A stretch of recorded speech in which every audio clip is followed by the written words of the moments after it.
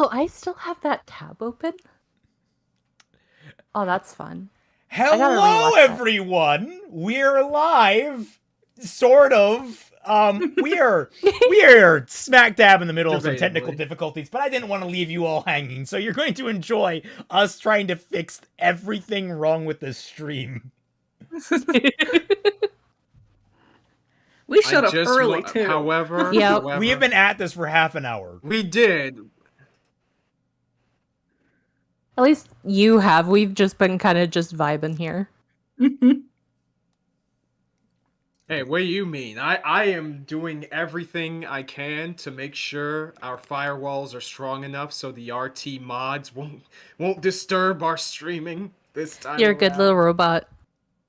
You say that, and yet I have done so little in terms of trying to protect everything. That's what makes you a bad robot.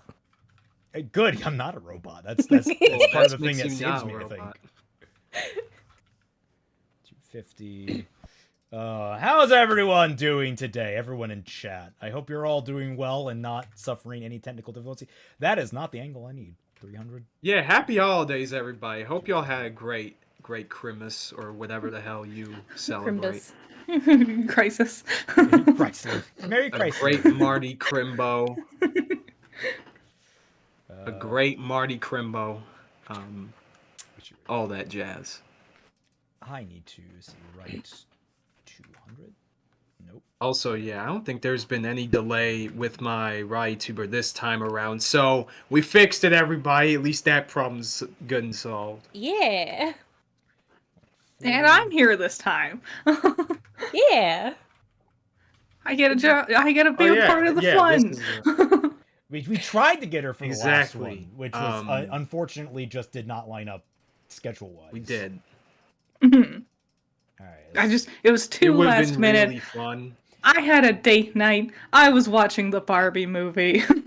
Oh, fun. I still haven't seen that yet. Neither have I. I'm planning on doing so at some point. So it is good. For the people at home, we have just about everything fixed, except they can't hear the audio of what I'm streaming. Yep. Right. So, has anyone here used Cast before? If worse comes to worse, I would say just download Voicemeeter Banana and then get that quickly set up. Well, I was gonna say, if worse comes to worse, I can just stream through Discord and we deal with that jank. Well, yeah, that's worse come to worse come to worse. Right. Okay. I tried to help. We are all horribly incompetent. Because at first I thought. Well, I did my best. I thought it was an output problem, but no. Yeah. Cast, K-A-S-T, chat. K-A-S-T. Sorry, not key. God damn it. I was thinking key. You got the Kingdom Hearts brain rot, Kaiser. This is what happens. Listen, this is what happens when you've been into that game since you were 5 years old, okay? Share window. Share. Oh, the Bumblebee. There we go. All right. But yeah, K-A-S-T chat. And you guys... If anyone knows... Girl, I wanted to be just like those heroes in the books. As no, someone who use it often. Damn it. However, is your volume up on your video? Yes, I can hear it just fine. You have it on in a browser tab?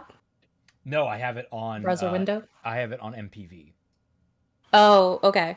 Because I think it did say that in order for you to stream the audio, you had to either share your entire screen or you had to share a tab in the browser. So you can open it up in Google Drives and have it in a tab there, and it might work. All right, let me. Yeah, maybe. Let me try that. Where is my? Let me see. I see a lot of people I recognize. Welcome, Triton A. Morris. How you doing? Zero Connect, good to see you again. Night Hunter, Periodic Pete, Deaderex, be ready. This guy in particular, He's responsible for all the funny freaking drawings and memes from our stream the last time. Yes, I remember Dedorex. This guy does a really great job. He is a legend even now inside of the tundra. All right, large file transfer. Let's see if this works. Okay, this is a lower quality than it probably should be. You guys can see it. Oh, it's Ruby. Ruby's already a lower quality than it should be. What's your name? Blake. Well, Blake, I'm Yang. Ruby. Can you hear that? Oh no. Yeah, I can't hear it. Nope. No. Wait. All right, let me try a different approach. Maybe I hit something wrong. Okay, share Brave tab. Okay, that's where. Large file transfer. Share. All right. I am excited. Quiet. Here we go. Ruby's older sister. Yay! Yeah! All right, we have purchase. Let us do this. Okay. All right. Let me double check. Make sure every. Oh. That is weird. I'm seeing the cursor on the wrong screen. Oh my god. All right. You guys are vanishing again. Don't need that. Is it recording? Which screen is it recording now? I can't tell. Do any of us? It's the same screen. It's the same screen. No, it's not the same. I think it is recording my drive. So I'm just gonna have to work with that. Oh. Okay. All right, give me a moment here. I can edit the filter so that everything looks nice and clean and looks nice and pretty. Yeah. And then once we're done here, 500. That's too much. 60, 70, 75. Is the thing that none of us understand technology? I think so. I know. No, I refuse. This is just technology is haunted. That's all this is. When we were getting set up, you invited me to do this. If you treat us that way. If you treat us that way, dog. when you invited me to do this, it's and we'll get Critter in here, and you can bounce around and open your mouth. And I was like, I don't understand this witchcraft. How do you get my screen on your computer? Okay, the upside is that actually went really smoothly. Yeah. That actually was not a problem. Everything else has been a problem. All right. So, here we go. So, hello everyone. Welcome to Breaking Down the Bees, which is probably going to be a multi-stream thing. I don't know how this is going to end up working in the long run, but we're at least trying to get through all of Volume 1 through 3, the first major arc of RWBY. And what this is what I mentioned on the last stream, where I sat down and compiled all of the scenes for RWBY involving Yang, Blake, or potentially them thinking about each other. And I just turned it into one major supercut. As a result, I now have this long-ass file on my computer that is completely worthless and devoid of any kind of merit. But it will help us in this circumstance to break down RWBY and hopefully not get us copyrighted. So what we're going to go through and try and categorize every single scene that involves the bees and try to categorize it as, is it them bonding as friends? Is it them bonding as a group of friends? Is it them bonding romantically? Right. Is it them just standing there doing fucking nothing? Is it them actually interacting during a fight in any meaningful way? Basically, we're going to try and pull out of this whether or not a given scene builds towards the culmination of Bumblebee in Volume 9 or not. The fun fact about this is I've already partially gone through this myself. I've up through Volume 4 trying to categorize these scenes, and yet I've gotten paralyzed on a lot of them because I'm you could argue one way or another. So that's why we have a whole panel of people here to argue whether or not whether or not these scenes can be considered building towards the bees or not. Funny thing was, when I made my video, well, while I was making mine anyways, I was planning on doing something really similar. in terms of just showcasing, okay, how much time they exactly wasted. But I felt like, you know what, that was gonna get too lost in the weeds. I feel like talking about how the writing just isn't tenable in regards to that is good enough. But this is just this is a bonus round for all you people at home. Yeah. So I'm going to basically, I have to be very careful with this because I will get copyright. I tried uploading this for the record to YouTube to make this easier on all of us. It didn't work. I didn't expect it to work, but I knew it didn't work. Adam Zickiel, what about scenes that could be interpreted as either friend or shipping? Well, that's what we're here to determine. We're trying to basically determine, can it go both ways, or is it just one way or another? Are we going to find you? Are we going to get you? We don't know, all right? That's how it's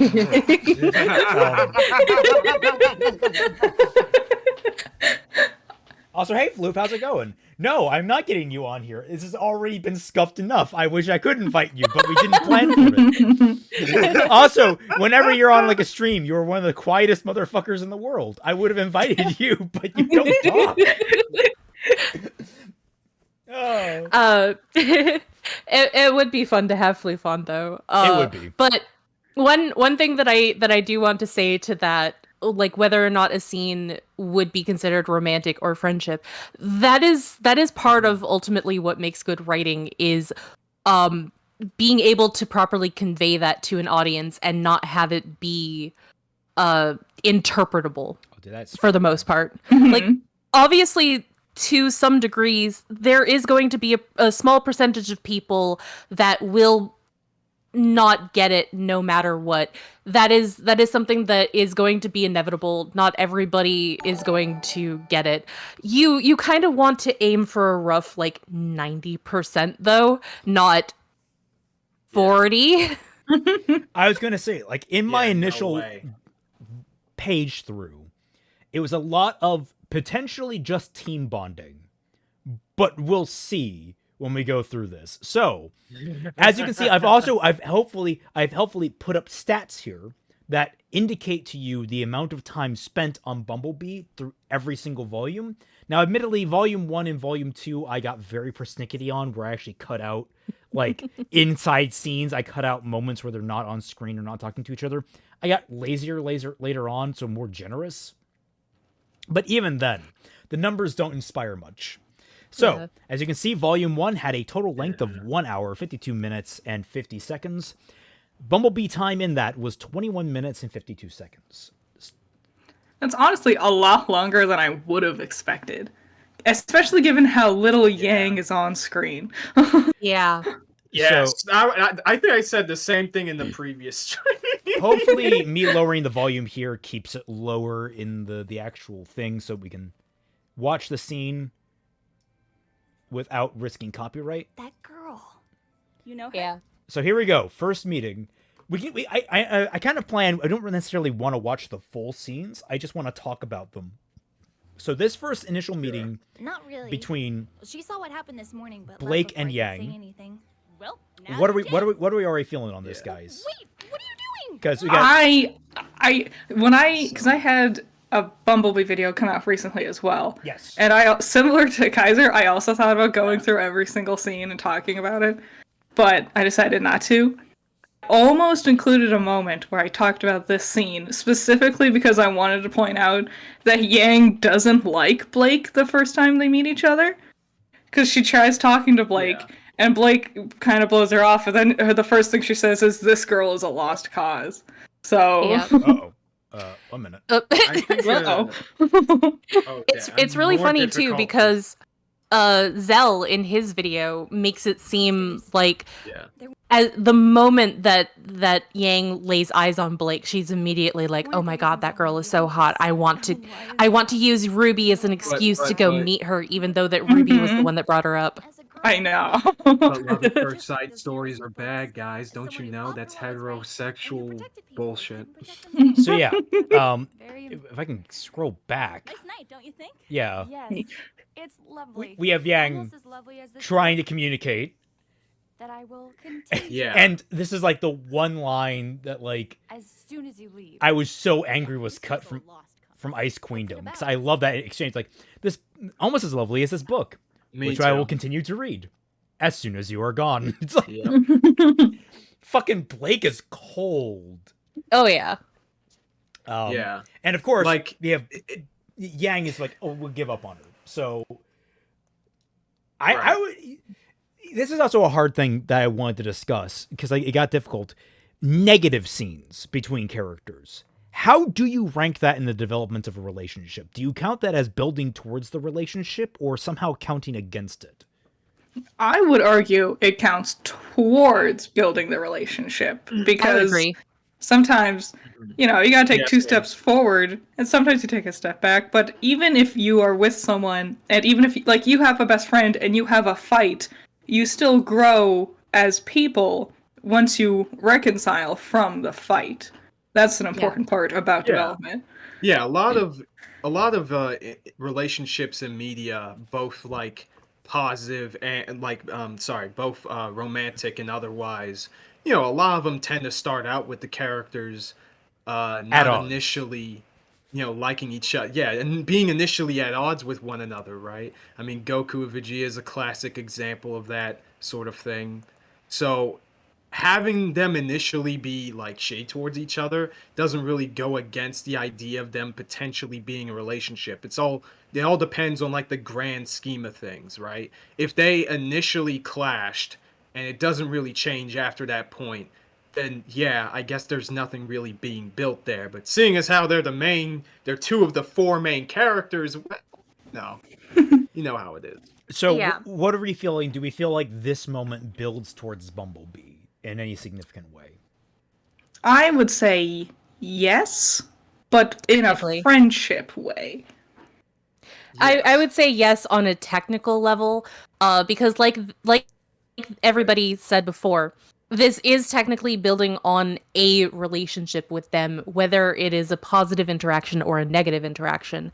Because you can have a negative interaction that once you get over that hurdle, you have a stronger sense of that person. A relationship isn't built on only positive interactions. You will eventually have fights with your friends or with your lovers or whatever, but being able to get over that without breaking off the friendship or breaking off the relationship will inevitably make that relationship stronger. So having an initial interaction that is negative, that we know will eventually become something more positive, isn't necessarily a tick against them in a sense of their interaction or building up to a potential relationship later on. And it kind of feels more realistic this way. Yeah. Yeah. It's true. This is additive, which is along the lines of what they were probably going for with this anyways, if we go with the interpretation that they were getting into this shit from the very beginning. Also, Dedorex already coming in with the fucking... The unfortunate thing is I can't take the time to look at it because I'm sharing my Discord. No. Yeah. I'll just show it to the others. I'll accidentally show all the different things that I've been sharing to Twilight, and we've been talking about, including that one specific program.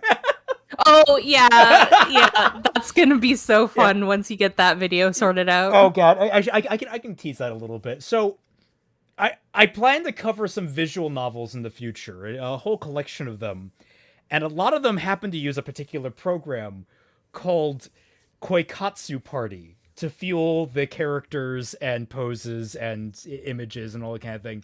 So I downloaded it out of curiosity. And it's a wild program. Oh, yep. It is not built for men. Yep. Oh, I still haven't shown you that. Oh, I need to do that. Oh yeah. My character with his weird deformed chest. It's Yeah, you were gonna show me some of the screenshots when you woke up, and then you just never did. And despite having downloaded things, it just keeps freaking breaking all the mods that I have. Anyway, yes. So this scene, we'll count this as a build towards Bumblebee. That's fair, I suppose. Sure. It's a What in pleasure the to... world is going on over here? Don't you All right, I'm going to try and feather forward again, and hopefully it won't break this time. I just It love broke volumes this time. 1 through 3. They're so much fun. And it broke. I do like that she tried to at least be polite and say it's a pleasure to meet you, but by then Yang and Ruby were already fighting and weren't paying attention. This is going to make it very hard if I can't feather through. All right. So, next scene that we can cover. I don't even have to play it. It's the legendary Ursa scene that Critter actually helpfully redid in Fixing RWBY Volume 1 with the black bears instead. I really wanted to capture how pretty the yellow light is in the forest in this one scene for some reason. It's obviously building towards the bees. You can tell that they use the yellow lighting. I didn't get a Bumblebee scene. I got a White Rose scene. Aww. They're all good. Raven's mine, that's even better. Who got it?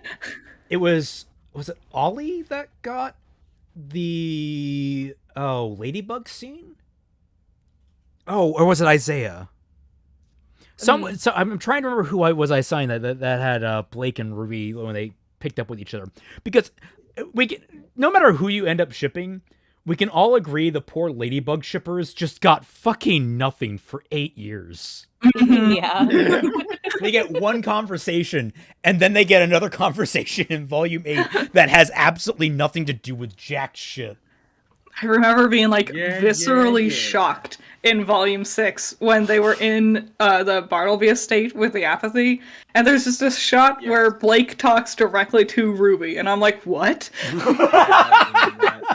Oh my god! Oh my! Stop the presses! I would have loved Ruby just be like, "Wait, who are you?" Oh, black and red.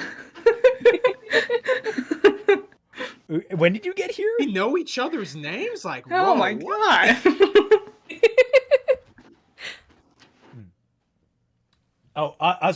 You debated buying Koikatsu Party? Do not buy Koikatsu Party. The company that owns it went debunked, and it's now owned by a bunch of Yakuza. Just torrent it. Just torrent it, man. That's how you have to get it. I learned that from a buddy in another server that is really big into making Koikatsu models. That's where he directed me. So are the Yakuza based out of bootleg Japan? Did I say Yakuza? I meant Yakuza. Yeah, yeah, you did. Sorry, I was drinking at the same time. I must have slipped. The Yakuza. Yeah, I want an off-brand Yakuza now. I want that. They're like the Yakuza you see in frickin' Hina Matsuri. Oh yeah, or they're like Omegamon to Omegamon. All right, so nobody but Raymond and I will get that reference, fortunately. So yeah, we have the smirk, and the legendary. It all started with that damned smile. Do any of you read this scene as romantic? Because No. I never did. No. I can see why people would want to. Like, obviously, the flirty smirk, And I'm you could back. try and read it that way. I've always read it as just, you did all that work. I had one stab. That's all I needed. Yeah. Mm-hmm. Which makes sense, because why in the hell would Blake be flirting with somebody immediately Well, okay, so, all right. I don't care if slow it's your like, roll where on do that you think one. it's like a few months?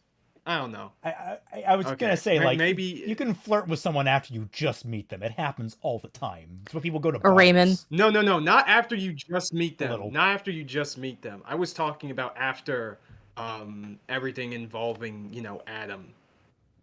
That is actually a good point. That is actually a very good point. That's why I was talking. Yeah, that right. If we are presuming that Adam was an abusive ex, Checkmate, Birdman. the counterpoint to that is, what if this is her defense mechanism? Because some people go the opposite direction and they go really flirty. Now, we don't really see that, for the record, but we don't see a lot. Which is yeah, I was about to say, is that even consistent? We could argue it's a defense mechanism, but it's not one we ever see. And like, more, I think definitively we would say Blake's defense mechanism is to run away no matter what, and she doesn't go towards people when she runs away. She just isolates herself. So Yeah, I'm gonna that's start. Character I'm gonna- traits established in Volume 1 that aren't consistent for the rest of the show? That never happens. that's ultimately the problem with bad writing, is that you don't know if something is meant to be a trait of a character or not, because they aren't consistent. In order for something to be a character trait that is actually in the show, it needs to be consistent. If you are implying that something is supposed to be a character trait because that would make sense, and that would be just you making up a headcanon. I see. Yeah. Adam Right. Dandum 678. Hope you all had a good Christmas. Thank you for fixing RWBY. Y'all made RWBY's story so much better for me. I'm very happy you're enjoying it. Stay tuned. There's going to be much more in the future, though. It's going to be a bit of a cool period on the channel in terms of fixing RWBY. I'm focusing on some original works right now. Look forward to some short stories coming in the future. Those are going to be very exciting for me. I've got almost all the cover art done. It's exciting. All right, so we're all pretty much in agreement here. This is not a Bumblebee scene. This is just this friendship scene at most. Yeah. And I think it makes sense I guess to in a look at. roundabout. Yeah, like inevitably. No, All it's right. okay. Relic scene. I think this is it. Everything leads to Bumblebee. No, Yang, this isn't it. I do No, it's my love mom's that garage. expression. What do you think? Yeah. So I do love that expression, even though they have plastic doll bottle faces for a lot of the Yeah. animation in the early volumes. But this actually is a really good expression in just how sarcastic she looks. It's great. they for all the jank of volumes 1 through 3, and they obviously got better as time went on, they did a lot with the limitations they had. Like, their facial expressions could be janky, but when they hit, they could hit really well. They do. It's See, just so few and far between, but Sora which makes Hart. sense at this point in time. Sora Hart messaged us, as a gay man, I've never felt the need for gay rep. However, if there is, I would hope it's well written and not poorly and rushed like Bumblebee is. Well, I'm sorry, man, your gay Same. card's been revoked. You're no longer gay. Yeah, as far as certain people is like, you no longer gay. You are. Why aren't you gay? That's it. So yes, this scene where they are going to investigate the relic sanctuary thing and go down this hill that I think is actually a cliff that you just cheated on. Chess pieces? God, the set is so pretty. Ah, I love the Emerald Forest. It looks so like because they use textures and everything. It's very unique. Of course, famous line. How about a cute little pony? Sure. Okay, That smile. that damn smile. Yeah. That's for me. That's the moment. It's like friendship achieved. Yeah. Yeah, Their friendship is complete now. That is the well. It's officially kickstarted. That's the moment that Blake is like, okay, maybe this won't be so bad. Yeah. Yep. So I'm feeling a lot of friendship in Yes. these scenes with them so far. That wasn't too hard. And it's actually Yep. their friendship is very important because Blake and Yang are like the perfect example of what the teams were supposed to do versus what we see Absolutely. like Ruby and Weiss going through. Because Blake and Yang, they meet up, immediately kick ass, become fast friends, and they get their relics. And that's what so they're like the perfect example. Of course they're smiling at each other. That's what everyone was supposed to do in a theoretically perfect world. Yep. Yeah. So then we Right. have basically everything goes to hell scene. What should we do? Blake, did you hear that? Yeah. What should we do? Aw. Did your sister just fall? Say, I don't think we can glean anything from that other than Blake is observant and Yang is like, what? Yeah. Okay. I'm gonna confess something a little bit. I watched a little bit ahead in order to make sure to refresh myself of like what are we even categorizing with these, and I have a feeling that I want to categorize something like this when it's not necessarily a Blake and Yang scene. They're just in the scene together and they're just reacting to stuff. I want to call these in the same hive. That's what I want to call them.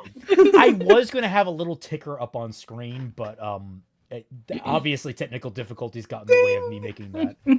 Oh, Yeah. shit. Right. Uh-oh. There's a lot. My microphone had an issue earlier. It just everything's been scuffed today, and I had to connect it in a different way. And so I have this wire running right next to where my feet are when I'm like leaning in a certain way. So I almost just like ripped my my UBS cord out of my fucking computer. Oh no! I had to be very careful with that. Is there a way I can just? No, don't do that. Don't do that. All right. So we have Blake listening to things. I gotta say, I love that little touch with her ear flickering. That, like, I remember at the time, everyone, before the reveal, there was actually people being like, oh, she's a faunus. And it's like, what? Oh, we can tell because her bow flickers. We don't know if that's an animation thing. That's part of the problem. We didn't know if it was an animation glitch or something. Yeah, I remember when the Black trailer came out, people thought Blake's Shadow Clones was an animation error. And then later in Volume 2, when they changed the way it looks, they again thought it was another animation error. Well, that's how Aura was for the longest time. That's how much copium there was. RWBY. When you don't... the trademark of RWBY is it an animation error? Is it animation? Well, it's funny next that you to can, the you second still... tagline, which is no spoiler questions, but yeah, it's funny that you can still play that game all the way up to Volume 9. It's just that now you're in hard mode because they actually upped their game a bit. We were saying about how their facial expressions aren't always great, especially in the early volumes, and that's very true. But I do say they really make up for it with body language with early volume RWBY. Like, look at how, like, look at all the personality on the screen right here. That's precious. Yeah. Nora especially has so much good body language, just period, like throughout the entire show. And I think it's because they recognize they can have a lot of fun with her. Though I did notice that they did the exact same thing in volume 7. You have that legendary moment of Penny bopping up and down, like excited, where they're like waiting for everyone to get their huntsman licenses. They reuse the exact same animation for Nora when they're getting ready to basically sabotage the party. I noticed that when I was scrolling through this, which I thought was very interesting because, like, I didn't connect it, but they had the exact same, like, motion to them. I'm pretty sure it's the reused animation, which, honestly, smart reuse. I think I could see both of them doing it. Yeah, not every instance of reused animation is meant to be lazy.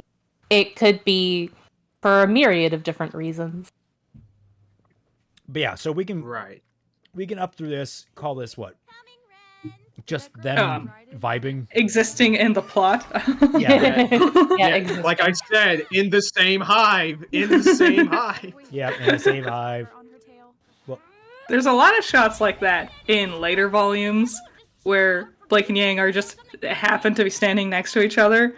Well, that's the question. Is like, do you consider this bonding? Like, because that's like the biggest conceit that I've had with this is two characters existing in the same place and even reacting to each other or not reacting to each other tells us something about them and their dynamic. So the fact that, like, Yang is off here yelling into the sky about reality being warped and bendable and Blake not paying attention to her at all tells us something about their dynamic. But, like, does that contribute to Bumblebee is the question. I guess it'd depend on if you're looking at it in an ideal sense or in the actual sense. Because in an ideal sense, if we had a lot more like direct interactions in the early volumes and everything else fell through, finely tuned as it should be, then yes, I think I think what was it? In a just world, we would be saying the same thing, because I could say the same thing for a lot of other shows that do this sort of thing. But with this, I guess I would probably say so, but like, let's think about the scale of bonding, because there are levels of this shit. So I'm like, I don't know, 0.1. You know what I mean? That's how I feel about it. I feel like it's more just meant to just further establish their personalities, regardless of who happens to be standing next to them. So they're doing the first step of establishing character, but not taking it to the next step, which is having them bounce. Yeah. Which is really weird when I think about it, because it's a company that built itself on comedy, on not just any kind of comedy, but like you it's like naturally you should be drawn towards having characters bounce, and you don't. It's just, I mean, I've probably made that observation in the past. I'm sure everyone else has in the past. It's just like, it's one of those things that, like, when you hear it again in your head, you're like, why? What? I will just say quickly. Oh, they do that. It's all in RWBY Chibi. Yeah. RWBY Chibi seems to me, as someone who has not watched it, to be everything that they probably should have done in RWBY proper, but just didn't get around to doing it. So instead, they copped out and just put it as a sideshow instead. But also, you say everybody. I would not include myself in that, because I haven't.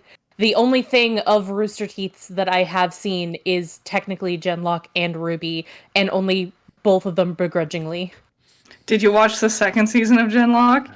Yes, it was terrible. Oh, I didn't. Am I the only one who hasn't seen? No, I haven't. Okay. Twilight's the only one here that actually watched it. Yeah, I'm the only one that watched it, No. I suffer for it. I have PTSD every single day. It was so bad. I've only seen the first season. Thought it was super mid, and at least at the time, and now I think it's even worse. Yeah. Like now. it was perfectly mid in the first season. And then in the second season, they try to do shit, and because they try to do shit, it just tanked. And then the show became some transhumanist bullshit. It tried to be Evangelion without understanding. Mr. Cheese's... Yeah. Without knowing how to be Evangelion. They pulled a Gasaraki, if anyone heard of that show. I was gonna say the first season of that was just so blind. I remember I was so excited because we actually managed to get, I'm not gonna name any kind of sources, but the source that gave us, I think it was the finale to volume. No, it was just after volume 5, I think, and they got us the early screening. They actually recorded the early screening and got us the early screening of episode 1 of Genlock. Ooh. So we actually we recorded our reaction super fucking early compared to everyone else. It was great. And then just sweet.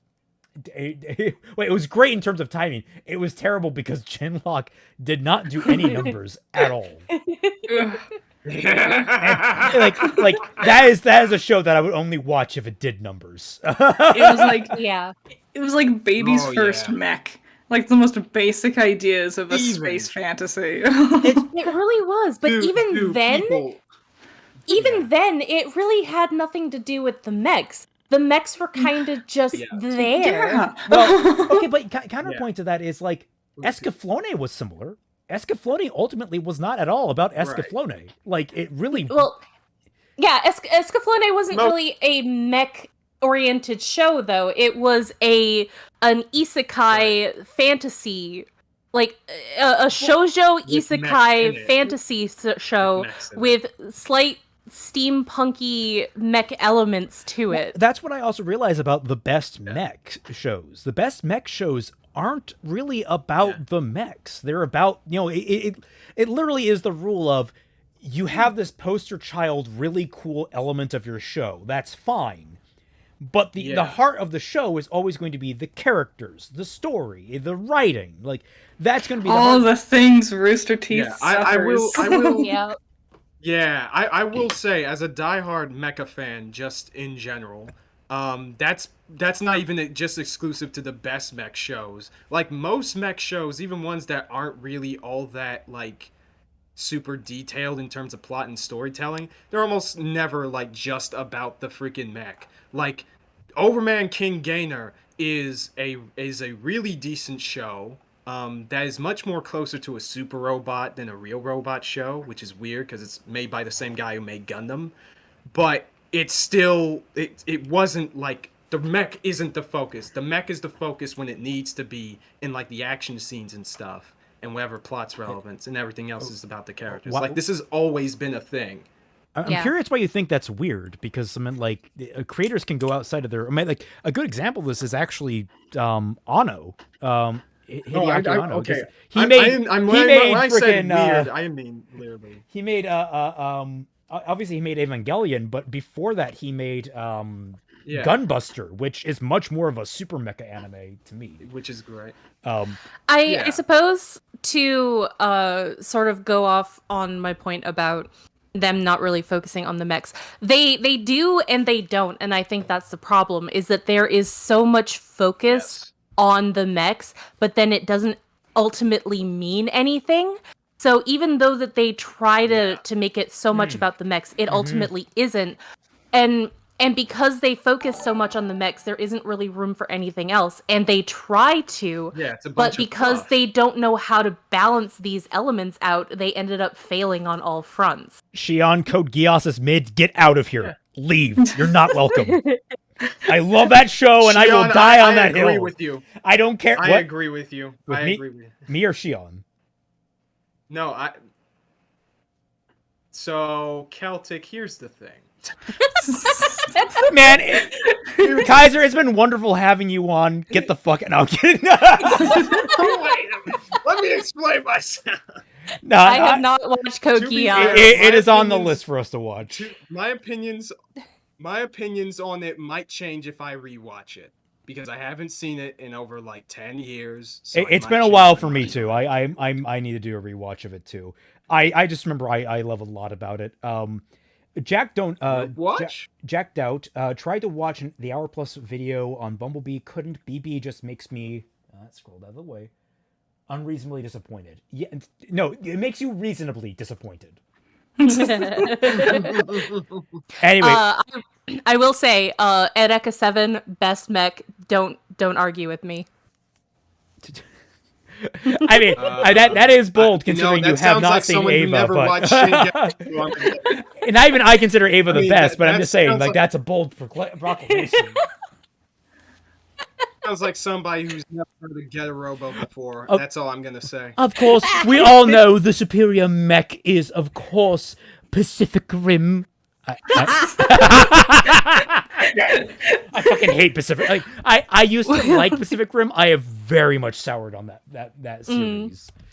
We will also eventually get to Edeka 7 because it's on the list eventually. I don't know when.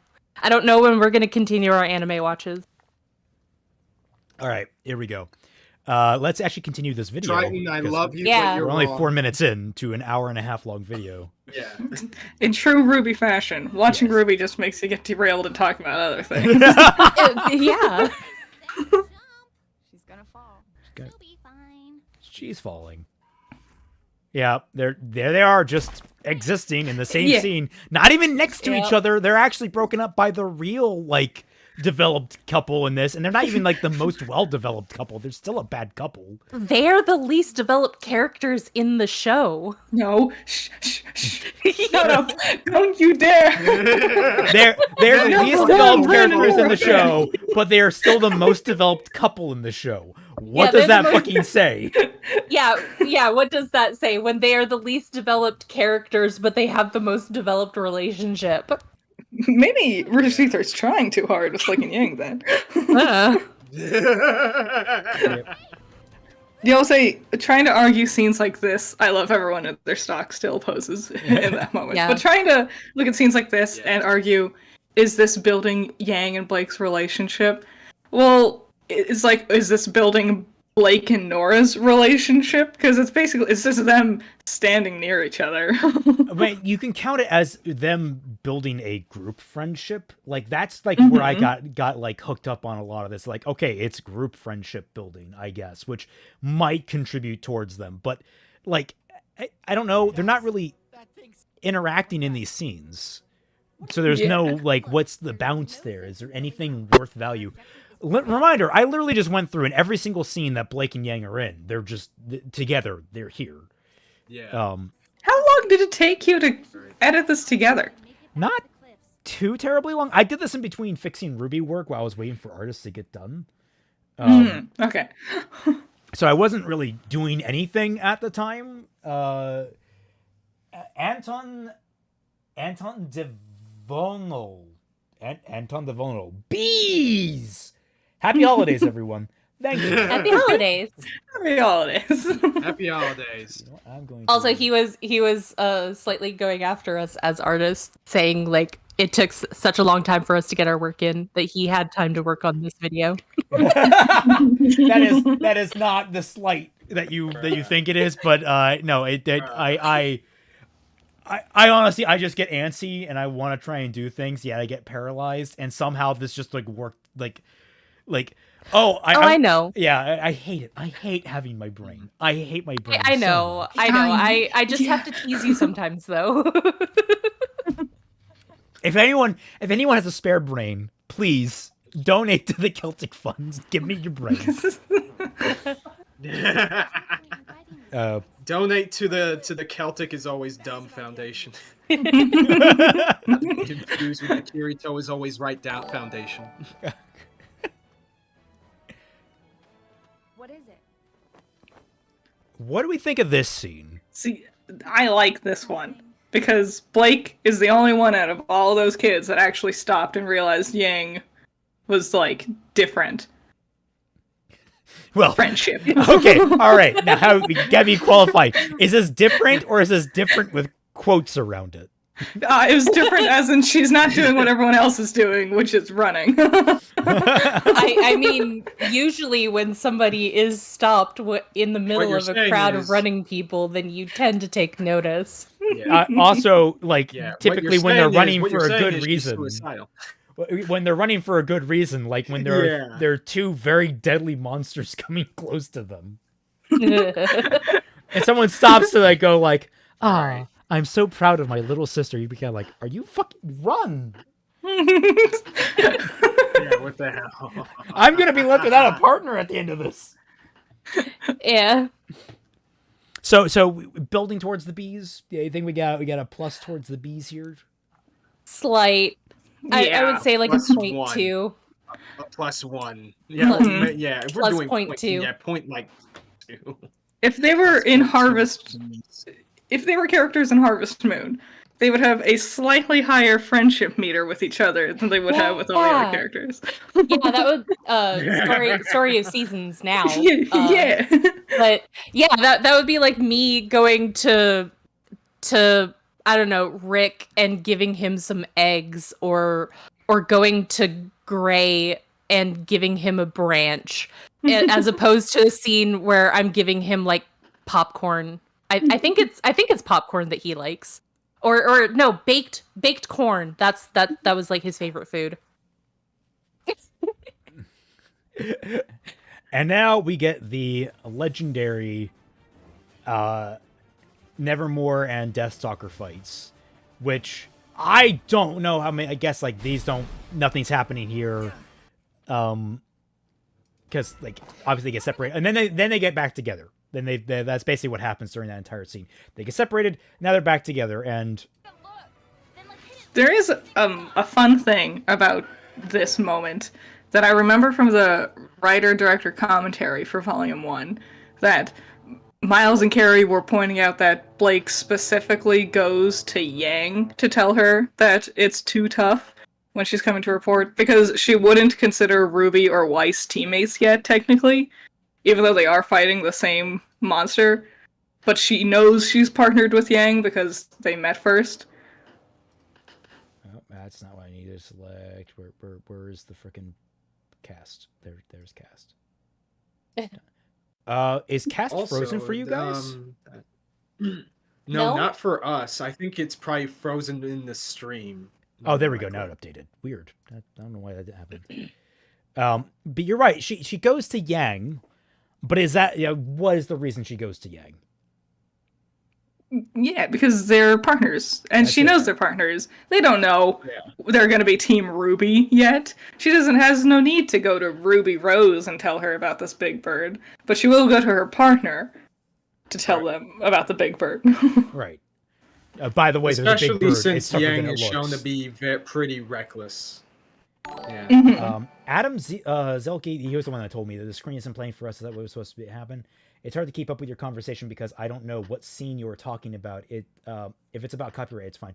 I am trying to avoid copyright, so that's probably why there's like a lot of start-stop stuff going on. I'm trying to be very careful with this. I think because it's shrunk and because I have this double layering thing going on, we might be safe, but I can never be sure. I can see, because I'm watching the stream so I can look at the live chat. I can see that we're looking at Yang and Blake's behinds with the bird in the background. And then there's also Weiss. Good, because it was stuck on the Deathstalker for a little bit. Yep. Yeah, it was. But we are also talking. Yeah. And now there's an advertisement. 2 cakes and a pancake. I was gonna say oh man, I made Belgian waffles. I gotta go make some more. I made an overly stuffed omelet today. God, I'm hungry. I've eaten like half a croissant. I should have eaten something more before I started streaming. Damn, dude. You should have. What is wrong with you? Yeah, Eat. what? Jeez.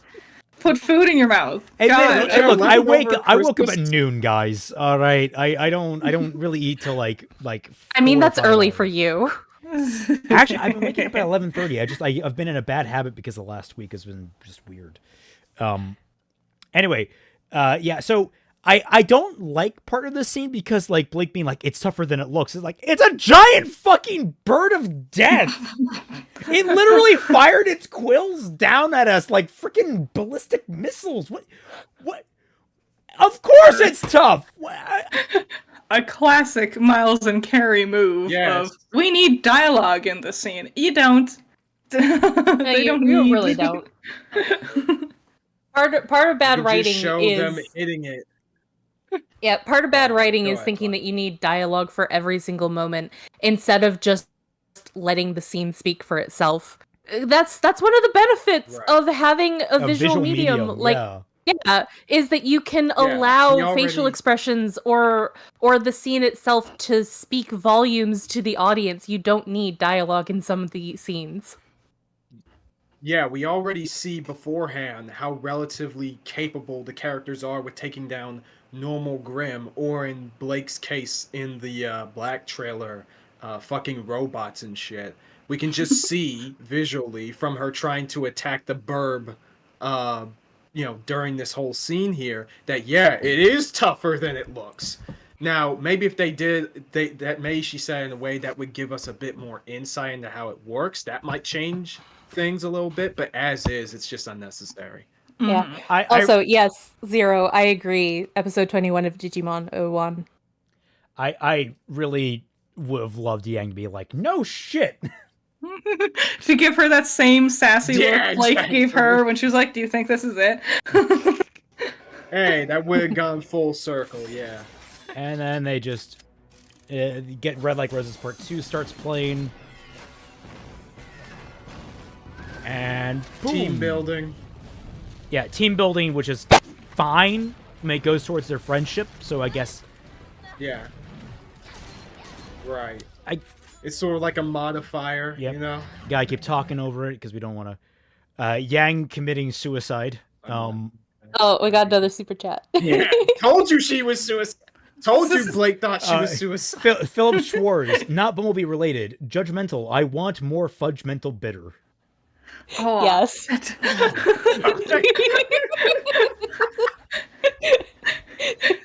Oh, I didn't know Fudgmental that. Bitter is hard, Is that a meme from your Is that a meme from your community or what? It's Fudgmental Bitter is like my evil dark persona.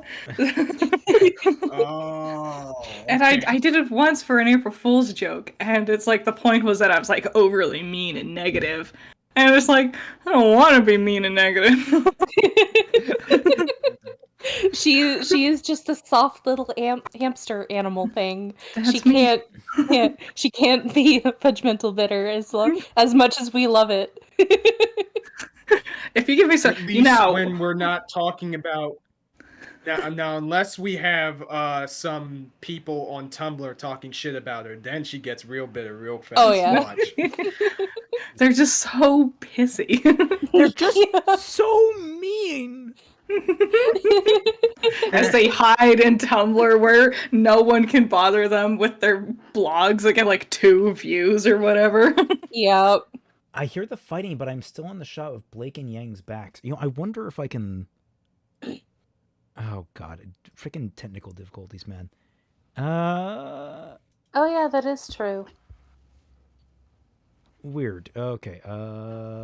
Properties. Let's try and get large file transfer. Let's try this. Done. That'll hopefully fix things on my end. Just lower the quality to like 140p. I can't. I can only go 360. Yeah. What? Yeah, it's not as diverse as YouTube. Back when I had dial-up, that was the only thing. God, I remember. Back in my day. All right. So Back in my day. Them working as a team, basically, we're all in agreement. This is fine, even though Yeah, they don't really do much in this scene. Ultimately, they don't. Like, okay, It's so lame that we're gonna come up with a big old team attack to beat the bird. Except Blake and Yang won't really do anything. Well, I mean, They're Yang the disorients it and weapons. gets it on the remember. wall, and then Blake provides the ribbon. Blake is there for the ribbon. Although Fat Man did point out that, like, Yang is there for why didn't Weiss just summon a glyph and launch Ruby that way? Yeah. Yeah. Also, if Weiss was close enough to freeze its tail in place, why not like freeze more of its body in place? Yeah, like the wings. Mm-hmm. Yeah, just. But then freeze we up the wouldn't wings, be that'd make able it easier. to get it to slide up the cliff for this big Also, that wasn't final in the shot. budget. Yeah, Though- also that wasn't in the budget. Yeah. It would be too much it would be too out of their budget to freeze the wings, cut them off, and then have the rest of the bird slide up the cliff to get decapitated. Yeah. Although this kind of reminds me. Oh, sorry. Well, I love the idea they have a budget for ice, and you just see a bunch of guys like carrying coolers into that. They're just like opening the tops of their computers and pouring them in. Like... Yeah, this reminds me of that, like, one part in Zell's video. I think he mentioned that, like, oh, this is the part where Yang and Blake's combination attack comes in full swing when they work together to beat the Nevermore. And it's like, they're holding a okay, string. number one, this was Ruby. Yeah, number one, they're holding a string, and number two, this is Ruby's plan. What coordination is there with this? Like they followed orders. That was it. Yeah. Congratulations. They would have been convicted. The thing they say is a bad thing suddenly in Volume 7. Yes. Yeah. They can follow orders. They would have been convicted at the Nuremberg trials. Oh yeah. There we go. Yep. See, this is the kind of useless shots I get because I'm so stickler to my own rules. But yeah, they're technically together in this shot. Yeah. Technically. Way over there. Yeah. Well, Way over there. that was a thing. Look at Blake not looking at Yang at all. And not paying Yang attention looking at to- Weiss. Yeah. Yeah, Freezer Burn confirmed. Isn't this great, guys? I was gonna say, Freezer Burn fans, they have possibly the healthier option. They're taking the arguably healthier option with the Yeah. Arguably. Although I still hold that White Rose is just like, it's the ship that is the least toxic of all the options, and just it's like, oh no, we're kind of like soft decanonizing any possibility of that with our interactions with the character. Like, fuck you, Rooster Teeth. Should have gone in on them. My ships for Fractured Fairy Tales is better than all of them. Exactly. Yes. At least in canon, Ruby. You've told Yes. me. Yeah. Compared to canon, Ruby, absolutely. Okay. See, their pictures are next to each other. That's how you can tell they're in it's, it's not even in alphabetical order. Right. Coincidence? I think not.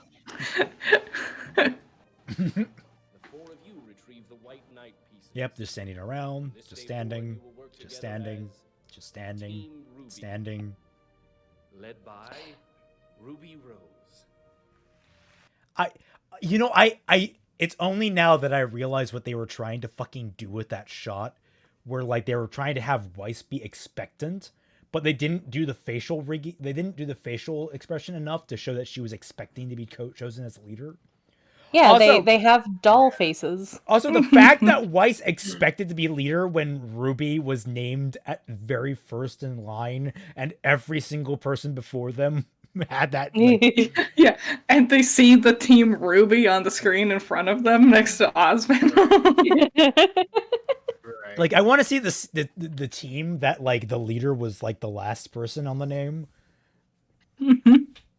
Yep. Team Coffee, led by Yatsuhashi Daishi.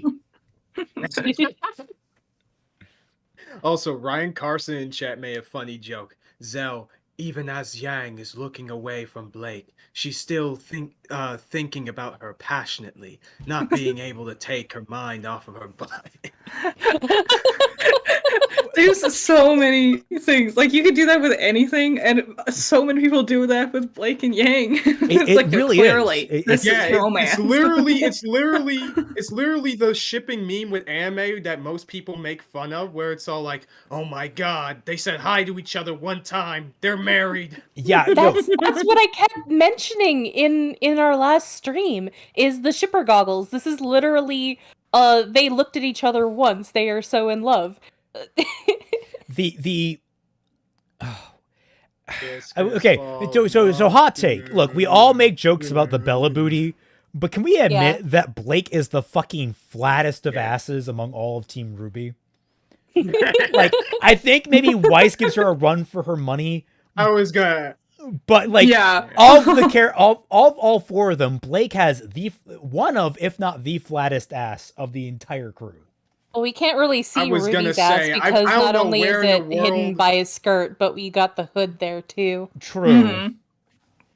Weiss too. Also, good. Like, I was about to say. Wait, no! Whole thing is she wears pajama pants. Massive cope since the beginning. We can determine it because she wears pajama pants in certain scenes. Ah. God, are we really going to? The secret is Weiss is the one with the fattest of asses, but she just always wears things that droop over it, so we can never tell. Right. Raymond's getting canceled. He's talking about Ruby's ass. Maybe actually, here's the funny part. You know how Weiss's chest gets bigger with each volume? Maybe at the same time, her ass gets flatter each volume. Huh? Ever thought of that? Oh. I can see the Tumblr blogs now. That part in the podcast when they just started talking about Weiss's ass. Come on, they gotta get this It's far. Phoenix trying to get on a list. They never do. They never do. True. They'll just look at the thumbnail. Mm-hmm. All right. Oh god, that hug is so ugly. And then they're immediately standing that way next to each other. Also, I'm surprised because for some reason, every time the characters hug, they always have to like touch the back of each other's heads. It's so weird. It's like, and I understand when you mash your polygons together, they look weird. But it's like, do you guys not look at people hugging? No. Here's the thing. I think that's mocap. I'm pretty sure that's mocap. Who? Because What's wrong with that? Who hosts like that? Seriously, who goes in for a hug and then like touches the back of the other person's head? If you look, it's weird. The thing is, I don't think that was like part of its mocap, definitely, like a good chunk of it. That might have been either an attempted correction, or maybe it's a jank part of their mocap system, because their mocap system I don't think was very refined at this point. It was very, very basic. You know what it probably is? Because Yang's model is always like way taller than Ruby's model, and it's usually Yang. Yang is usually involved, and she's always so much taller, but they can't like have people stretch because then their clothes won't look right. So instead they just kind of like mash their arms around. Yeah. I'm talking about like every instance that a character has hugged ever. So like even in the later volumes, they touch heads like that too. It's weird. Also, here's another piece of art made by Dead. Check the Birdman. Oh God, so checkmate, Birdman. Oh, that's so cute. All right, so here we are, the legendary decorating scene. Maniac. Oh, I love that. That's so cute. Here we go. So, yeah, this was a fun scene. I love Volume 1. So, they're obviously paying attention to each other. I do like that Fat Man complained that there was an opportunity there to put like something in the case to indicate she's a faunus, but like hide it in like a comedic way. But they didn't do that. Also, I just realized now Yang has a tiny version of Pyrrha's shield. Why? Because they literally just took random things and just shrunk it down for her to hold. Yang has like a 1/50th scale model of Pyrrha from one of her tournament wins. She's like, hell yeah. But she doesn't recognize Pyrrha at all. Like, which is that would have been a cool which element. Is weird for how Jean is singled out. It would.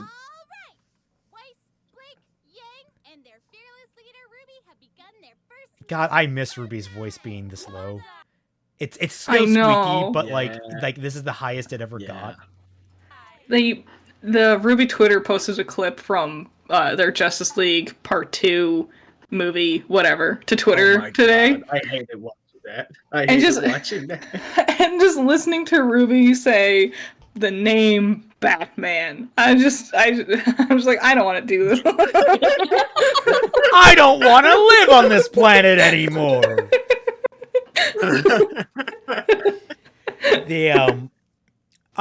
So what are we feeling about this scene? Like the dynamic that we're establishing. Friendship building. Friendship building. I think it's pretty solid. Yep. More just getting / team building. I guess, sort of thing. I know when I hang up a poster, I turn around and cross my arms like a cool kid. Hell yeah. God, do you see how awkward that is mocap? That rings to me of really awkward mocap, that like the arm like reaching down I think someone did this standing up. Because I remember hearing about that in Volume 2, where they're laying down, and I think I told Twilight this, where they're laying down and they're talking around the campfire. The way they had to do that was with their backs against a wall, standing up. Yeah, it's so cool. Actually, if you really look at it, it looks super fucking awkward. It does. For what they needed to do. Yeah, like I understand it. Like I don't fault them for the ingenuity of them trying to figure out how to do these things. So you can't lie down in their suits apparently. But like now it's making me think about some of these other scenes and why they look so janky. Is like someone is awkwardly trying to fill a shelf at waist level, but they're trying to mimic that while not, and so like they don't have like the proper bend in anything. It's weird. Honestly, I wish they used mocap way more in the recent volumes, because they feel very like again your poses doll-esque. Especially in the comedy scenes where things are like, even when they try and make them super expressive, they come off way more stiff, which is a huge contributing factor as to how they just aren't as funny as the earlier volumes. And can we get them just can we get somehow some appreciation? Getting worse at comedic timing, if that was possible? Can we? It just hit me because like people complain about it, but in Volume 1, we had 3 different outfits for all the characters. Yeah.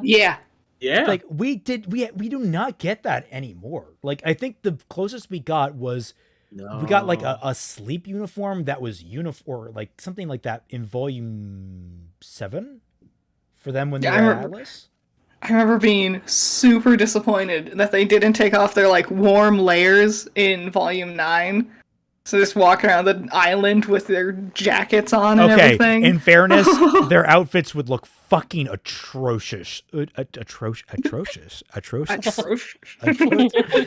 I have recently discovered there are certain words that I just cannot say. But no, it would have looked fucking awful. If they already are awful. Oh yeah, but like even more so.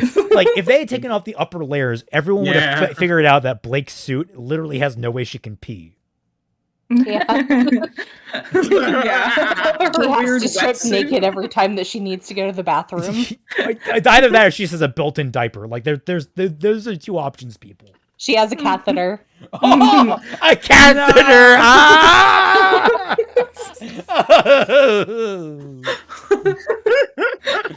Also, what was Ruby trying to do here? I have no idea. It's like set up as if she's hanging up the curtains or something, but they're clearly already hung up. So yeah, I got no idea. How did you guys manage this? That's not even funny. I mean, I kind of like it because it's like you never see the beds throughout all of it, so it's like. How do you guys have so many fucking books already, too? Like, I get Blake as a big reader and Weiss is fucking rich, but Weiss, yeah. You guys should maybe have like 2 bookshelves, maybe 3. That's all textbooks. Jesus and when you're in school, there's like mandatory textbooks you have to get from the bookstore. Those look like the books that I made in my first term at school. It looks like they wanted something on the walls, but rather than do something interesting or creative, because they blew all their creativity budget on that one poster and that one painting. They're just like, I just books. It's more friendship building. They do bunk beds. Objective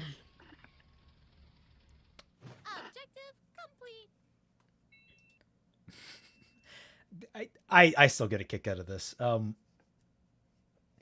Also, why was there no space? I still do not to this day understand why there was no space. They could have just laid everything out.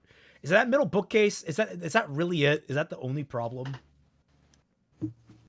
Possible. I guess, for the sake of comedy, quote unquote comedy. Comedy show. This is the comedy. It's comedy.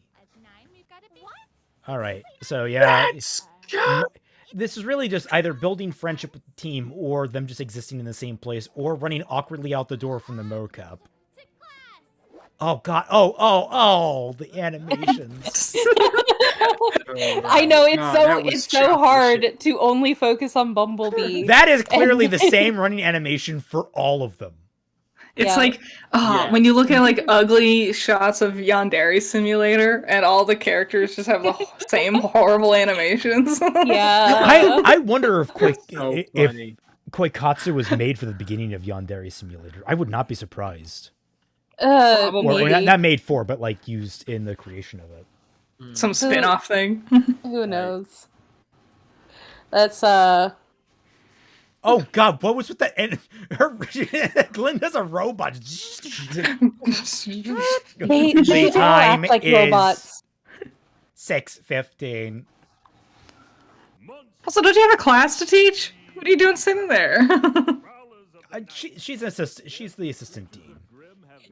This school doesn't exist outside of the exact rooms that the main characters are in at that given time. God, another thing I noticed when I first started watching these scenes is no one has notebooks. They're just writing on fucking loose leaf. Wait. Sure. Look, the girls are in their uniforms and not their school uniforms. Yeah. Also, why? Who is that one guy up in the corner there that has to be black? A reference to something. Yeah. But I don't know Why what it's a isn't he reference blacked out? Who is he? Why is he so important to get a model? I don't know if we ever get an answer. Who the fuck is that? Maybe he was. Yeah. He doesn't maybe, like. maybe they were planning on having him. Also, look Maybe at they were planning on having him be like one of the people in Cinder's crew, but they forgot about him. Also, you can tell that Blake and Yang are already so close because Blake isn't taking any notes. She's totally like having Yang take all the notes. Why the fuck don't you have a piece of paper? Like, all right, I get it. The paper is weird already, but like, you should have one. She was too poor, on the run from the White Fang, couldn't afford paper. And you can tell that they're actually going to get into like a secret threesome because Yang, Weiss, and Blake are sitting so close together, and Weiss is sitting so far away from Ruby because she can't stand her. Oh no! You know, this is clearly a reference to the Last Supper with Judas and Jesus. All right, so you can tell it.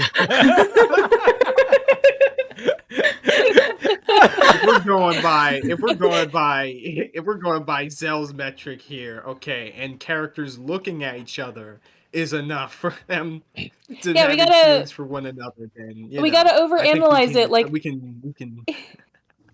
Yeah, we gotta overanalyze it. Like that one Jurassic Park YouTube video that I saw where they said that the woman was becoming more masculine because she took off her pink outer shirt and there was a blue tank top underneath. So therefore she does wow. I had never heard of this. That's funny. People trying to I remember like that apparently that gag got cut down a lot. Cuz like the entire gag is that she was ill prepared and they cut down a lot of scenes of her like falling over in the mud. Where she just basically God, Jurassic World was just so No, Jurassic Park. Oh. Was what was analyzing the woman character. I'm forgetting her name. I think her name is Ellie. Yeah, Ellie something. Yeah, she had a pink jacket or shirt on at first, and then at some point it got taken off, and there was a blue tank top underneath. So the person was saying that her femininity was being stripped away, and now she is becoming a masculine character because she has a blue shirt now. That, as we know, it's impossible for women to wear blue. Yeah. I'm just staring at Takara right now. Staring at Critter. I'm all blue. Staring at Kaiser. I have a little bit of green on my outfit, and that's it. Hey, wait a minute. Yeah. I am such a masculine character.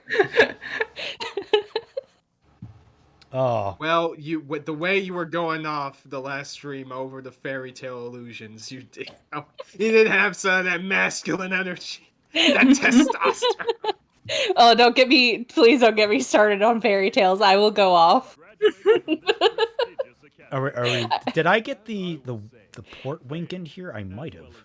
Maybe. The creepy Oh, I had so many comments, so many weird comments on my Bumblebee video. It's like, that's not romantic. That's not a romantic gesture. And I'm like,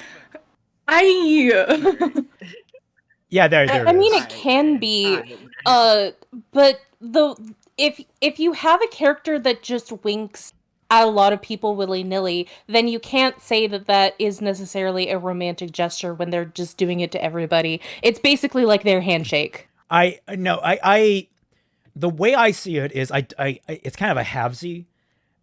Port is very clearly he's a social peacock. The man likes to just flaunt himself wherever he goes. He's so self-absorbed. So the idea that he's like winking at this young, attractive bombshell of a girl, which, Yang is, like, the idea that he's trying to be, like, flirtatious with that, it's him trying to fluff himself up. It's like, yes, the ladies love me. He's just peacocking. Yeah. Like, it's uncomfortable. Yeah. It's weird. I don't think he actually meant anything by it, but at the same time, it's just like, dude, get the fuck over to yourself. Oh yeah. Like I will say that this is definitely a creepy moment. When I was talking about like winking just in general, I wasn't thinking of like Port specifically. I was also thinking of Yang. I was also thinking of just characters in general who just wink a lot. Like, it depends. It's very situational to that character and their personality and the situations in which they wink. Also, I will say I appreciate the fact that, like, Yang is the joke is that Yang is clearly creeped out by it. Like, it evidently that it makes her uncomfortable that this guy who is clearly, like, 5 times her age is like, yes. So, like she rolls her eyes and she looks off to the side. Oh, although there was a little bit of a weird upturn to her lip. I don't know what that was. I don't want to read too much deeper into that, but maybe she was like trying to do the anime thing. I think they were trying to do the anime thing with the mouth there, where, like, you know how it is when some characters are weirded out or embarrassed by something, they do like the, the sort of like awkward laugh, like hey hey hey. Yeah, something like that. Where it's just awkwardly. That's what they were trying to do. I love Deaderex's upgrade to Fudgmental Bitter. It's perfect. I need to see this. Damn it. Oh God, I love it. That is so cute. Yeah. Yeah, keep it evil up, mustache and everything. Is that what? No, she stole Watts' mustache. Oh no. I'm the villain now. Oh my God. Another professional Pengy says, Banzai! Anyway, I'll have to watch the VOD acted work. I assume at work. Good luck with the rest of your stream. Thank you, another professional. Excellent. Thank you. Hope you enjoy. And that was $8 Australian. So yeah, stay safe, man. But yeah, so clearly Yang is heads over heels for Port, and that's the true OTP of this. Yes. Oh God! Also, I jiggle. love Philip Schwartz's comment in chat. Sexual harassment is not a surprise from RT. I fucking hate the jiggle that they had in B1 and B2. Like, yes, Port's belly jiggle, but also Yang's boob jiggle. Mm-hmm. Also, Blake has some significant boob jiggle. I've realized. Like you. Oh really? Yeah, there are certain scenes where I'm like, wait, what the fuck? And I actually had to, like, double take it. Oh, her boobs are moving. Wow. It's like they couldn't animate the hug properly or have Ruby eat cookies, but we gotta make sure the boobs are moving. Okay, but let's also be clear. They don't animate the boobs properly either. We're getting double canceled now. No. Like they're not even on the level of, like, freaking, was it Dead or Alive? Like Dead or Alive, even though it's not realistic, they have boob jiggle down to a goddamn science. Like they literally spent months perfecting how that system works. There is an art to it. Rooster Teeth does not hit this art at all. The weird thing is that I see a lot of people, like, defending it for some reason, even though that we know, like, RT's history and What? I just what? You all heard that too, right? Yeah. What did you hear? What happened? Wait, her what? That was some digital shit going on there. Somebody's microphone or something. Headphones. Anyway, I straight up. Okay, so it was only us. It was only on a wavelength that only women can hear, apparently. Yeah, apparently. Oh my God.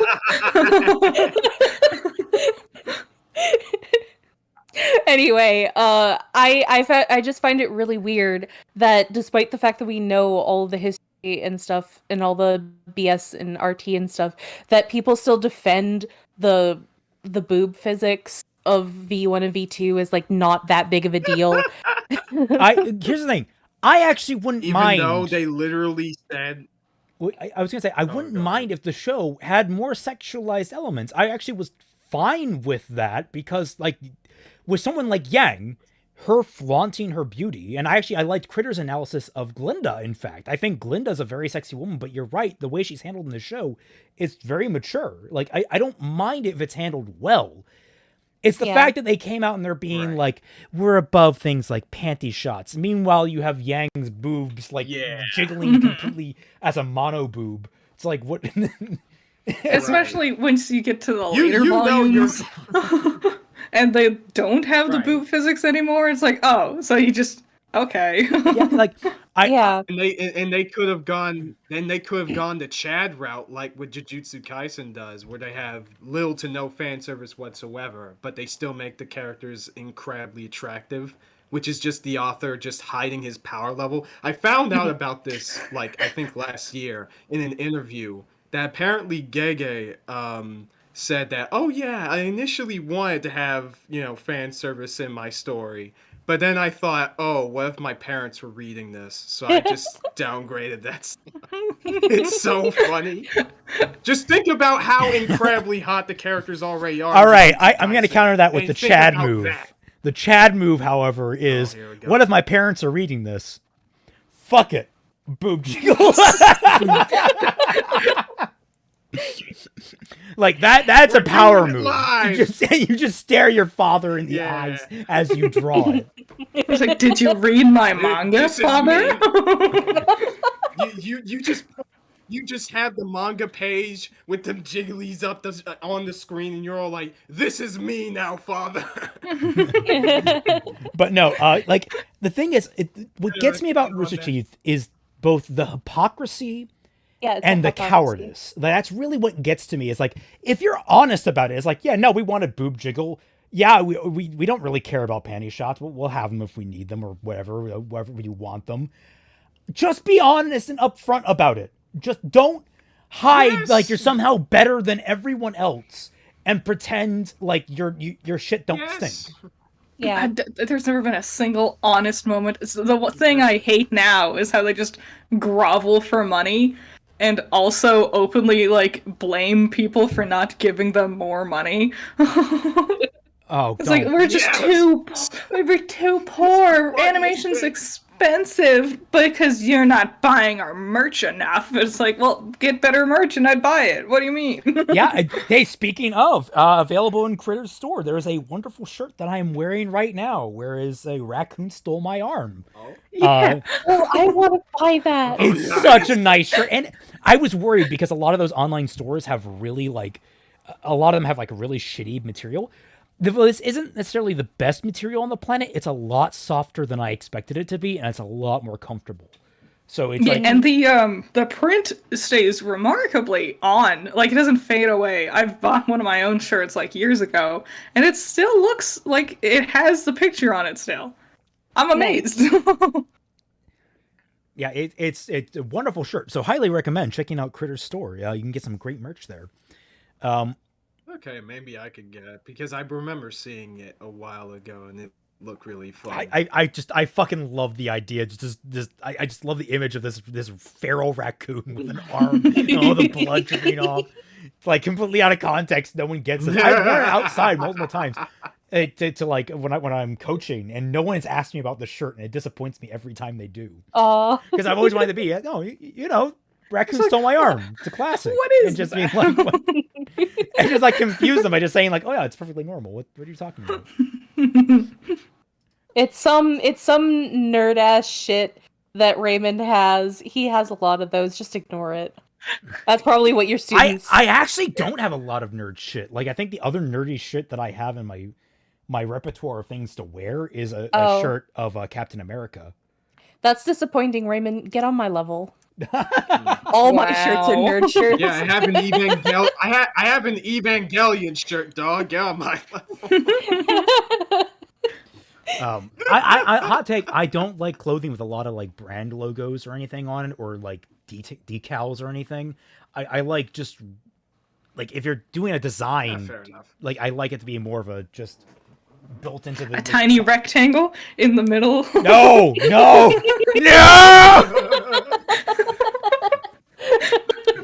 All right. So how are we feeling about this scene? Just Yang and Blake sitting in the background doing nothing. It's a lot of the same hive, ladies and gentlemen. Yeah. In the same hive. They're just like moments away from just like smooching. They just that glance that they gave each other was just rife with sexual tension. Right there, you can see they're sleeping together in the same bunk bed on different bunks. Oh, this great scene where they're not interacting with each other at all. Here's the thing. But here's the thing. You notice how Yang kept her blanket down, okay? Leaving room for Blake right then. And also look at Blake, this fucking overachiever reading 2 books at once. She's trying to make up for the fact she didn't have any notes from class. Yeah. Two of them. Yeah, you can say they're not really interacting at all. So No. same hive. I think you're right. The same hive, different Yeah. honeycombs. Having this recurring dream for nearly a month now. Yeah. Also, how does Ren know about Nora's dreams? What the fuck's going on there?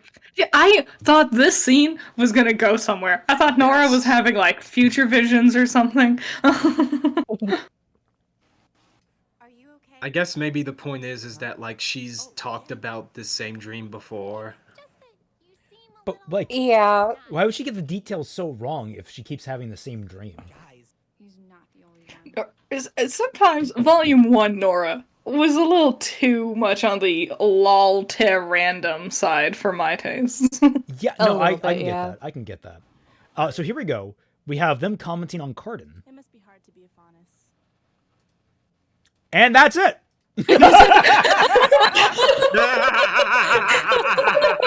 We don't even get any indication All right, that back it up, Blake folks. heard Let's yet. count the wedding rings. Like it's just Blake glaring and then Yang being like, it's hard to be a faunus, and then like we cut away. It's like No reaction because Yep, she's a and, deaf. and notice how Yang has no reaction to anything in regards to the faunus racism plotline, which is literally at the core of most of Blake's character. for most of Also this wait, story. John, what the fuck are you eating? Are you eating mashed potatoes, gravy, and French fries? Like Ugh. that is way What's too much over starch, here? good sir. Everyone has something different. What the fuck kind of cafeteria is this?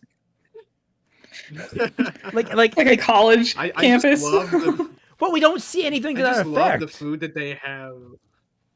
Yeah, I just love the food they had in like Ice Queendom, where it's all this freaking gourmet shit. Everybody can have just anything they want. Like, I mean, it is interesting. Like, Ruby has cookies. Weiss has a single apple. Yang has looks like a salad. Blake just has a cup of water and books. Pyrrha has a salad. Nora has a sandwich, and Ren just has tea. No. She has food. It's a trick. It's an edible book.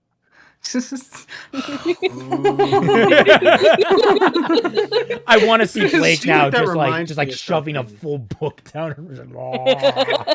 She reads the book, and when she's done with it, she just puts it in her mouth and eats it. Actually, that would be kind of great. It's like as you read a page, you flip it over, just tear it out.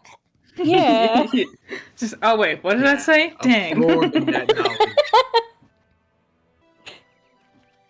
Here we go, Forever Fall. Yes, They're students, the forest of forever walking. Yeah, together. you shared this with us, Yep. and I looked and I was like, why is Forever Fall in here? I don't think Blake and Yang are in these episodes. They are. Barely. They are walking. There Oh they god, are. those walk cycles. What the fuck? Like that's the thing, like when you watch something casually versus watching something slower and critically, you catch Yeah. a lot of things you just miss.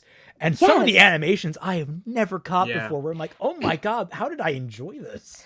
Oh my god. Yes, because I literally spent like 7 hours in Mac's server once just going over all of the animation flaws of not even we didn't even get through 7 episodes. It took an hour to get through each episode because there was just so much jank. I mean, to be fair, it's taken us an hour and 40 minutes to get through 11 minutes.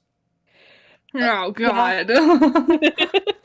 Well, We're we're making a best lot speed. better time than the last stream. True. Stars worth of red sap. At least. This forest is full of the creatures of Grimm. That's so weird. The creatures of Grimm. Why do you say This it is- that way? As opposed to the people of Grimm? This whole Or plot the, is weird. from the town of Grimm. 4 o'clock. Have fun. It just reminds me of like the everyone kept pointing out, oh, maybe the Ursa, when I was doing Fixing RWBY and I basically acknowledged, hey, I kind of fucked up here with the Ursa thing. Like I was just trying to be honest about it. People were like, oh, he could have been attracted because of negative emotions. Like That's not the issue that I had. The issue I had is that I had John use the sap to attract the bear for his diversion. Like, that was part of it. And that has several problems on top of it, including the fact that the bear was smothered in jam. So was Carden. Why did a single jar change anything? Oscar. Oh, Oscar. Hey, buddy. Hello, everyone. I have to go, but one of the infinite amount of problem, there was no chemistry at all in the beginning, romance or planned, etc. in V1, 2, 3, etc. Also, Yang would never be into Blake. Okay, Oscar, buddy, Yang is never going to date you. I'm sorry. No! Second, No! there was chemistry. I will push back against that because I shipped them back in Volume 1. Like, I was one of the original Bumblebee shippers. I was there when the texts were written. Your villain origin story. I did before it was cool. That's what Kelvin is It's Oscar's villain origin story. He just hates the bees so much. My first ship in RWBY, like Syndrome. my first solid ship in RWBY was Ladybug for about 4 or 5 weeks. And then White Rose just took it and ran with it. Like, because, and then Ladybug got nothing after that. I am, part of me is always sad that never developed, but part of me is also like, yeah, no, I actually prefer White Rose. I think I would prefer White Rose overall anyway. And here's me being unable to ship any of these characters legitimately, unless if I'm working on Fractured Fairy Tales. I was gonna say, like, I have to do a lot of legwork. Yeah. I mean, I can ship the characters in Fixing RWBY to a certain extent, but I'm gonna take a brief pause here to use the restroom and lower my blinds. I'll be right back. I don't ship Blake with Ilya more than anyone else. Mm. So, and I'm bummed that's not happening. I don't know if Raymond's ever told you about what I was doing with Fractured Fairy Tales. I No. talked about it a lot to him, a little bit to Kaiser. Fractured Fairy Tales is my original story that I've taken the dead corpse of Ruby. I have stripped all of the flesh and bones and sinew off of it, and I'm using its corpse to reanimate for Fractured Fairy Tales. Yes, I love that. Yes, it's very necrophilic process. Yeah. Because I've had ideas like that. It's like, I could just do it myself, but better. Yeah. So or not even that, just different. Yeah. The ideas that I sort of had for shipping for Fractured Fairy Tales is I was going to keep White Rose because I had a lot of ideas for those two just as their dynamic, because I was changing up Oscar's fairy tale motif quite a bit, so that he's taking Port's fairy tale reference as Peter and the Wolf, but he is also the wolf from Little Red Riding Hood. Yes. All good. And so I was gonna have them two be a thing, and Yang, I was actually going to change her ship to be with Velvet. Oh. The problem, I don't ship Yang with anybody. I don't like Yang. Is the problem. I changed up Yang to be. Well, I based her. Yeah, I based Yang off of somebody that I know in real life, but I would say that she's a lot more like Fixing RWBY Yang, but like ×3. Nice. She has a lot more problems. And Velvet is somebody who is going to be a lot more of an activist in her school, so she has like a little bit of a faunus rights coalition thing in the school and stuff like that, so she gets a little bit bullied because of that. And Yang, who I've also changed to be a faunus, actually. Ooh. So Blake and Yang are both faunus, but they don't have the same ideals. Yang is while Blake is very much like Faunus are oppressed and all this kind of stuff, and Yang's like, I don't give a fuck. You say that we have problems, so does what makes our problems so much more special. A fun dynamic. I love it. But she would have a lot of connections with Velvet due to them both being Faunus, and also Velvet doing a lot more community work around Vale and stuff like that. So they would know each other outside of that, and they would actually get together fairly early in the story. And just be like, if you come near my girl, I'm gonna fuck your life. And the last relationship that I had is Weiss and Sun, actually. That's a good one. That's I the do one get you it. told me about. That's the one you told me about. Yeah, So those are she told me her illustration for that. That's real, and I was kind of hooked into it. I like the idea of it, but just the way that she described it to me really sold me on that. Yeah. Yeah. I wrote a fairy tale short story about how Weiss and Sun met. Yeah. Yeah, their whole backstory, starting with Once Upon a Time and everything. Oh, always cute. Also, I'm a sucker. It's like Gaius and I think her name was Maribel, characters from Fire Emblem Awakening. Classic pairing. The princess and the thief boy, who don't deserve her. I love that. Yeah, I can send it to you. Let me just. It's a little bit hard to navigate because I have the screen for Takara taking up most of my screen, but I'll get that to you. Cool.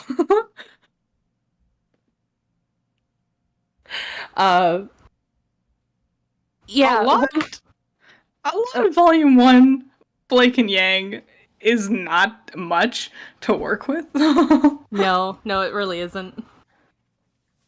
Really? You don't think so? But remember, they were planned from the beginning, guys.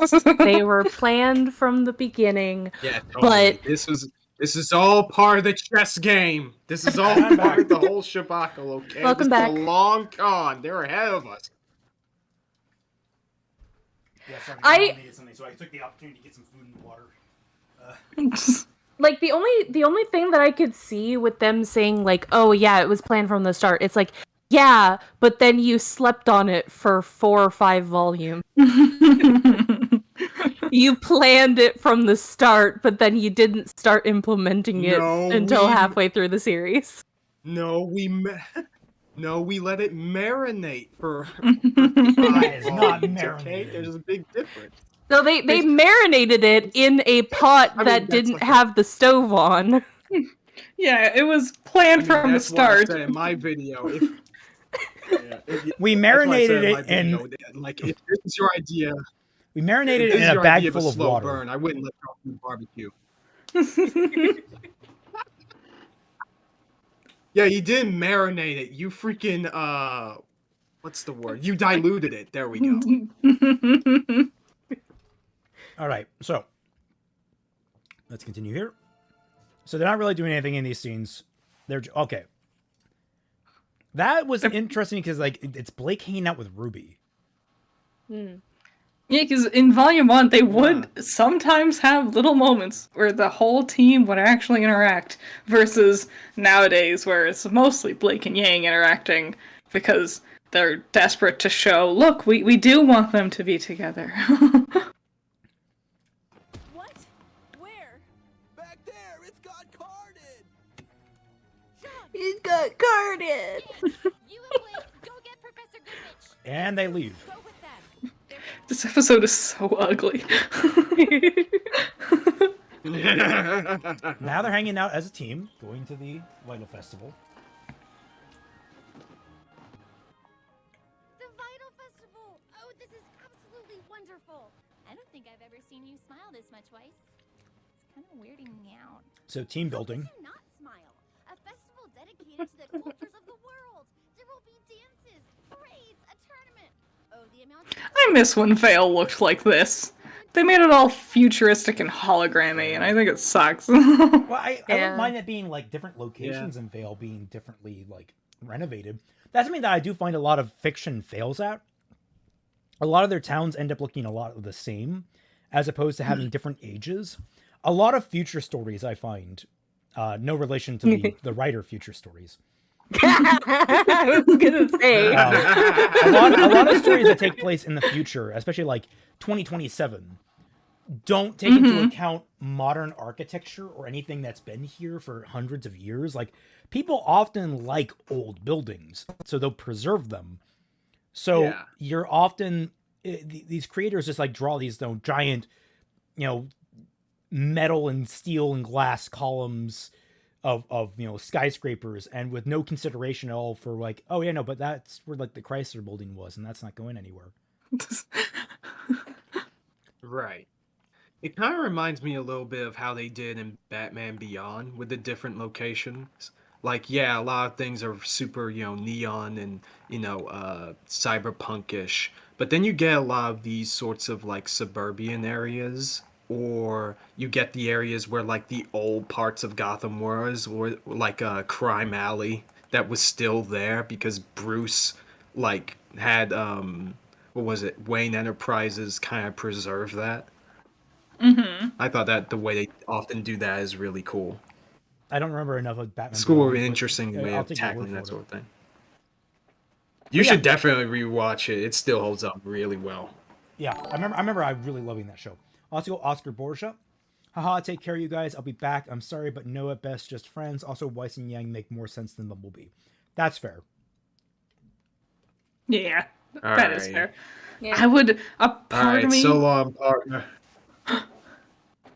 A part of me wants to like go into a deep dive of how Blake and Yang are a bad couple for each other, and then the other part of me is like, oh, it's just so much effort. I don't want to tip my toes in that.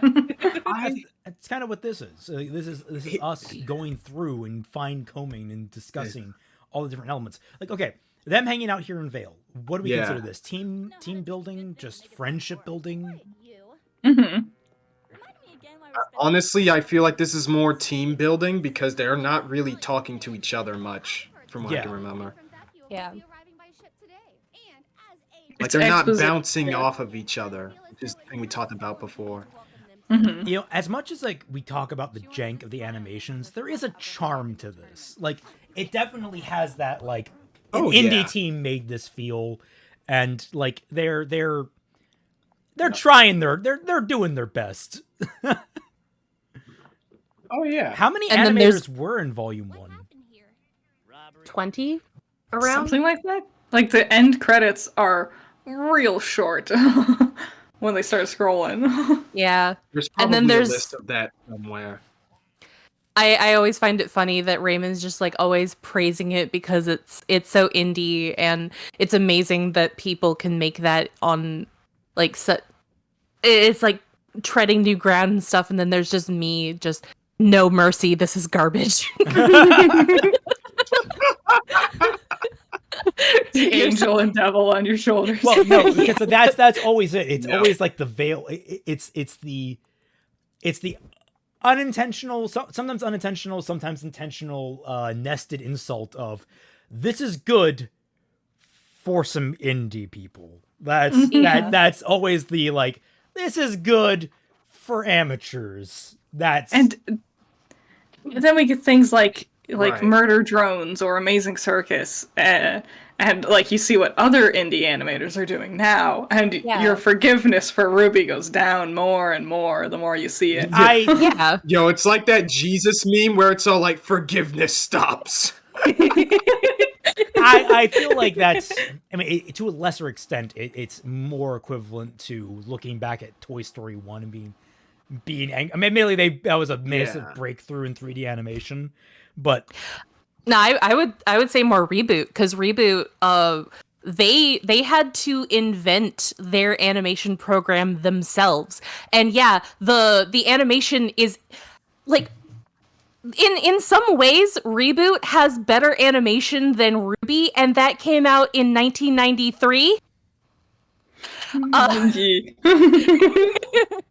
But like they had to invent their own animation program, and they didn't even have models to base everything on. They had to like do everything via code and strings and all that kind of stuff. Like it must have been a fucking nightmare.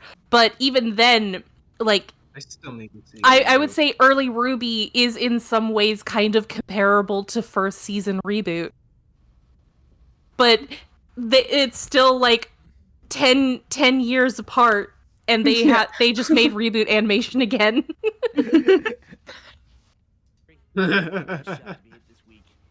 I love reboot. That's terrible. They left all the money again. Okay, their lines, the cops in the scene, it took me years to figure out what it is they're actually saying, because they put this weird, like, accent on.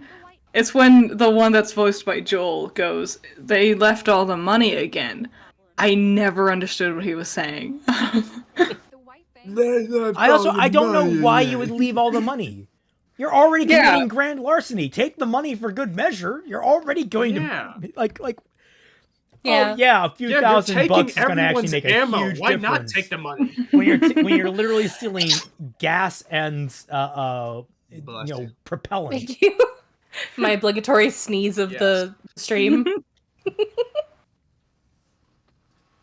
a bunch of But yeah, this is. Their collection of misguided faunus. Misguided? They want to wipe humanity off the face of the planet. So then they're very misguided.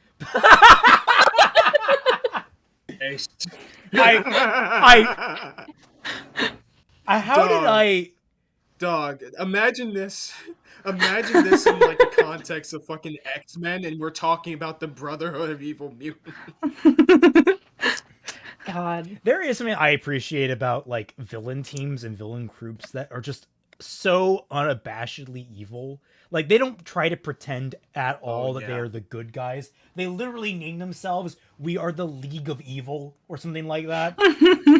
Like, because even the salami slices have the pretense that they're somehow the good guys to some degree, or they're justified in what they're doing. Meanwhile, I appreciate villains more like Tyrion, honestly, who are just like, yeah, I'm gonna fucking cause some chaos. People dying? That's my bread and butter. Let's get on it. We've had too many sympathetic villains with like relatable backstories these days. Well, like even I actually view a lot of those characters like the people that like just shrug off all of society's morals and such. There is an appeal there. Yeah. There is something relatable there to the idea of like, I want to be free from the burdens of society, and this is just a character that takes that to the most logical extreme, and it's like. In some way, you can get like a vicarious thrill from that. What happens? You don't have to be a good person. Why we like characters like. Yeah, that's why we like characters like Eric Cartman, or to a I guess lesser extent, because this character also has a backstory, but it's not super important in the grand scheme of things. Dio from JoJo, who is probably the lead example of this, how you do this sort of thing incredibly well. Just because he does whatever the fuck he wants. He knows he can do whatever the fuck he wants. He is a bastard. He knows he's a bastard, and he loves it. And it's hard not to get wrapped up in that energy, which is why I'm always kind of looking side-eyed at people nowadays. And a little quick spoiler for my topic of the next video, why I hate a lot of the discussion around what's going on with, what happened with Freeran and the demons that briefly appeared in a few episodes. They're not really appearing all that much now, but people are just, I guess, so hardwired into looking at much more sympathetic villains, which is an inherently bad thing, but now we're having people calling the opposite of that bad writing when that isn't true. Yeah. I fucking also Periodic Pete is right. That's the appeal of Disney villains. Yeah. I was gonna say I loved the handling of the demons in Freerun. The only thing that I would because like I like the idea is like they are literally just creatures that developed communication purely as a hunting technique That's the only reason they have. Yeah, they're language. evolved monsters. They are still monsters. Although that is like the one thing is I do wish that they got more creative with how. Admittedly, Freewind's very straightforward with how she handles situations, so I get that why she did what she did. But I would have loved. Part of it's my shipper brain too. If instead of doing to Aura what she did, she instead ordered Aura to experience all of human emotion.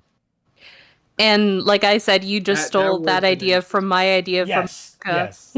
Well, I think I was very much influenced by that. Yeah.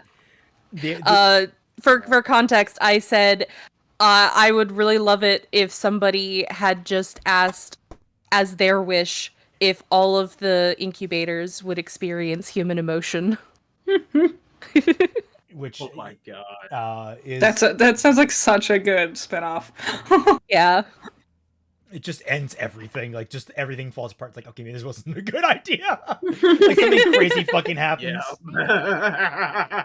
Dust shop in the middle of downtown Vale. Blake's got a point. Besides, the police never caught that Torchwick guy I ran into a few months ago. Maybe it was A few him. months ago? That still doesn't change Yeah, the fact that this White did a Fang pretty good job of establishing that a lot of time has passed since episode 1. That's not necessarily Fair enough. I haven't watched That this in means years. They've spent so much time with it.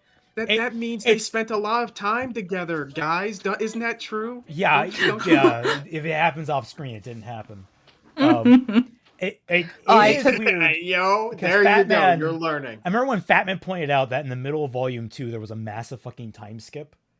Like, I think it was between the dance and Pyrrha's fighting of Cardin, I think. Right. And it's like, that was a massive time skip, and just no one comments on it. It's like, what the fuck? I remember it was the dumbest thing. that's It was true. when Oh, I volume forgot about that.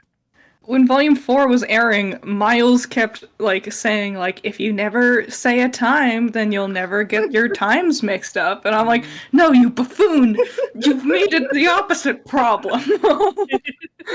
Yeah, and on top of that, like, knowing Who's good? time I heard affects that. a I was like, who's relationship. gonna tell him? Knowing that it has been months Yes. since the beginning of the series, in this circumstance, informs us that that the entirety of Team RWBY has had time to actually build a rapport with one another off screen. Like, that is something we can attempt to assume. So it becomes fucking weird when this is the first time that Weiss's anti-Faunus, anti-White Fang sentiment has come to the forefront and is getting pushed back on by Blake. That Blake is surprised by this, and Blake isn't more uncomfortable around Weiss. Establishing that creates problems because you're bad writers. That's that's where that comes from. Yeah. Okay. And it's bad pacing. It's bad emphasis. I keep saying the same thing. If you don't give any emphasis to what the hell you want your audience to focus on, we're not going to care. We're not going to believe that this is important. And sometimes that can actually be used cleverly if you're trying to be subversive. But what is subversive about any of this? Just not doing your job is subversive now? Like, I don't know, man. I mean, yeah, actually, that's can't kind take of how that. most of Hollywood treats things these days.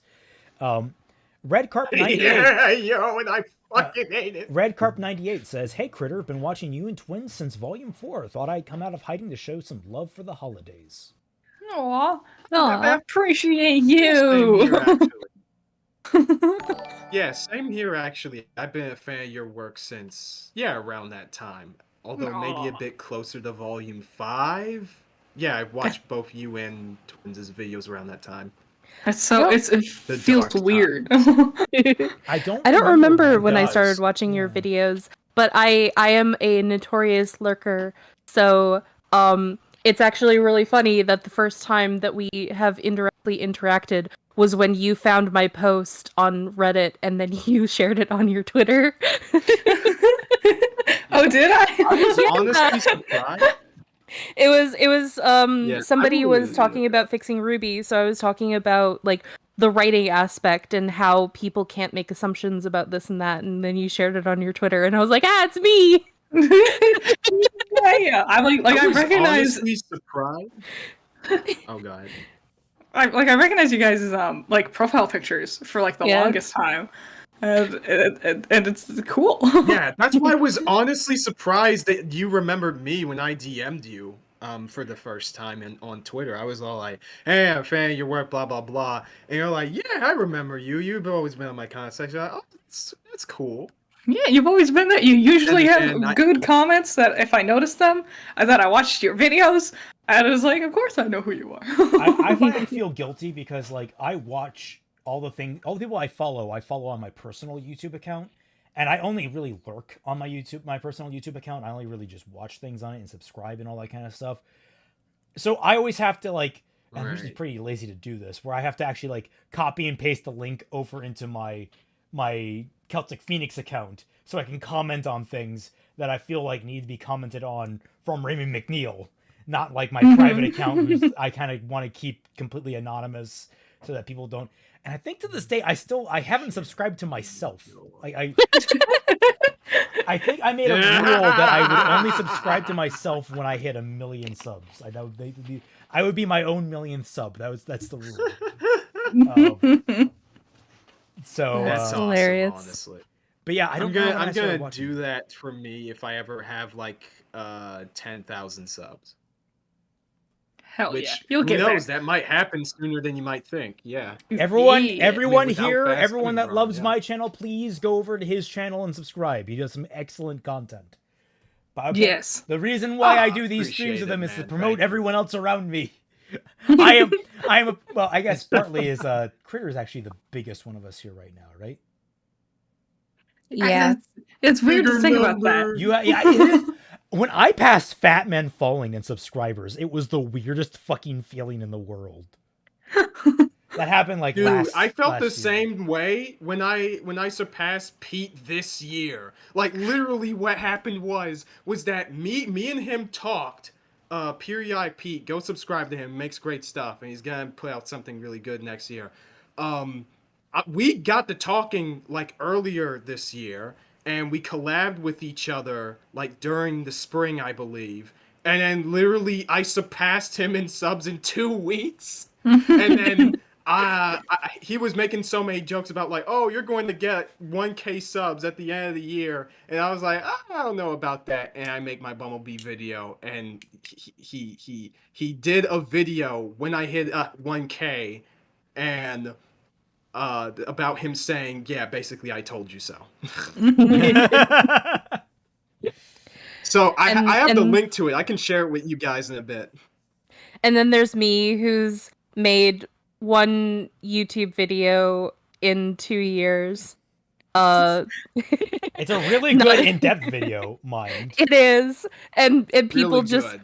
I only get messages now asking when part 2 is coming out, and it will eventually come out. I just have a lot of things, like my computer needs to get fixed. But it's coming. Necromancer more Takara. directed at Twilight here, yeah. That is amazing. Yeah, Datarex described this as Twilight making fractured fairy tales. I love it. I love it so From much. the corpse Oh, that's of Ruby. amazing. You'll have to do a Takara in a rope like that. It's so cute. I love it. Has like the Suchi thing from Little Witch Academia, where it's like the little tail of the. Oh, it's so adorable. God, I wish I could. This setup wasn't so jury rigged, or else I would share it on screen. Periodic Pete, I told you so. Yeah. That's the video. That's the video. Morgan. Hi, sorry if this already said. I was curious if there was any way I could read Fractured Fairy Tales. It's not done yet. I'm actually, I'm one of her betas for her main story that it spins off from. Yeah. It's going to be a Cadence while. of Magic. Yeah, Cadence of Magic is going to be my main series, and Fractured Fairy Tales is actually going to be spun off from the main series. Because I realized when I was making my the initial version of my RWBY rewrite that a lot of the elements that I was to spin off and fix for RWBY would actually be a very good complement to what I was wanting to do for Cadence of Magic. So I that's actually part of the reason why it is a spin-off to Cadence of Magic, is because it makes a lot more sense if it comes from my world than just from RWBY. Because I already have a lot of these elements set up. So all I have to do is just say, hey, Dust, instead of Dust just being like this mysterious thing that just exists in this world, it's actually the corpses of these magical creatures that used to exist in the world when magic was still a thing. Yes. Yes. Yes. Yeah. And that is an element that I have in my story. So it's not that much of a stretch for me to say, like, these elements come from my world. So yeah, that's why it's a spin-off to my main story, which is now halfway written. I have 70,000 words written. I still have about 40,000 words left to write. And that's only Yay! book one. Yeah, it's a big chunker of a book. All right, well, let's continue on. There's not really a lot of bonding going on.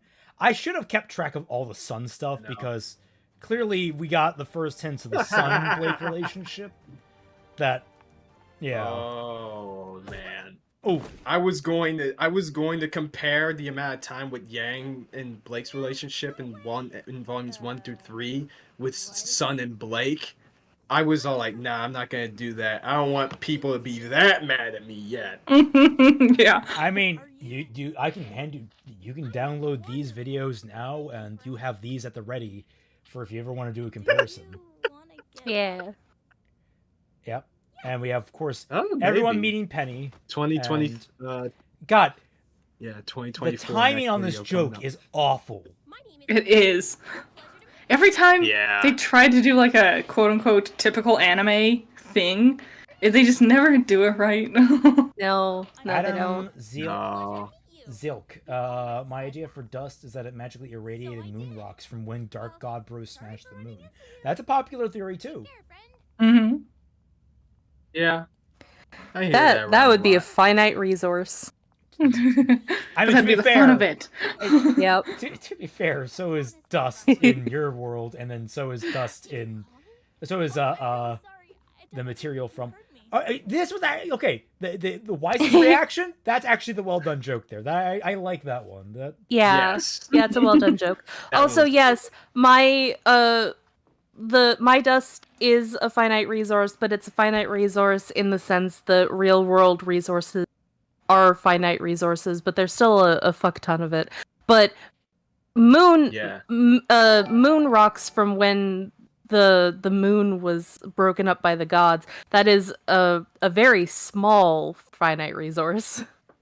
Because most of the moon is still up Yeah. there. Yeah. it's only finite Yeah. in that. Actually, it makes no sense if it were finite.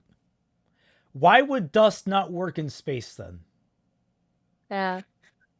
Fuck. I mean, it could be that it requires oxygen in order questions. to be a catalyst for it. That'd be an interesting requirement for rocks. Maybe. Yeah. No, not you. Friend. I don't know. I will say, Nuts and Dolts, definitely a second. The tier right after White Rose for me. It's such a cute shit. Oh, he goes really hard for nuts and Yeah, dolts. it really is. And Dolts and Bolts, which is, or Frozen Steel, some people call it, which is Ruby, Weiss, and Penny. I had no Hmm. interest in Nuts and Dolts until I saw some real good fan art of Was it- them being oh. cute. Oh, was it? And Tussanel. Oh, definitely share it. There's an artist out there that does these really soft, like I would almost call them like Christmas card-esque, like in how warm and fluffy they are. I don't think so. I don't remember if I have it. Let me see if I can find it.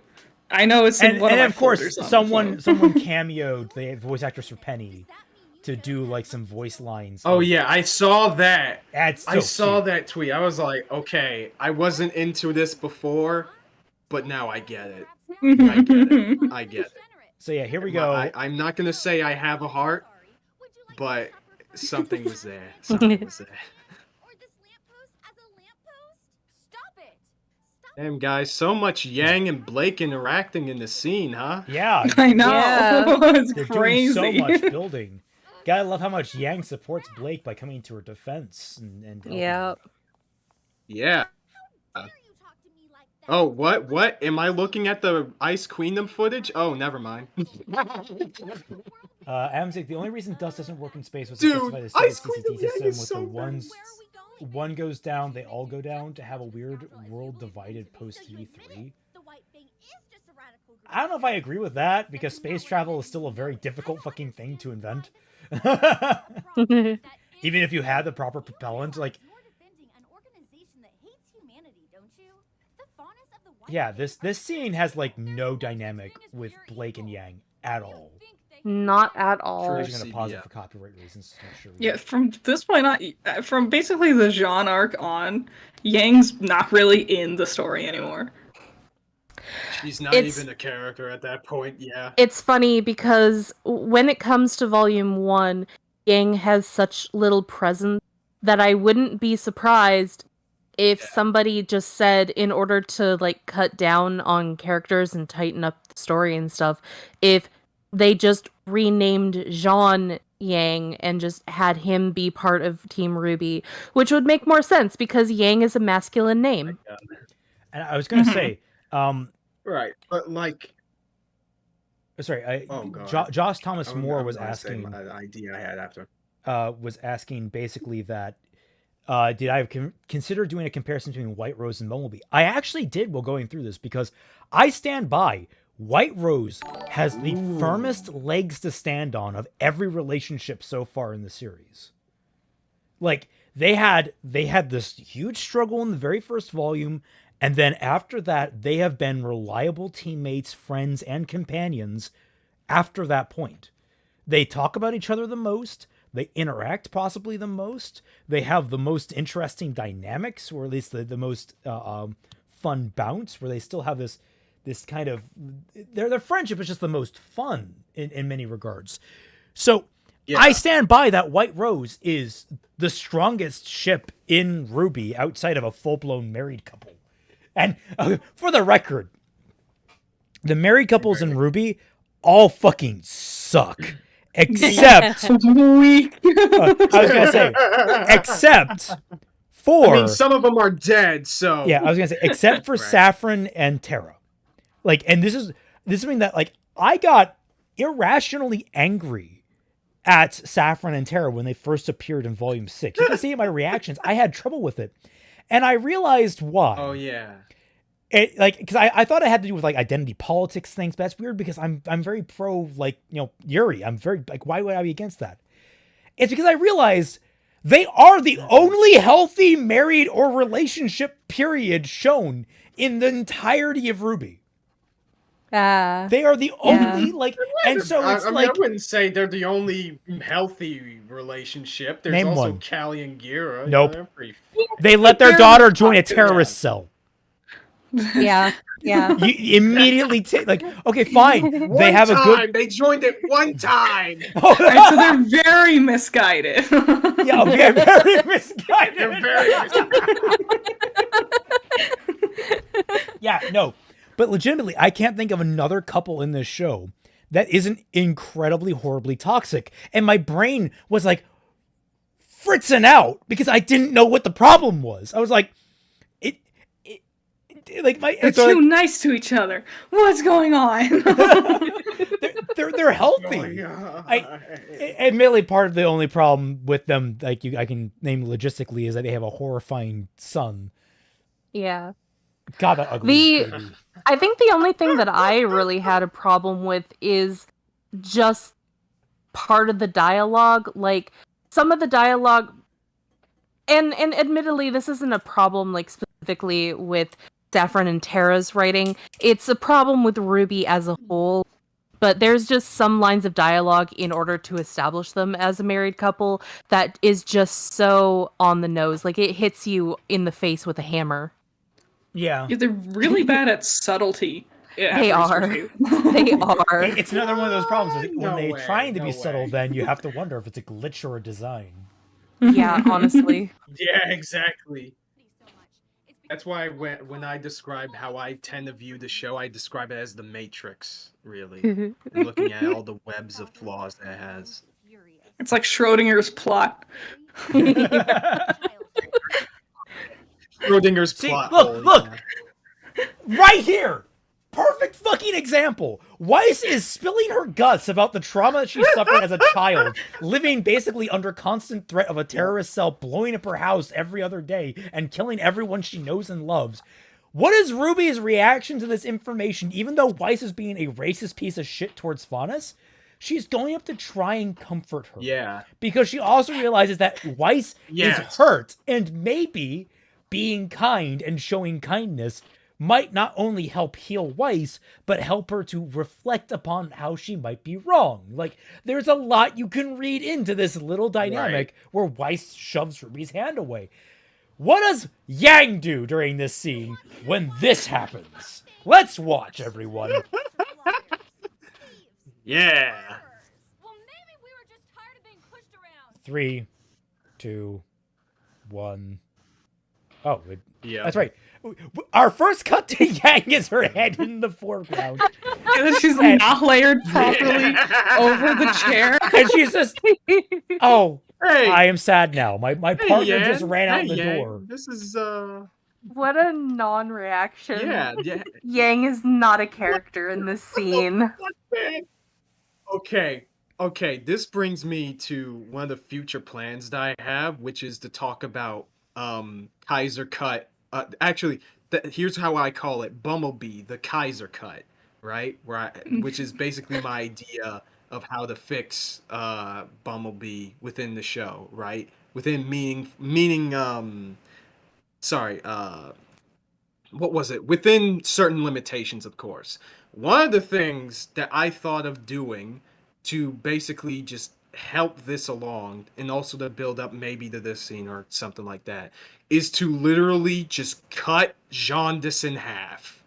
We cut Jaundice in half, and we give an episode to Yang, and give her some struggles, and have her have Blake interact with her more there. That would have solved so many. And number 2, on top of that, we have Yang be involved in the final fight at the end of Volume 1 instead of just Blake and Sun and Penny, because why the fuck wouldn't you do that? Kaiser, I too enjoyed Fixing RWBY Volume 1. I mean, look. I was going to say it without saying it, but now you said it, and now I'm not gonna. Okay. Well, don't be a tsundere, Kaiser. No. Let's see, Josh Thomas Moore. I have other plans involved as well, but still. Ruby is trying to be the leader. Yang, who should be the big sister of the group, instead she is the sister that doesn't care. She looks like she is waiting to get her whiskey. Oh. She's like, I mean, I could chase after my friend, but it looks like she remembered the oven was on. It looks like she didn't realize what was happening. She's like, why is Blake running? So here's a good example of one of the things I tried to cover, which was scenes where they're apart but might be thinking of each other. So we have this scene where they're talking, and she's like, all hidden with this one little bow, and then Sun asks, "So, have you told your friends any of this?" Yeah. Yeah. So like, she could be thinking of Yang in that moment, but no. And actually, one thing I just picked up on is the transitional sound is Ruby. Yeah. Mm-hmm. Right. Oh, see, Yang is looking for Blake and obviously thinking about Blake in this instance. So that's fair, I think, in building towards their relationship. Yang is worried about Blake. Sure. But it's like looking at somebody and thinking about praising them for writing their name on a test. Like, man, that's what you're supposed to do. Yeah. Penny, where did you come from? Hey guys, what are you up to? We're looking for our friend Blake. Oh, what the you mean fuck? the Faunus girl. God, I love this scene. It's like I'm so sad I had to cut it from. I rewatched it. This is so funny. But I love.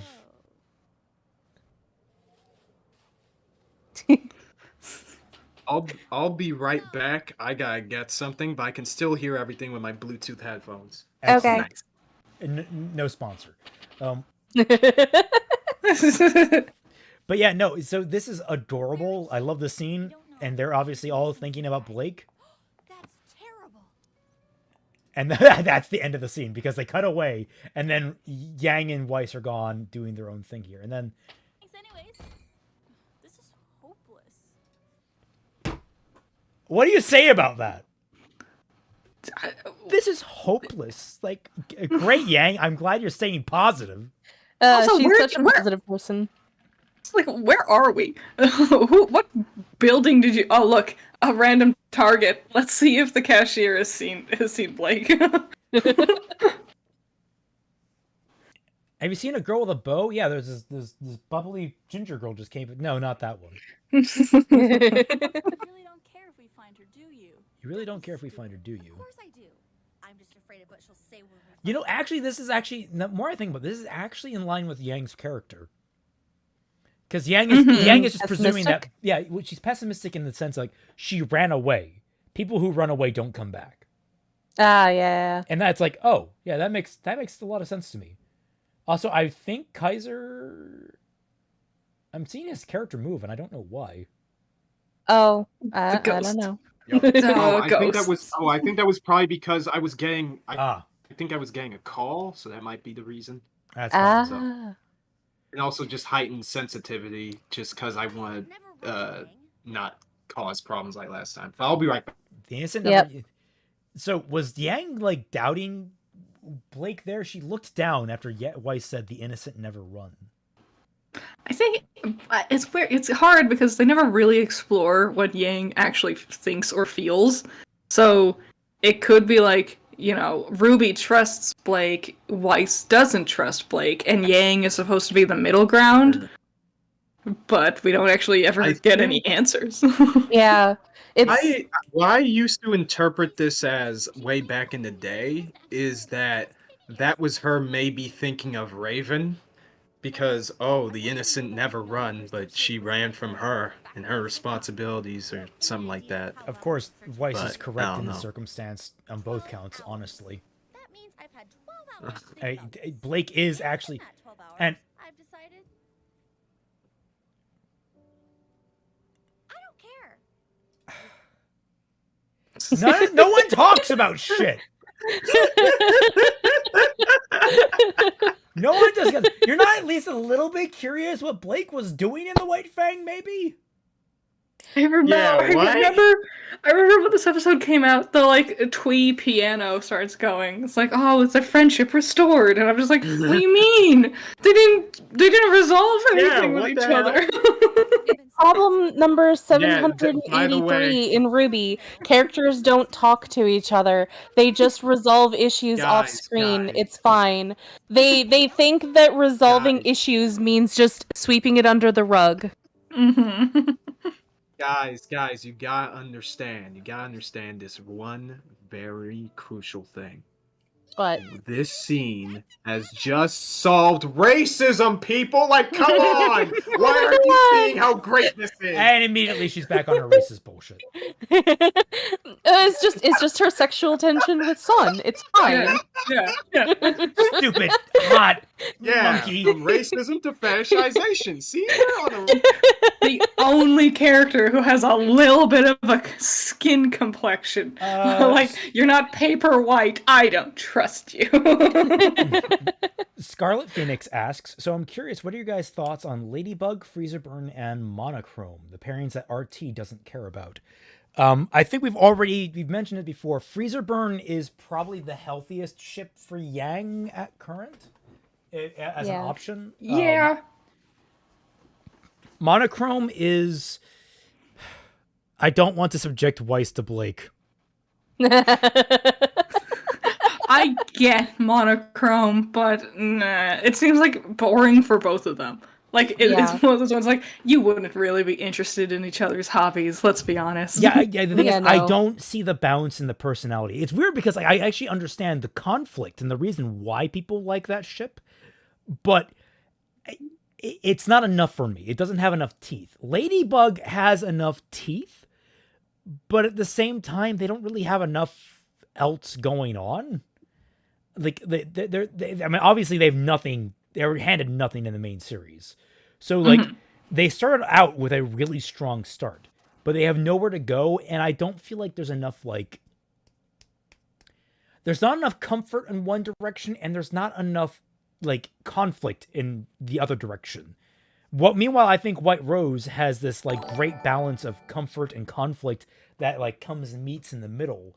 Ladybug, it feels like it doesn't go far enough to actually like get any kind of teeter-totter going where you can kind of get excited on which things are going to end on. I don't know if I'm explaining this well enough. I feel like it's missing something, especially at current. Yeah. Freezer Burn, meanwhile, I think of those three is probably the strongest because Yang has that carefree attitude. Yang is White's a lot more uptight and persnickety. So you get that like that bounce there. You kind of get a upper class, lower class division going on between the two of them that could definitely be played upon. They have a lot of different little facets they can bounce off of, and they both very deeply care about each other. You can tell that. Volume 5 was the Freezer Burn volume. It was. Well, yeah, Weiss deserves better though. Yeah, she really does. Also, I just realized I think I know why I like the idea of Sun and Weiss so much. It's reverse Mimato in the Digimon pairing. Wait. Matt and Mimi. Oh. Huh. I have returned. I can kind of see it. Yeah, because Matt is kind of the uptight one, and Mimi is the fun, carefree one, and their personalities can clash in fun ways. Now Mimi just needs a 6-pack. Oh my god. She can work on it. Boxing with Togemon. Yeah. All right, I here was we gonna go. add to what you were talking about with regards to monochrome. Oh, but we can get to that in a little bit after this. Oh, you guys should go ahead. This is a perfect time to make commentary on stuff because we just finished Volume 1. Yeah. Yeah. And overall, look at that, guys. Look at how great we did. So, how are we feeling about that? Going through and categorizing all those scenes. A bunch of nothing. Yeah. It really feels like they had the in start. the same high bullshit. Yeah, it feels like there's a start to a friendship there, but they haven't elaborated on it at all. It's just sitting there, waiting to be capitalized on and focused on it in any degree, and it's just not. And cue all the Bumblebee fans being like, "Yeah, that's enough." Like I Yeah, think that's the enough. strongest moments were just in the Emerald Forest. Yeah, and even then it was like Basic. The start of a relationship, of a friendship, not even a relationship. Like I said, participation points. That's what you're supposed to do. Like there's nothing to really credit all that much past that point. It's like you said, same hive, different honeycomb. Okay, that's same shit, different toilet. That's what this is. Yeah, in order for you to get anything from Volume 1, you really have to do a lot of navel gazing. And to be you fair, need to stretch. You need that gum fruit. You need that gum fruit, buddy. You need to stretch so far. And to be fair, when Volume 1 was coming out, because it is rather bare bones, there was tons of headcanons and fan art, and basically just everyone was coming up with their own ideas because we had so little. And I think a lot of people have kind of put on it's like nostalgia goggles, but for their old fan fictions and headcanons. Because when you actually watch the show, it's like there's a lot less personality on display here than I remember there being. Oh yeah, no, that's definitely it. It's like there was a magical time.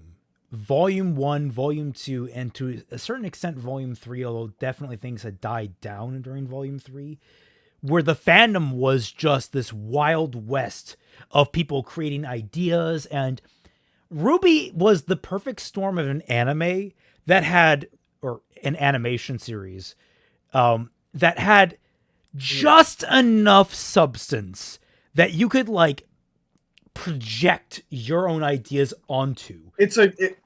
Well, I remember sandbox. Fat Man It's a great describing it to sandbox. me in private when we were doing Kingdom Hearts. But he described RWBY to me as a popcorn anime or popcorn show, where it's something that is so low bar that anyone who is just a popcorn eater, as he described it, can enjoy the show, and then they can make up their own stuff for it. So it's not that you necessarily like the show, you like the concept of it, and you like to insert your own ideas into the show, and that's what makes stuff like this popular.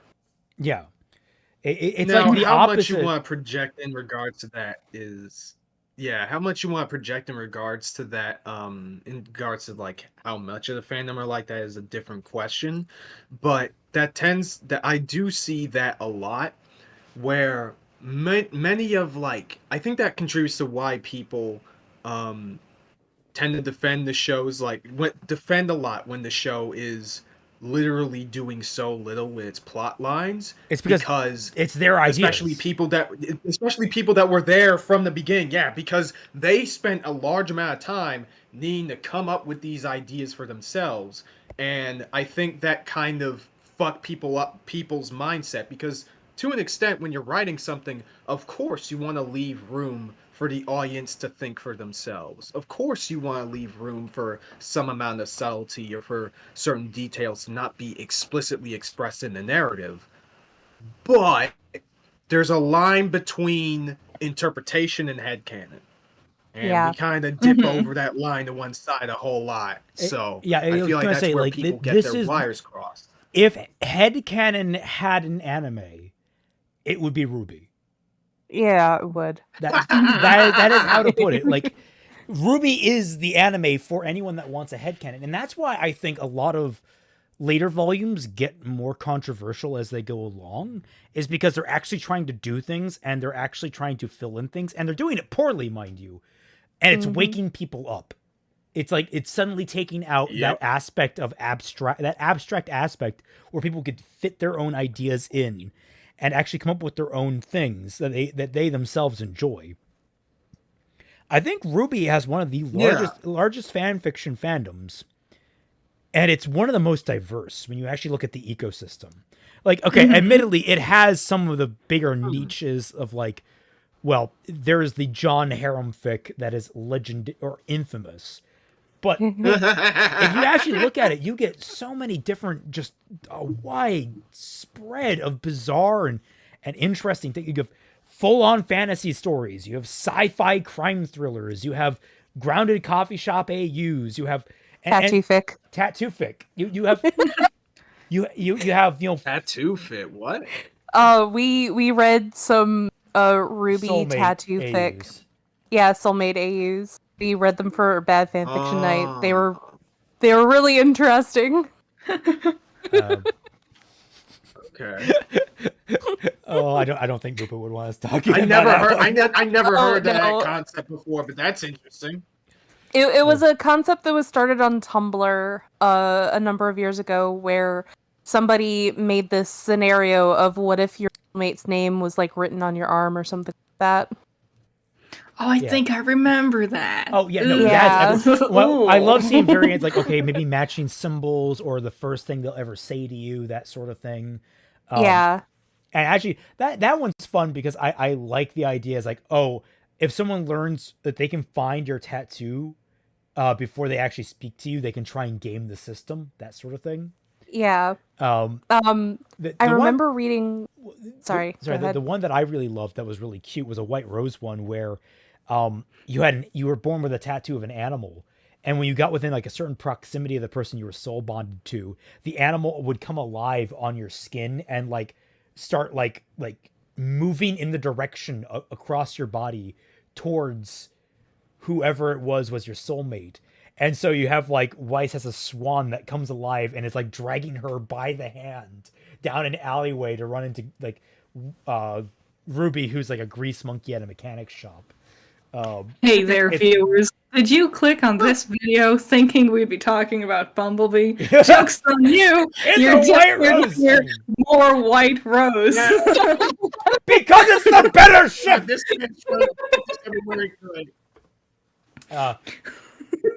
White rose supremacy over Lady here. Daydream. Oh my We gotta put a muzzle on Ray's beak. I'm actually certain we've talked more about White Rose than No, we about haven't. Bumblebee We so haven't. far. Why it works. We've talked about why it works more than we've talked about why Bumblebee works. So that's Yeah. girl with a belladonna tattoo. That's cute. But yeah, no.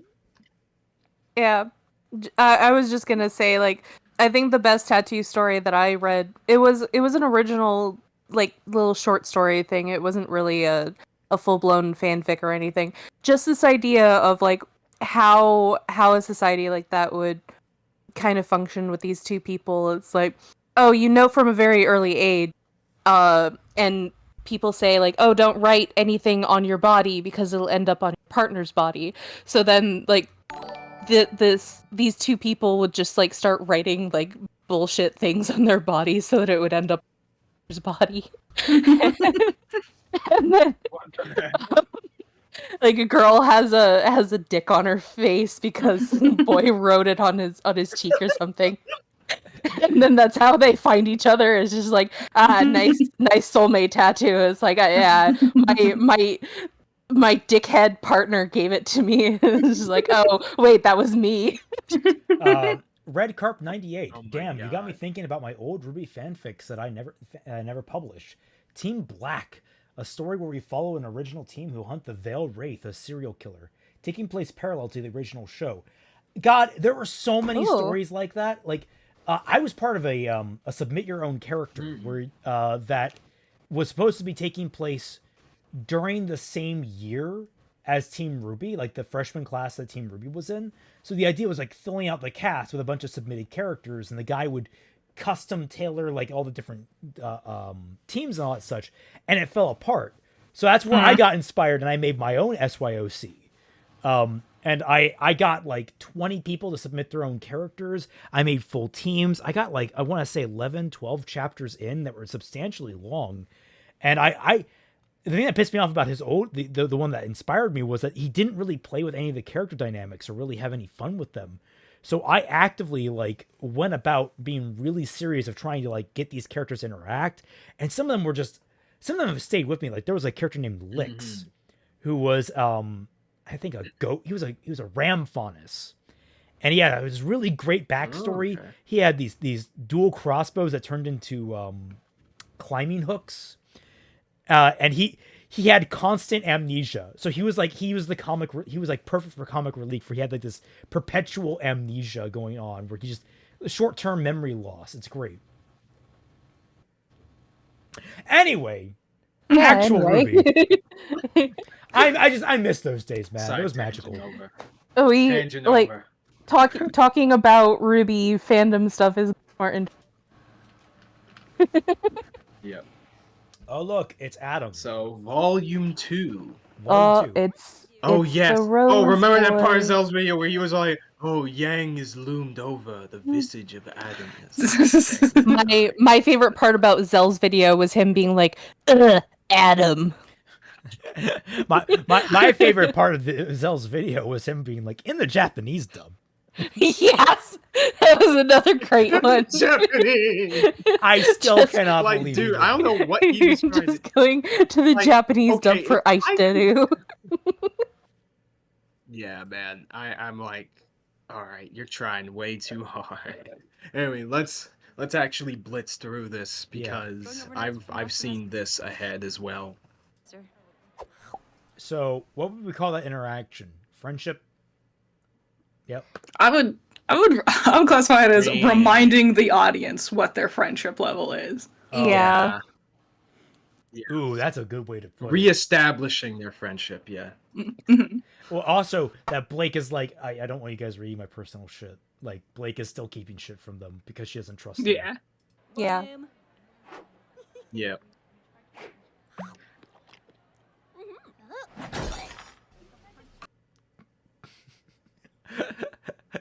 I love that fucking binder. It's great. Sisters, friends, wives. You see, they have such a better dynamic. Okay, I'm gonna penalize you, Raymond. You are keeping a lot of parts in here that has nothing to do with Bumblebee, but because you like the scene or it. Well, no. I was gonna say that my logic is actually more so they're in the scene together, so the entire duration of the scene they are It's potentially. just Ruby on screen. I know. Trust me. Part of it is me getting lazy, but like, if you count the cuts where they don't appear. I thought you said you were meticulous. In volume these 1, early volumes. I think volume 2 is where I actually started being like, I can't. Out of 9 volumes. Yeah, you take the route Gege should when it came to fan service. Fuck I'm it. still putting the cap of doing it live. shame. I'm still putting you in the cone of shame. I don't know how much difference it would make. The White Rose cone of shame. Why Blake doesn't even every react to time Yang's Raymond fucking mentions pun. White Rose, you fill up. Yang makes a pun and Blake is just Yeah. staring like, where is she? Dead-eyed. She's just like, man, Ruby has rock hard abs. Which is weird because you think, yeah, because you'd think if they were trying to have it like tie together at the end of volume 9 where like, oh, she becomes a lot more jokey like Yang, you know, she picks up a bit more on her habits and shit, you'd think that she would have some reaction to it in the beginning so that we can juxtapose that with how they end up, right? Right. Yeah. Like that's what you usually do when it comes to source shit. Vox Machina does this. Fuck do you lose to Vox fucking Machina? Anyways. Josh, I cannot comment on that. I've been told I will be penalized for talking about more White Rose. I'm sorry. But for the record, yes, I every hate time that scene. Raymond mentions White Rose, he has to fill up the jar like with a dollar. Okay. Okay, I'm glad you specified sort of like because the I was square going to start text. getting concerned. Wait, what did you think I was gonna say? Jars Wait and a the minute. internet do not mix, my friend. Anyway. I mean, sure, it's weird only if you make it weird, but yeah. Well, he has too many My Little Pony friends. Legitimately, yes. Oh, true. You know what? Say no more. Say no more. Leia Daydreamer, what do you think made people like Bumblebee in the first place since Freezerburn and Ladybug is more interesting potential dynamic? I disagree that Ladybug is more interesting. Well, I guess Ladybug could work and Freezerburn could work, but I actually really liked Blake and Yang because I think they have a very, on paper, they have a good hot and cold dynamic. Where Blake is very quiet, very snarky, but you know, it's sort of like, oh, is it The Office? No, it's not The Office. It's Parks and Rec. Chris Pratt's character and what's her face. It's like that's like, Andy and April. Yeah. Andy and April. That's the kind of dynamic that people see, like to the most comedic extreme. That's the dynamic that people see in Blake and Yang, and that's a really good dynamic. Yeah, and I think that also has to do with like a lot of the themes in regards to their relationship working well. There's a lot of potential there, especially in regards to how they both deal with trauma and shit like that, and how they can potentially come together. It just wasn't done very well, but I can totally see why. I was on board. I was on board up to the point where shit started falling apart. But you know. There is a wonderful event for us today. I don't know whether to be proud or I also think early on, a lot of it was they look good together, design-wise. Yeah. They pair well. I mean, aesthetically, like aesthetics go a long way with people's investment in these things. I, for one, think that. God, remember they redid this in Ice Queendom and it somehow was worse? All right, so that entire scene, literally, like, kind of the opposite of chemistry. They did nothing. Yeah. Other than Yang saying, "What you doing?" they didn't even talk to each other. Yeah. Blake was just staring into the middle distance the entire time. Yep. It is weird going from like volume 9 Blake, where she's like smiling constantly, and then going back to volume 2 Blake, where she's frowning and brooding. You see, I think this is where I actually gave up ultimately on the whole cutting things meticulously, because I didn't know, technically speaking, Yang and Blake are in the scene together. But it's a good highlight of... But they don't even do any That's the combo thing. attacks here. Like, I think they do like one a lot combo of the points attack. that people tend Or they follow up. for Bumblebee. Yeah. Yeah, there, follow up. Yeah. Right there. Okay. So there, a little bit of teamwork. Alright, there's a little bit of one. Okay, I forgot about that. But... Yeah. What the fuck are they feeding these kids? That bread is stale as fuck. I mean, they're this strong for a reason, man. I don't know. So, baking the aura into your bread. Either that, or they Yo, are so it's weak that possible they for can't someone break to the do bread. Oh, there we go. I actually did cut it there. God, why were there fucking giant turkeys? What was the point? What kind of... I love this scene. I love it so much, but it's so goofy. Yeah. The level of food. Like, that's right. Wife is a fucking swordfish. Like, what the fuck?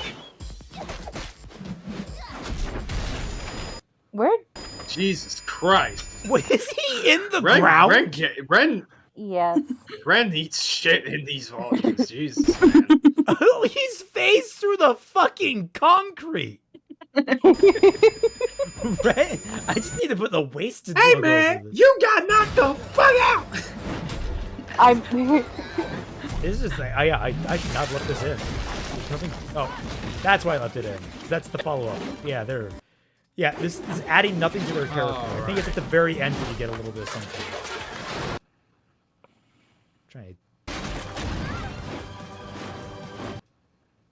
Hey Raymond, you're cheating. They're no longer in the same scene anymore. I got flung out of space. There we go. They're laughing together. They're having fun. That friendship. Yep. There you go. There's your dynamic. For the volume. Good friendship. That's such a good way of describing just the mood. It's just like, there you go. They're laughing together. There you go. Hell yeah.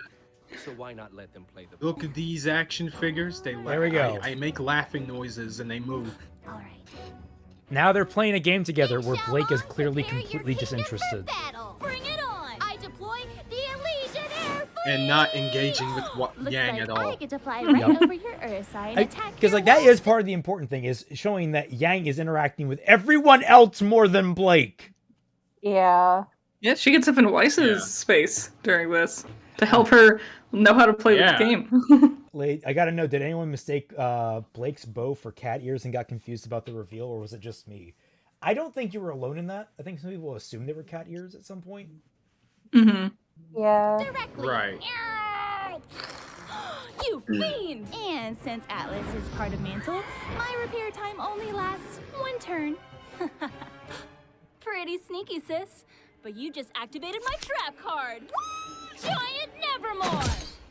If I roll a 7 or higher, Fatal Feathers will slice your fleet in two. But if you roll a 6 or lower, the Nevermore will turn on your own forces. That's just a chance I'm willing to take. This game is You're terrible. not Joey Wheeler, Yang. Stop it. Oh. Nora's just adorable. Yeah. Okay, great. All right. I wish I Too cut this bad out. the Layman's made her suck. Yeah, why didn't you cut this out? Because obviously they're bonding off screen. Yeah. Notice how Blake was not talking during that exchange, I don't think. No. Blake's not even paying attention. You'll learn, like, she's It's easy. You're playing as Vacuo. intentionally absent-minded. Cards come with a bonus. That sounds dumb. See, you've got Sandstorm, Desert Scavenge. And put it in your hand. Okay. And since I Vacuo remember warriors those have an memes, endurance boost against natural hazards, you could use Sandstorm to disable my ground forces and simultaneously infiltrate my kingdom. Just know that I will not forget this declaration of war. And that Some people want... I'm just trying to make a pun based upon infiltrating kingdoms, but Dude, this is how Magic the Gathering tables are like sometimes, dog. I swear Oh, to is God. it? Hell yeah! Yeah. Magic the Gathering, yeah! Now we're talking my language! Oh, you play Yeah, Magic? Yeah, when me and my friends played Commander, like when we're like back when I was learning the game early on and they were just giving me tips, they literally just explained to me like, okay, this is how that works. I was like, okay, cool. Now if you do that to me, it's on. I was like, bro, what the fuck? I have a brand new Commander deck that I have never played just because I haven't been with my friends to play with it. So I guess I'm the only one here who doesn't play any tabletop games. I'm the odd woman out. But you don't want well, just Twilight, tins. it's been great having you on the stream. Thank you for coming. In all honesty, I'm not as involved. I just wanted to be able to be competitive with my friends so we could play together. That's really the only reason I have the decks that I do. The almighty power of my forces. Coward. I like the artwork. I just collect Digimon cards. That's all I do. Huh? Your armies have been destroyed. I hate this game of emotions we play. These strong wives will make it through this together. Shut up! Don't touch me. All right, Blake, you're up. I love this. I love everything about Yeah, there we go. Blake, you're up. Oh, sorry, what am I doing? You're playing as Vale, trying to conquer the kingdoms of Remnant. Right. Hey, can I play? Sorry, Jean, we've already got 4 people. Besides, this game requires a certain level of tactical cunning that I seriously doubt you possess. You attacked your own naval fleet 2 turns ago. Bring it on, Ice Queen. That was a brilliant strategy, Yang. Don't harsh her mellow. I you know that I've been told I'm a natural born. By who? Your mother? And Pyrrha. Hello again.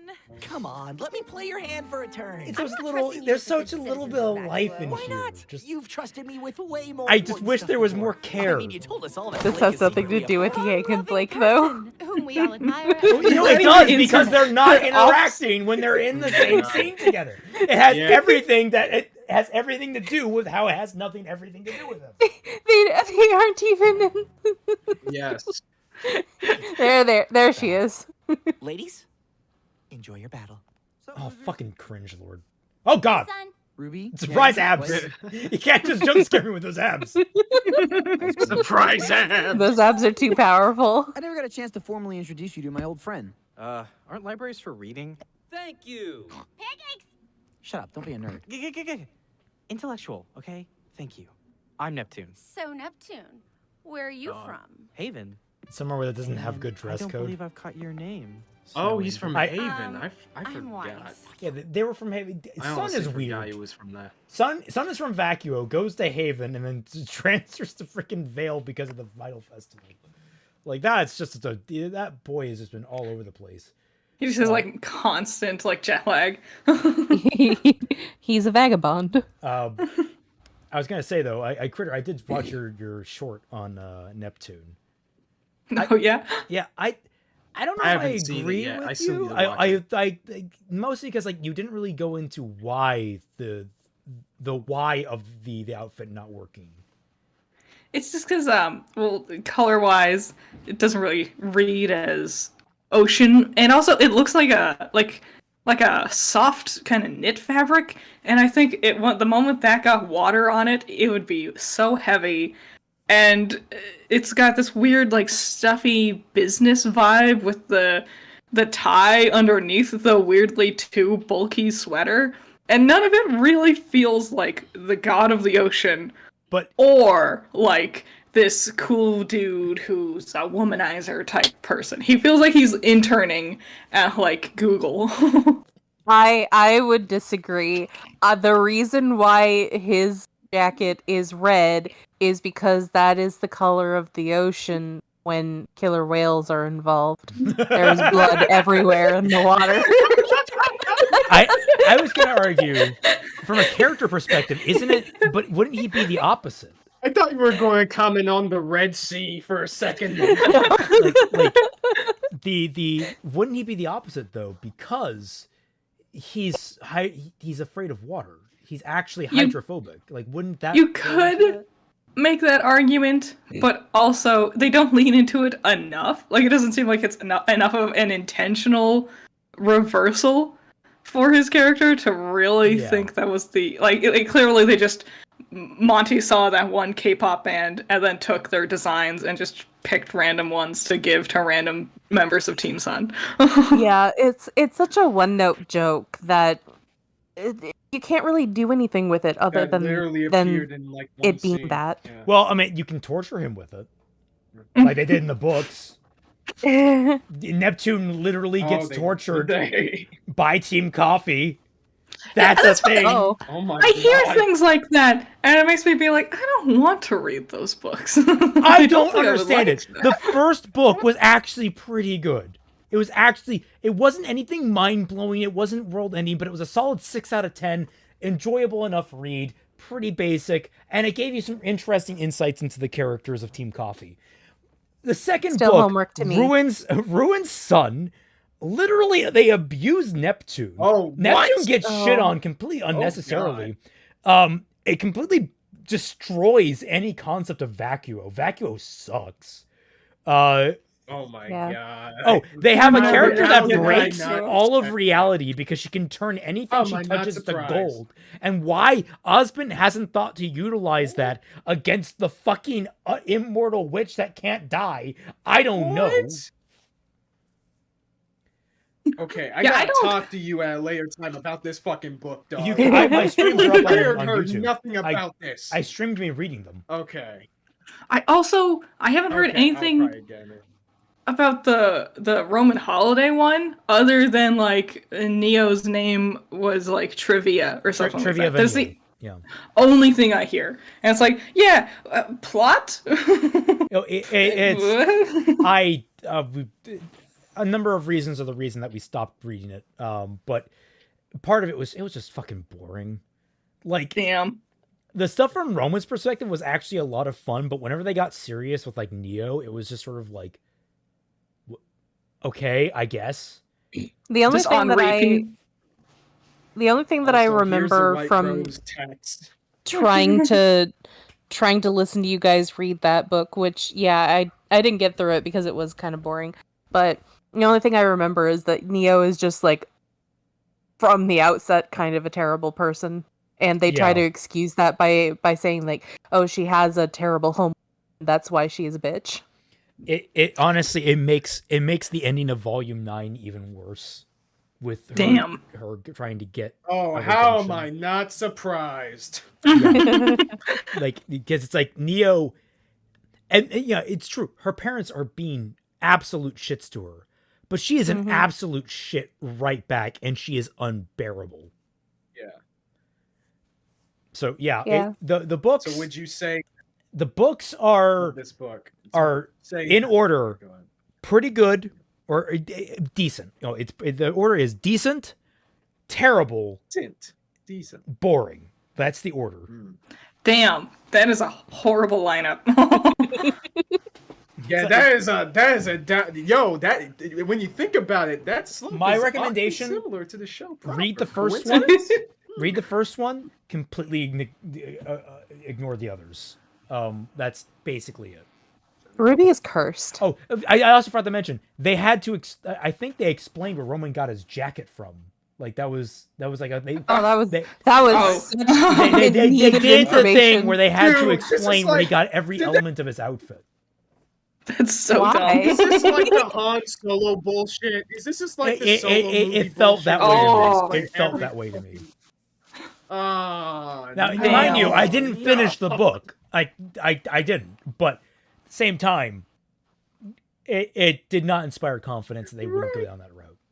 Oh, Kidding me? Pleasure to meet you. I never took you as the board game playing type. Right. Well, I think I'm done playing, actually. I'll see you guys later. Boom! Women. We should We should have never Nora. let him play. You're just mad because the new guy beat you. See, if you had just attacked when I told you, none of this would have happened. Stop. All right. So before, when they were running through the forest, and Yang was the only one not running, and Blake realized and was like, "What's up?" So Yang could look at Ruby being a leader.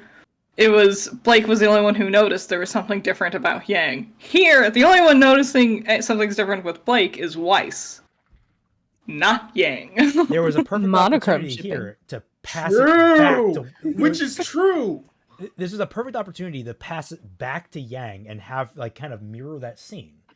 Yes. Like, but they didn't. They didn't. For some reason, they got so obsessed with Yang losing that board game, which I guess she was very emphatic about, but still, it's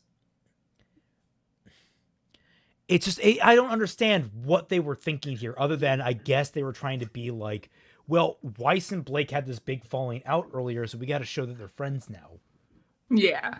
A lot of early RWBY seems to be. Also, we need to patch things up. We need to knee jerk away from Weiss being a racist. Absolutely. Yeah, exactly. We have to literally, and this feeds into every single like major, especially interpersonal conflict that the show has in general. Oh, Ren is talking about his legitimate concerns about how his team and him are potentially responsible for the deaths of millions. Well, he's being a big meanie baby and doesn't talk to his girlfriend. That's the shit we should focus on, ladies and gentlemen.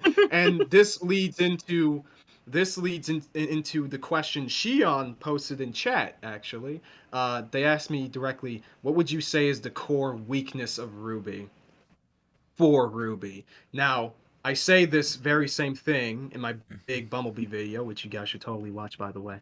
But anyways, so what I say is that time is this show's if time is its greatest enemy, but it's a symptom of a much more core problem, that being impatience. The RWBY were way too impatient when it came to creating the show in the first place.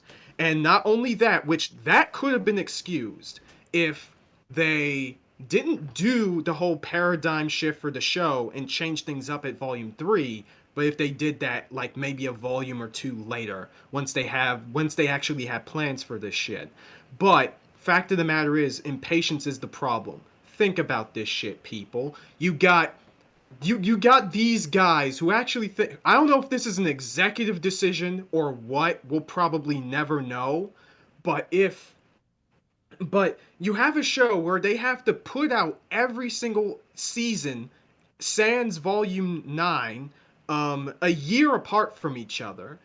Each episode, especially early on, are about around 12 or so minutes long. And you have so many characters, concepts, and ideas just slap dab into that bitch. And you wonder how this show managed to fail? They were impatient. I don't care if it's the crew or the company itself. They were so impatient when throwing all of this shit out there. They should have piecemealed the concepts and characters they had lined up until much later in the story. They should have structured things in a way where they can spend more time with the main 4 being the main 4. And most importantly, they should have not have each of the volumes be a year apart from each other. Listen to me, motherfuckers. Your goddamn rooster teeth in your heyday. You got these motherfuckers wrapped around your pinky, okay? And these are the same people who are willing to wait 10 years for Kingdom Hearts 3. If they can't wait for your shit, they not wait for anything. It's only 5. Okay? Yeah. I'm not if you're a fair weather fan and doesn't realize that Kingdom Hearts 3 does not follow directly after Kingdom Hearts 2. That is true.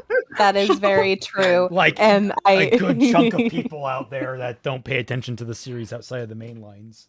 Yeah.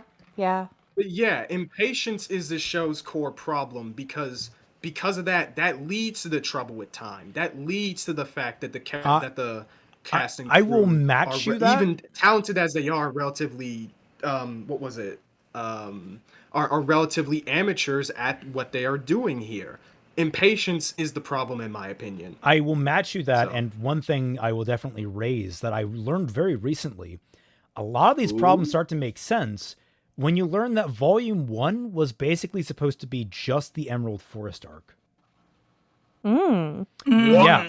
I apparently I was just looking on the wiki the other day, and I just found this interesting anecdote that said apparently Volume 1 was supposed to be the Emerald Forest, but it got expanded into what it eventually ended up becoming, and that makes a lot of sense to me.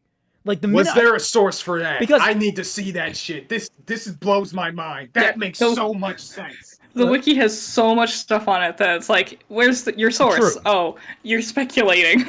Yeah. But yeah. I thought it was. I think it sourced a commentary. Let's see. Yeah, Yeah, here we go. It does make the a lot World of sense. RWBY official companion page. Page. Oh, it doesn't specify the page, but it was in the official companion. That's their source for it. So we can double check that later. But going on that idea, when you think about it, Volume 1, if it were just up through the Emerald Forest, would actually be a little disjointed, but it would be a well-told, relatively well-rounded little story. And the characters, when you think about it, all the characters actually have meaningful interactions throughout the entire thing. It's not anything mind-blowing, but think about it. You would have a lot of White Rose. You would have a lot of Bumblebee. Yeah. You wouldn't necessarily have a lot of the monochrome or the other cross contamination going on. Yeah, but most it would make of sense to be some of the ending. best moments in people's opinions of the volume come from during that portion of the show, not of the season, not from the latter parts of Volume 1. Yeah, which feel like they're tacked on smaller stories. Because you get the Badge and the Burden arc, you get the Jaundice arc, and then you get the Black and White arc that all feel completely detached from each other. They don't feel like there's a cohesive narrative going throughout them. Especially because it also takes so long for the Emerald Forest. That's like more than half of the season just on Emerald Forest. Yeah. Yes. It does is. make It's a lot the of exact sense when you think about it, because when you think about Volume 1 as it feels very condensed. It feels like the second half of season 2 of Digimon, really, where they just threw 6 or 7 different plot threads into 25 episodes. And you're wondering what the fuck is going on because things are happening so fast, and they only last like 6 episodes, and they don't have any flesh them out. Twilight. How are you doing? Okay, no, shut the fuck up about My Hero Academia, my friend. Shut the. You do not know. I'm having flashbacks right now to Digimon 2020. Digimon 2020. It felt like a new plot every single fucking episode. Oh my god. I am so glad that I haven't watched 2020. I got but so bored. I could not finish it. I could not finish it. It was so boring. It was so bad. I am traumatized by Digimon 2020. It's shit in my childhood. I feel so bad because I remember that there was a poll on Twitter. It's like, well, what would you like to see if they redid one of the older seasons? And I was one of the people who voted for like either a remake of Adventure 01 where they, so that they could flesh out all the stuff, because I know that there were some bits that they had to take out due to budgetary constrictions, like talking about where the 4 dragons were and where the Dark Masters were during the time from Devimon all the way up to Myotis Monarch and all that kind of stuff, along with like all the stuff that Sora was doing in the background when she fucked off.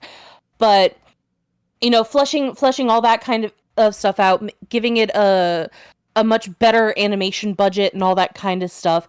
And like when 2020 was announced, I was just like, I feel like the monkey paw just curled a finger, and it did. It did. So the first episodes were really interesting, but no.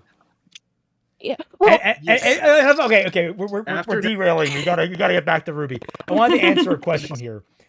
Did the wiki say why they expanded it? The positive reactions to the 4 character trailers, which I can definitely understand.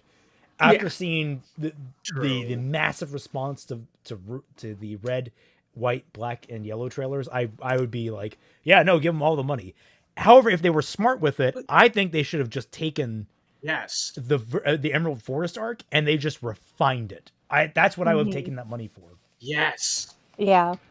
That's what I'm saying here. Oh, go ahead. Critter. Sorry. I was say what I think is. I was gonna say another thing I think that is a big problem with RWBY is they seem to almost immediately have lost interest in the initial ideas they had.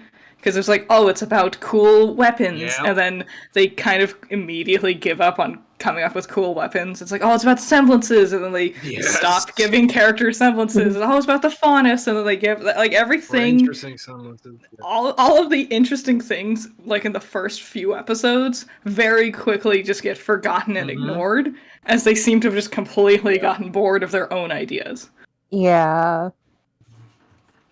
Yeah, which is some of the worst things you could. If I were in the driver's seat of this whole thing, I would have done something like what Raymond said, and then I would be all like, okay, we're doing shop. We're spending 2 years on the next fucking season. I don't want to hear any of you whining. And in between those times, in between all that shit, that is where we are going to have tech demos of certain fights, right? We're going to have tech demos, we're going to crowdfund, and we're going to have RWBY Chibi that's going to be substantially shorter to keep audience retention. I was going to say, no, that's what I wouldn't have RWBY Chibi. I would just have a slice of life little like minisodes. Like not even like version of RWBY. Yeah. Yeah, like just basically within the show itself. Yeah, so you get like little character beats, little character things going on where people are just interacting, hanging out. Like character shorts. Yeah, like just that. Like those fun little mini comics you get at the very end of your mangas. And instead, meanwhile, we're here struggling to think of a meaningful interaction that Blake and Yang have had during this entire volume. Yeah. Yeah. But there you go. RWBY, the entirety of RWBY, Kaiser cut. There you go. That's how I would have done it. 29, 45. Loading. Uh-oh. Oh no! Oh shit. What happened? Yo, I don't know. Google was tired of our tangents. You're not even talking about Bumblebee. Pleasure to meet you. I'll take you as the Google's a Bumblebee fan. Okay. You promised to me, to all of us, that you would let us know if something was wrong. So, Lake Belladonna, Tevin 11. what is wrong? I love this scene and how it completely breaks I Weiss as a character. I don't. I hate it. That's what I mean. I was being sarcastic. I'm not into it. It breaks Weiss as a character. It should be Yang on this fucking chair. I don't think anyone should be on the chair because it's a bad joke. Okay, fair. That's fair. But if anyone's going to be on the fucking chair, it should be Yang. Maybe. Weiss definitely not. In concept, yeah, I would agree. It should be Yang. In practice, though, no, because I don't think that Rooster Teeth can tell the joke to save their lives. And it's so poorly timed because it's like goofy, wacky, zipping around faces, and then we immediately dive into Blake, heavy sigh. Guys, the racism. It's like, oh, I'm glad we did the chair joke right before this. You're keeping my people down, it man. may have worked if you highlighted that and made like a smaller joke on it to kind of transition us, where it's like, yes, oh, really not the time for that. And it's like, yeah. Jake the Surgeon says, reject Bumble foolery, embrace goblin purging. I mean, I guess. I haven't watched any of Goblin Slayer. Also, Jake, nice to finally see you here, buddy. He was here last time. Watch Jake the Surgeon's channel. He's really cool. I don't understand how everyone can be so calm. You're still thinking about Torchwick? Torchwick, the White Fang, all Thanks of contribution there, Yang. Something big is happening and no one is doing anything about it. Osman told us not to worry. Between the police and the huntsman, I'm sure they could handle it. Well, Okay, second thing, the next thing she says out of her mouth is a complete dismissal of Blake's feelings. Yeah. Yeah. What was that you said, Zell, about Yang being much more in tune to Blake's feelings? What was up with that, buddy? Yeah, that didn't happen at all. I'm not. They don't know She's only in tune with Yang's feeling, or with Blake's feelings, as long as you just ignore the times that she's not. Yang's using her fiery semblance to light up the lamps because she's gaslighting her now. But let me once again use a voice of reason. We're students. Dead Rex, We're get not on ready that. to handle this sort of situation. Well, yeah, but We're not ready. And we may never be ready. Our enemies aren't just gonna sit around. Maybe be ready. I hate her delivery in this thing. Sora Hart asks, I believe this is Look, Critter, give them Kaiser. a break. Give him a break. Okay? In your version of RWBY, will it still be 3D or 2D? I would imagine it's still 3D. Why not? Oh, are you asking him? It was asking you about your or hypothetical Brandon's if you version? had done. Oh, okay. In my version, I would, as a whole, I mean, RWBY being 3D is kind of the whole fucking point. But in the side story, like Omake, like OVA bits in between volumes, I would experiment a little bit with 2D just to save up a lot of like more resources. 2D animatics would probably be the way to go with that. Like a little. Yeah, like those get like big online. Sliding Dude, PNGs across. Animatics Online makes so much money, dog. They should have been on that shit. I'm very happy to me? hear that you have that opinion because I'm working on an animatic series. Anyway, Jake the Surgeon says it gives me hope. The only good bumblefools are the ones who never show their opinions to the light of Twitter. I disagree. The ones that argue on Twitter are the worst, but the ones that are just like, yeah, no, I like Bumblebee. That's fine. Yeah, they're chill. Look, for the minority of Those Bumblebee, people of the minority of the Bumblebee fandom that are wasps, the majority of them are just harmless. They're having their own thing. They're doing their own thing. It's fine. Yeah. Graduation day. That's They're the out thing. there That's this whole thing with somewhere most planning fandoms. their Most next people move, are just and chill. none of us know what it is, but it's coming. What is with the? I hate the framing of in a lot of these shots. The framing is so bad. What are these angles? Also, Volume 2 gets so desaturated and muddy color-wise, like the backgrounds. Yeah. What you pointed out about Ruby's cape and how it was Volume 2 that they started toning it down, God, it hurts. It probably all has to do with the lighting, and they don't know how to do situational lighting for certain things because Weiss is so white that if they turn everything up, then they're going to just blow her the fuck out. So I want to point out here, Yang just did the whole yes, I love it when you're feisty. It's like she wasn't feisty. She wasn't feisty at all. That was her making an impassioned, depressed speech about the state of the world. Another point deducted from Zell's video. Yeah. I suppose it could. I think like the only way that you could interpret that as is a joke about her being wrong about her emotional state. I'll be right back. Crazy. One day. That was secretly a hint towards Blake and Yang because they were walking close together, and she said one day. She was one day I'll be with Blake. She was dog whistling. One day that ass will be mine. She was dog whistling to Jean that he would just have this really creepy moment of satisfaction once he sees two women kissing. I fucking hate that scene. Also, I gotta say a joke that Ryan Carson said in the chat. Zell, Yang dismissing Blake's feelings is proof that they're soulmates, because that's what real relationships do all the time. Just God, I didn't bring that. Ryan, my God, my boy. Who hurt you? God! Fucking burn! There's one point when in the beginning we were like, oh yeah, sometimes you have an argument with your friends, so that still counts towards developing your relationship. That is true. There is also a point where it becomes like the sitcom couple who every episode is about them hating each other, and then they arbitrarily make up at the end. It's like. I don't know about that. There's a point, there's a limit. Yeah. And then you have Lena and Gowrie who just beat each other up all the time.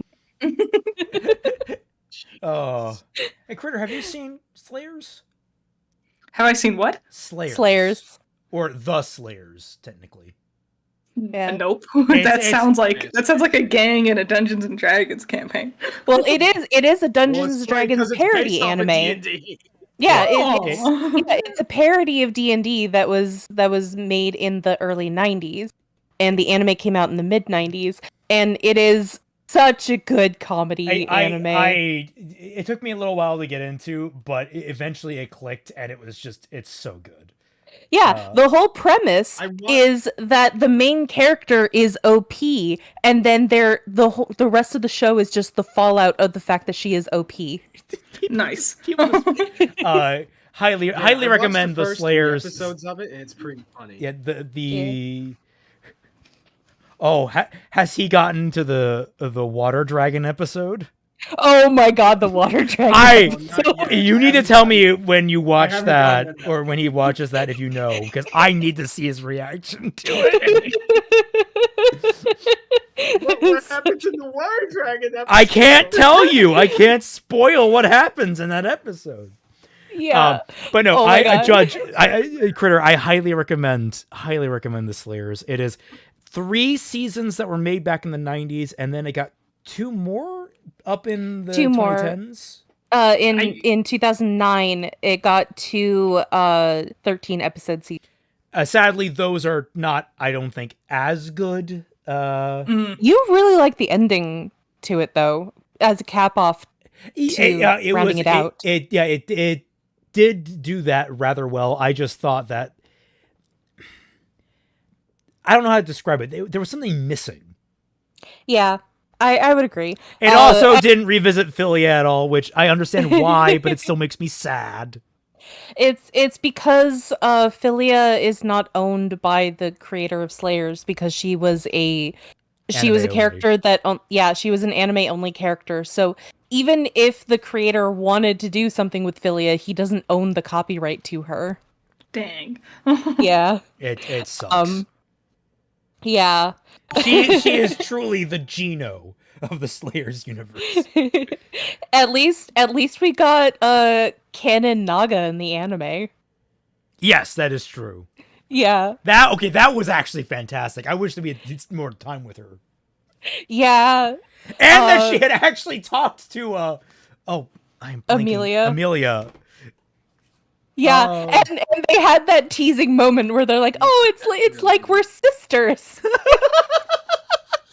These are definitely names. You will become intimately familiar with all of them. Yeah.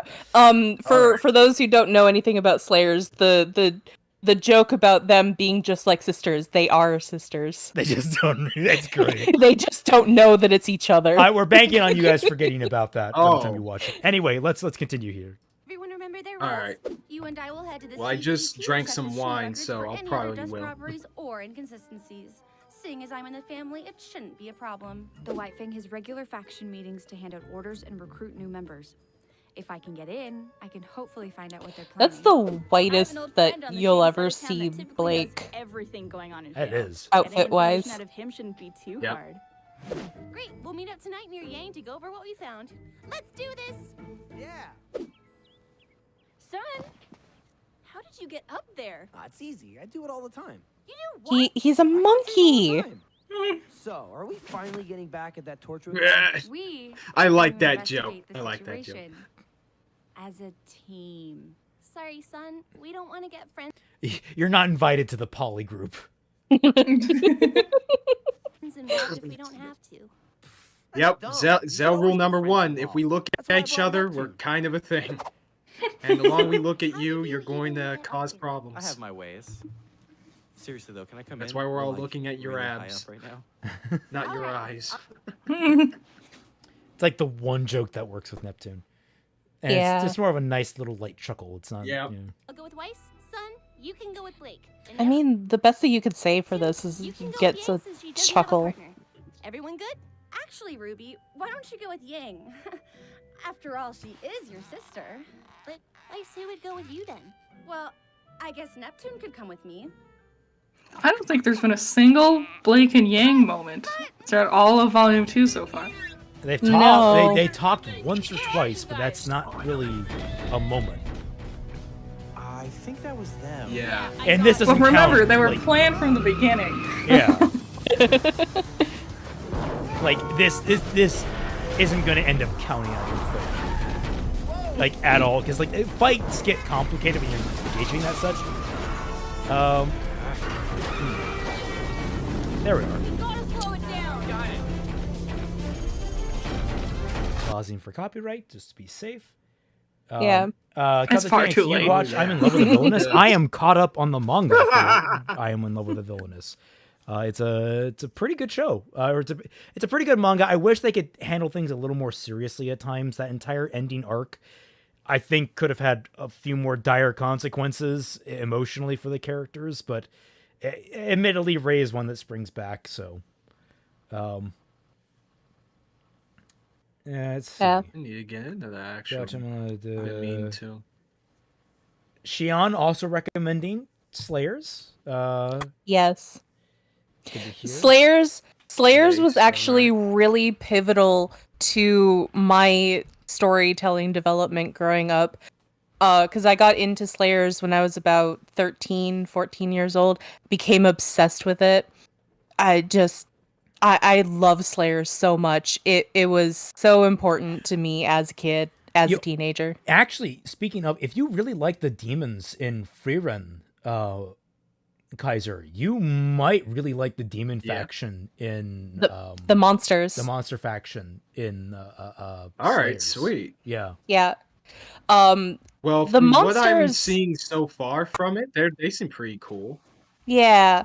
The interesting like thing about that is that magic mostly comes from the monster race. Oh. Yeah. I think so I've seen that kind of concept done before. I don't remember where.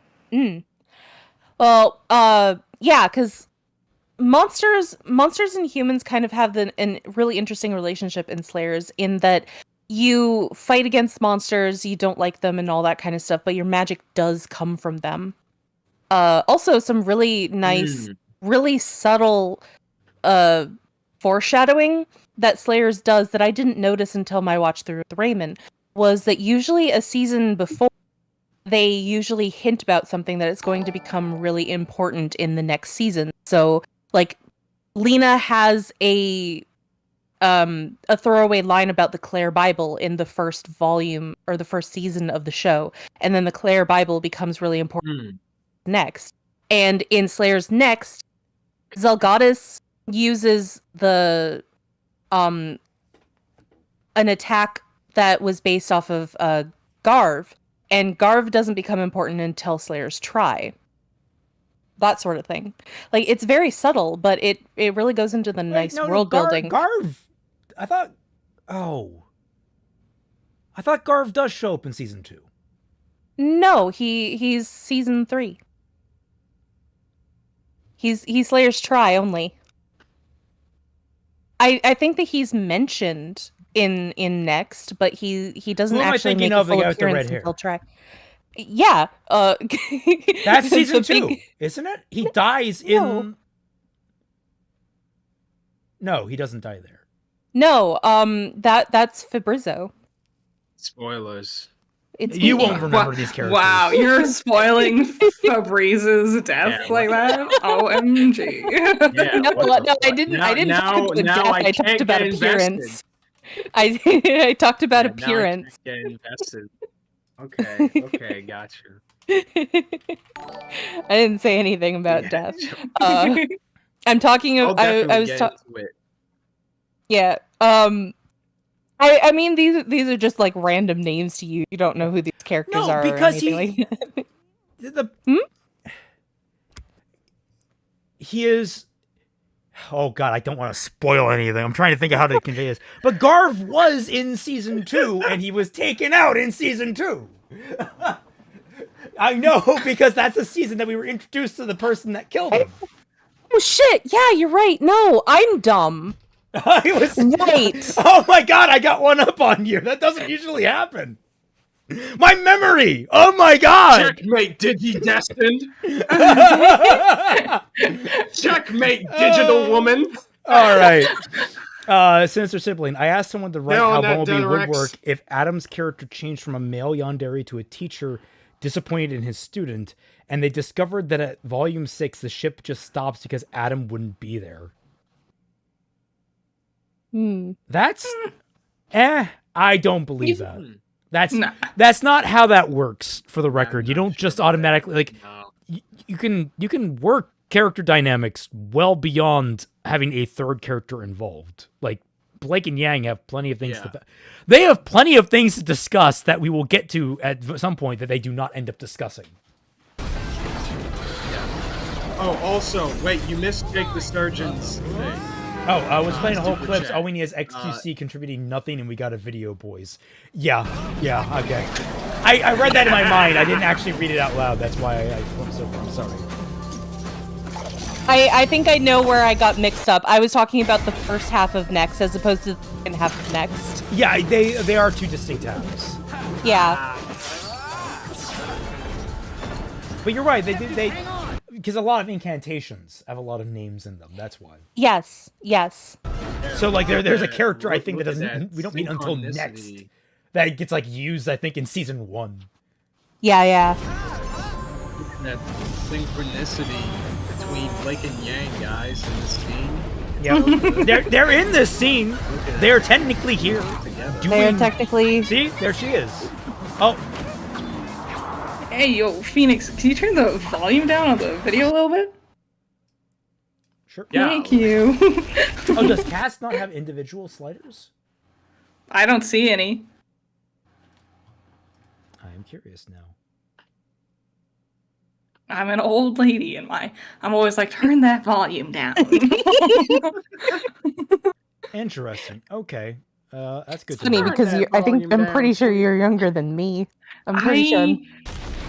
Doubt it. I'm pretty old. Are you sure?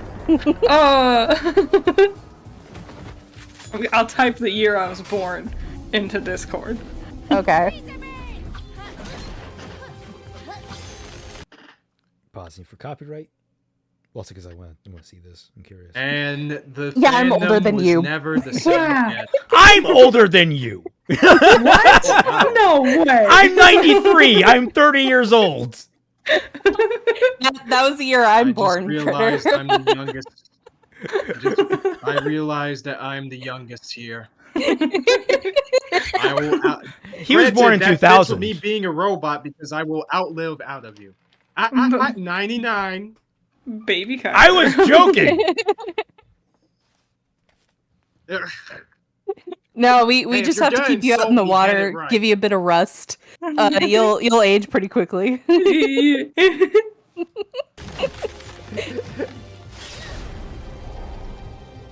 So yeah, we get Freezer Burn in the dynamics, and then I think we get Bumblebee in this. Yeah, we're seeing a lot more Freezer Burn in this volume than we do Bumblebee. Well, we also saw Monochrome as well. A lot more Monochrome. Yeah. Why is it just doing a lot? I will actually applaud Rooster Teeth for building the whole team together in these early volumes rather than just focusing on just Blake and Yang. Yeah. Or just like, Ruby. There's a cost balance amount to this where I think they could have sacrificed a little bit of that to focus on Blake and Yang, but they didn't. Yes.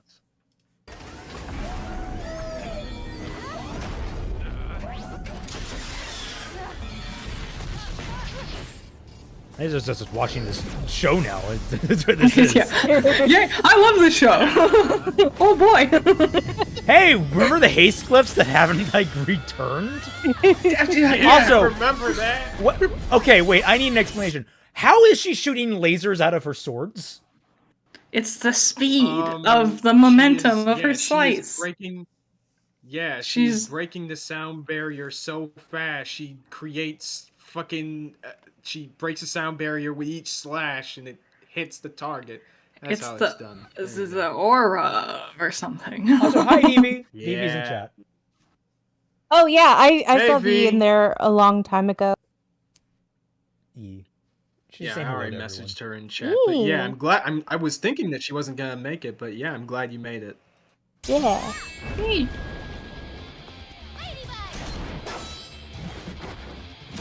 What is Ladybug exactly? Oh. It's they just use running their past speed each other together. They use, because they're both the two fastest, they use their speed to do a back and forth to stay out of range. Yeah. Oh, that was the attack. It was the Gar Flare. Gar Flare. Yeah. Sorry, we're talking about better shows. Yeah, Slayers is such a much better show than RWBY. That tends to be what happens when you talk about RWBY.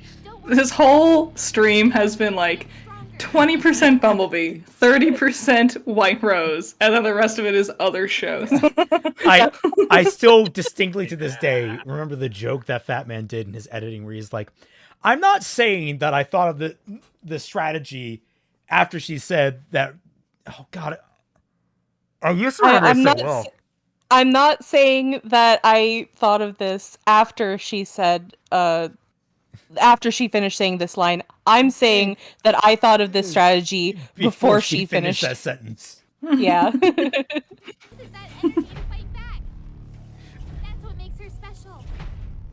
That's what makes her special. Jake the surgeon. Blake forgetting she can Getsuga is cat moment. What did RT mean by this? Getsuga is a cat moment? What is Getsuga? What? I don't understand any of these words. Oh, right. That's a Bleach reference. Is a Bleach reference. Blade beam thing that the main character can do. The Getsuga 10 show. See, Blade I wear a forgetting lot she of can blacks. I Getsuga don't is use a lot of cat Bleach. moment. What did RT mean by that? Oh God. Yeah, I mean, I wouldn't be in too much of a hurry. I wouldn't be in too much of a hurry.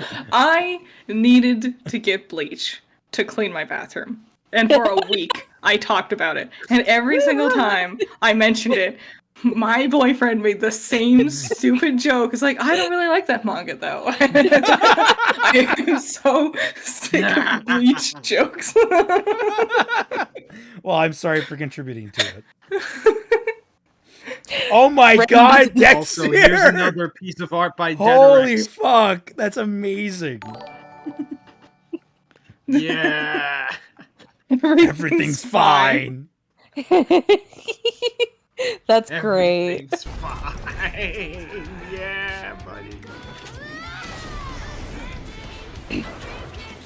I put Bleach on the list because I don't think that Raymond has watched it. I haven't. Yeah. That's gonna be fun. We have to slow it down. And how do you propose we do that? Ice flowers. Terrible name. Should have been Candy Cane. Yeah, it should have been. Could have been. I mean, I'm not. Why not White Rose? Were they really that afraid of using all the ship names? I'm gonna be honest, All Candy right, Cane. another one in the jar. Another one. Candy Cane would be a better ship name for them because it's a sweet, and RWBY likes sweets.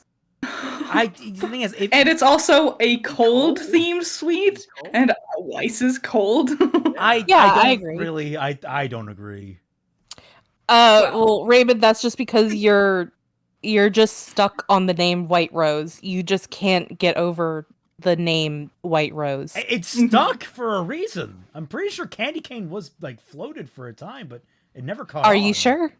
I think so. Because I distinctly remember hearing Miles and Carrie talk about it at one point. I think in the director commentary or something. For like volume 1. And I was like, Candy Cane's great. And then they never used it again. I was like, what happened, guys? Okay, going down the list. White Rose, Combat Must have Skirts, fell Ice off Flowers, on top Rice, Osiria, Pink, Lightish Red, Candy Cane, Red Snow, York, Lightish Red, again, I guess. Those are the names listed in the RWBY shipping chart. There was no Candy Cane there. I said Candy Cane, yeah. I said it. I didn't hear it. Yeah, there was. It was right after Pink. Yeah. The worst one is definitely Red Snow. Yeah, that one just gets so many bad images in my head. What the hell is Osiria? I can kind of get Red Snow because in the fairy tale the mother pricks her finger and then the blood falls into the snow, and that's why she names her daughter Snow White, because she wishes that her daughter will have skin as white as snow, cheeks as red as the blood on the snow, and then hair as black as a raven's feathers. I want my daughter to have a fever. No. I get it. Because red Oh my cheeks God. means that the child is healthy. Yeah. For some reason, it got changed to lips as red as the reddest rose. For some reason, I have no idea why, but. Have you watched 86? It's not Yuri, but still good.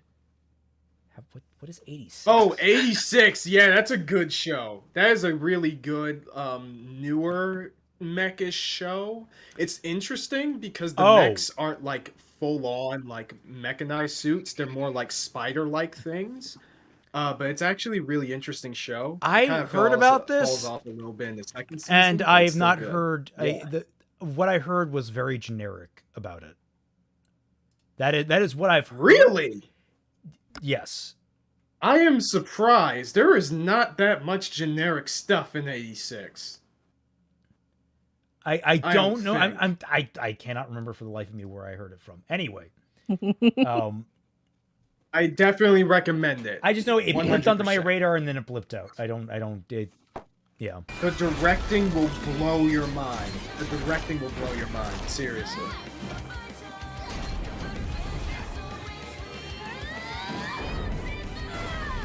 Yeah. There we go. Teamwork. And a good song. Oh, Yeah. that mech just Just fell a apart single like it was bit made of teamwork. Legos. God, I used to vibe to the Volume 1 and Volume 2 soundtracks when I was working as a janitor. Got me through so many boring shifts. But yeah, no. I feel sorry for you. Same, but Oh I my worked God. at a butchery. Ice cream? Always a pleasure. Yeah, I kind of work in retail as well. I get what you mean. And of course, giving her a semblance Kinda. just so you don't have to get into an airship. Yep. Yep. Here's some of that impatience So, I was out of telling all y'all of that, about. we got probably about, let's be generous, 10 seconds of them interacting. Yeah. And it was to do a team attack, which Yeah. everyone in the team did, except for Yang and Ruby. So, Yep. There's a time and a place for jokes. Also, what the fuck, Yang? Like, I don't understand why she's angry at Weiss for making a joke. also, Yang barely Yeah, says any what? puns. Let's be honest. She was never the pun maker. She did like 3. Bitch, what do you mean there's a time and place Yang for is- jokes? You were Yang is Come such a on, fucking I just- inconsistent I character. can't It's do it. almost I like she can't. never was supposed to exist in this show in the first place. but no, it was also always planned from the start. There they are, in the background. In the background. Yep. In the middle of our Bumblebee video, What? Celtic Phoenix includes his random favorite shot of Mercury doing flippity doos. Look, it's a good flip. Oh, Leia Daydreamer. I've noticed you have the ROD OST in Fixing RWBY. I was wondering if you watched it. I adore that show. It is so good. Read or Die is fantastic. I did not know you've seen it before. It is great. Have you watched both the OVA and the TV? Yes, Okay. I did. I watched it last year. Admittedly, the very end of Read or Die, the TV, kind of stumbles, but I enjoyed the fucking ride from start to finish. It was such a It was also the one of the 2 anime that we've shown each other where the main villain is a prominent person in history. The great villain of all of anime, Isaac Newton. Isaac Newton is the villain of the anime. Oh, right, because Escaflowne is the main villain. Isaac Newton is the main villain. Escaflowne. Yeah, okay. That makes sense. I get it. Excalibur 2343 says, "Sadly, I didn't do a team attack for Yang and Ruby. Then I realized they're named after the ship, and now I want to die." You can get look Red Sunrise or something like that. You can Red Sun, right there. You could just do a Red Sun name team attack. Why not? Wouldn't that be Ruby and Sun?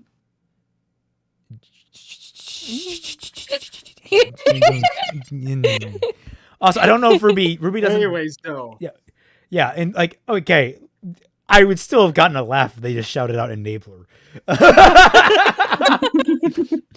Fun fact: I apparently met the person that popularized that nickname for that ship name. I didn't know that at the time. They just got casually talking. It's like, oh yeah, no, I was the one that started that ship name because they had they had an unrelated, like they had an AU where neither of them were related to each other. So that's where like it came from.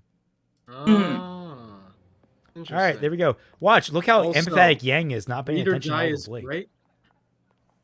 If you want a good like family dynamic anime, you definitely watch the Read or Die TV series. It's fantastic. Oh, it is amazing. I love it so much.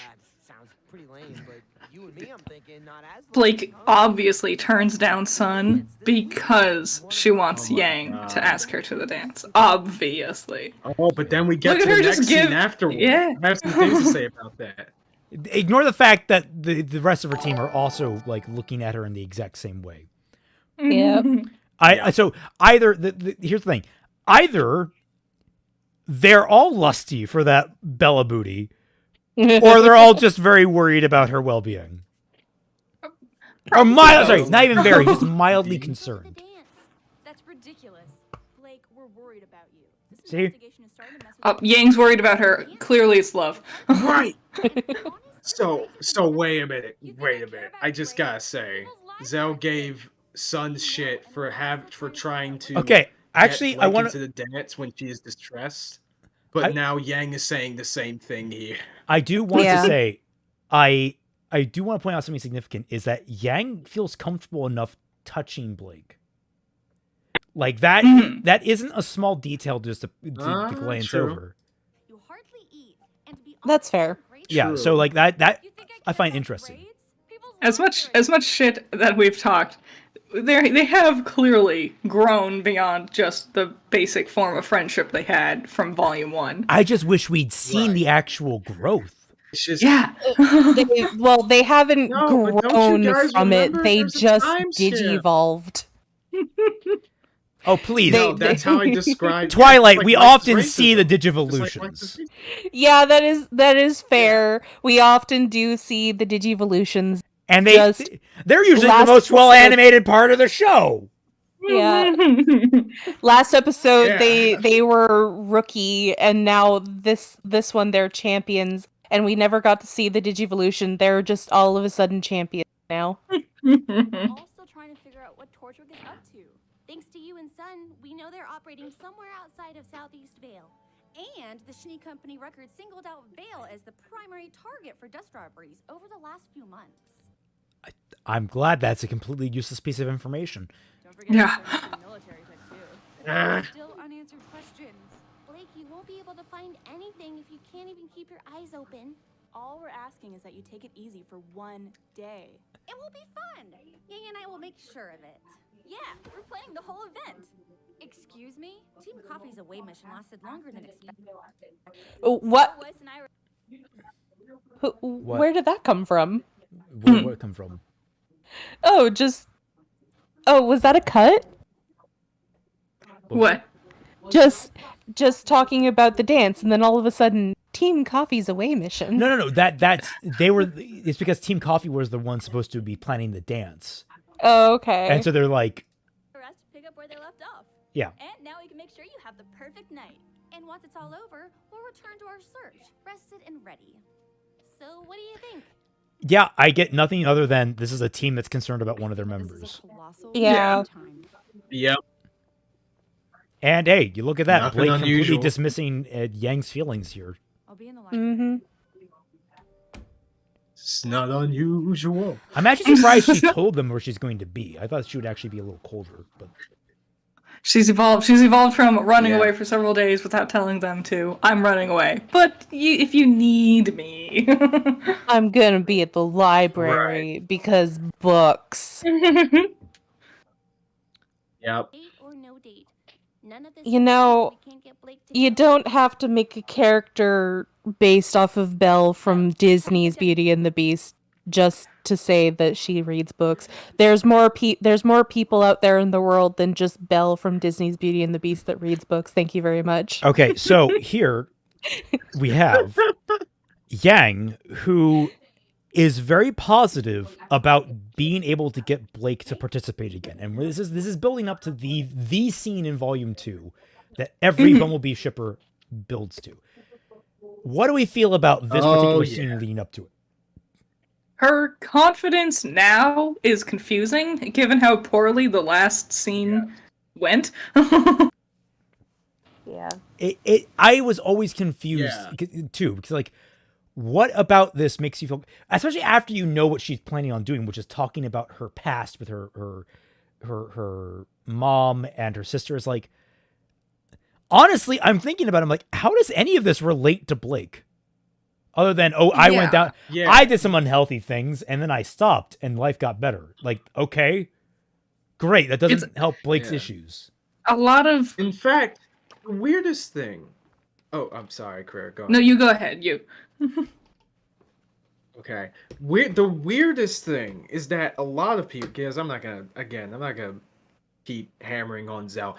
A lot of the defenders of the ship do this, where they make it seem like Yang's decision to share this aspect of herself and to, level with Blake here is a very instant decision for her. And this was, a solution that she thought up of pretty instantaneously. I wish I covered this in my video, but looking at this shit now, that is nowhere near the case, which explains why it's incredibly jarring here, right? Because it doesn't... It feels like, in retrospect, now the burning the candle scene is freaking poisoned. Because now we're having Yang building up towards...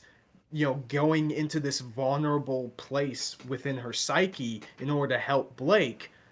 But beforehand, there's just...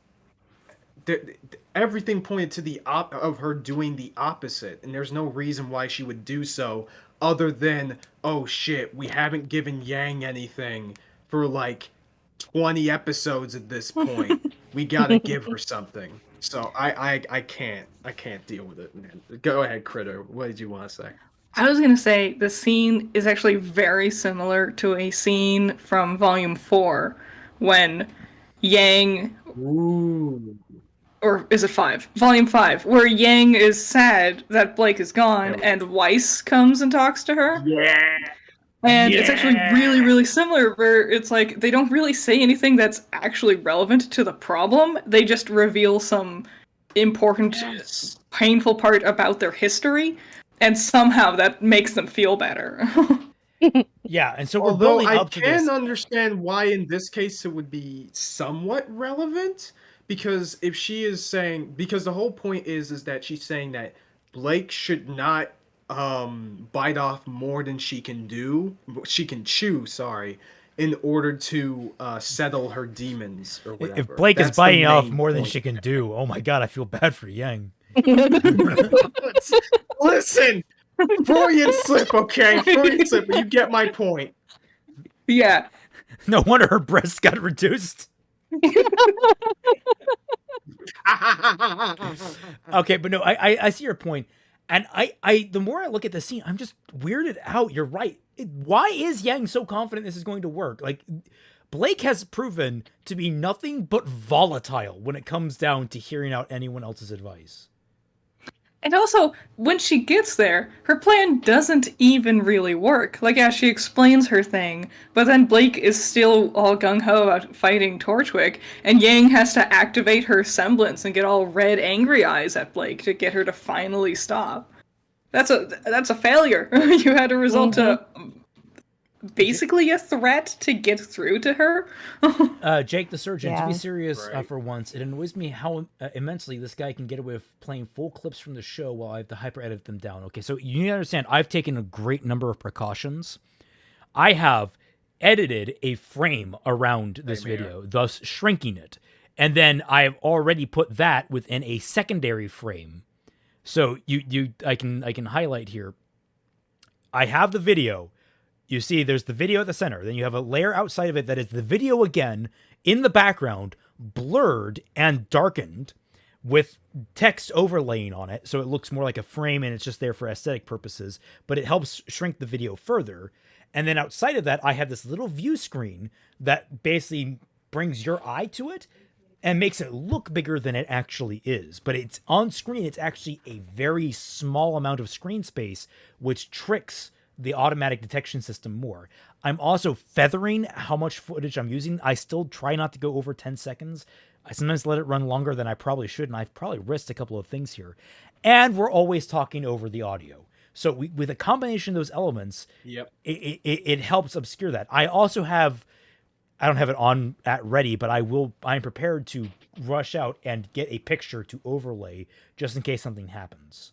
Mm-hmm. And something like, because from what I've noticed, Volume 2 especially is super finicky with getting copyright. Yes. Like, I had to go through so many loops to get a video I was doing, and it just didn't work out, and I eventually gave up on it because it just kept getting a copyright strike. Weirdly, Volume 9... I might go back to it. Volume 9, I got, like, nothing when I uploaded for the reactions, and I was not particularly careful with those. Because my Volume 2 footage kept getting copyright, so I did an experiment, and I just uploaded, like, 7 minutes of completely unedited footage of a scene from Volume 9, and it was completely fine. I could put ads on it if I wanted to. And it was like, why? Weird. Dress yet? Anyway. What's the point? Who cares about the dance if Blake isn't going? Oh, don't worry. She's going. Weird. Why does Ruby care so much about Blake going? I'll be turning heads tomorrow. Ladybug confirmed. Ladybug confirmed. Obviously, I still can't think of. I guess it's because she just wants her to relax. But, Probably. Like, even then, Blake I don't know. will be at the dance tomorrow. Then we have a scene where Yang does something horribly racist.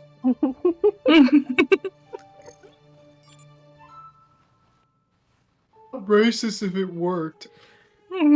Also, I do love that someone pointed out that see-through technology, see-through screen technology is fucking worthless. Yeah. Yes. Like every sci-fi thing uses it, and it does look cool initially, but God, Everyone's gonna see you scrolling through your stupid Tumblrs and TikToks. God, if I scroll through I get anxious about anyone walking in on me scrolling on Twitter because I never know what I'm gonna fucking see. Because I follow a lot of artists, and a lot of them do not safe for work stuff periodically. So it's like, oh, am I just gonna be scrolling and suddenly my family's gonna come in and see me like looking at dicks? What the fuck? I don't know. Also, We need to talk. I do love the delivery on the hello. Very, very musical, very cute. I thought that was kind of weird, but that's just me. It definitely sounded more like Barbara than Yang. Yeah. Excalibur. Celtic explained how he gets around copyright is like an anime character explaining why their overpowered anime ability and makes it sound not overpowered. We need. Oh my god, we need an anime about editing videos on YouTube. Yes. If I do this, it's just like I'm trying to think of like, my god, he's hotkeyed all of the shortcuts. Yang, if all of them? Stop, you may as well just save your breath. I don't want you to stop. I want you to slow down. Yeah, Blake, don't stop. Yeah, Blake, don't slow down. God, I love Batman's review. It's so The delivery on that was really weird. So yeah, I could understand why people make jokes like that. We don't. Yeah, maybe have the this was luxury planned to from the slow beginning, down. ladies and gentlemen. It's Who not a knows? luxury. It's a necessity. The necessity is stopping Torchwick. And we're going to. Also, you were just Googling on the school library computer. What were you doing you that have was no gonna lead. stop Torchwick? She's just saying they're Googling how to find Roman Got Torchwick. no lead. Where is Roman Torchwick? Where is the White Fang? White Fang news. Ah, man. Now imagining like a White Fang news broadcast hosted by the Testificates from Villager News. Hello, it is me, Brother Sasquatch. of the White Fang News. We are bringing you the hottest tips from our terrorist organization. Jake the Surgeon, I forgot I nicknamed you Jake the Sturgeon. The biggest lie this show told was that Blake could read.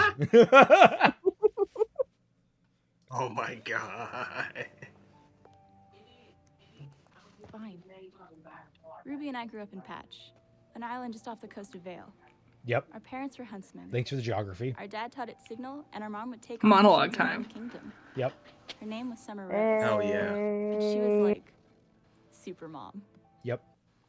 Pausing for Kaiser, right? Super mom, but you never We're never talk gonna about talk her. about her again until Volume 8. And yet somehow she is more important to Ruby and not you.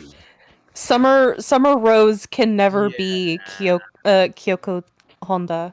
Just you can't Fucking compare. Facts. You're true. Yeah. Mad facts. True.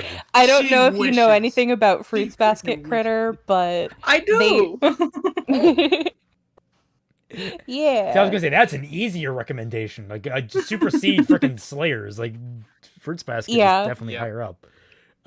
Fruits Basket is fantastic. I watched it this year. I actually met the voice of Hatsuharu in Otakon this year. Oh. Justin Cook, yeah. I got an autograph for him because he also voiced Yusuke Urameshi in Yu Yu Hakusho. Urameshi? Yeah. Yeah. Yeah, he was a really cool guy. Yeah, go ahead. He was a really cool guy. That's awesome. I was gonna say that I told Kaiser this a couple of times that I make a lot of comparisons between RWBY and Fruits Basket because a lot of people say like, oh, RWBY is supposed to be this flat static character, and it's like, well, Toru is a flat static character, so like doing comparisons between RWBY and Toru, there's really no similarities there. Especially when it comes to the fact that RWBY is also supposed to be a person that lifts up other people and inspires them, and just like Toru does.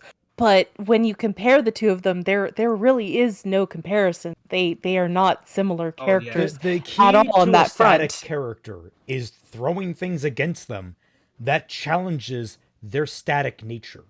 That is the purpose you have with it. I mean, admittedly, once you get into like secondary and tertiary characters, or tertiary, I mean, or even what is the fourth? Quaternary.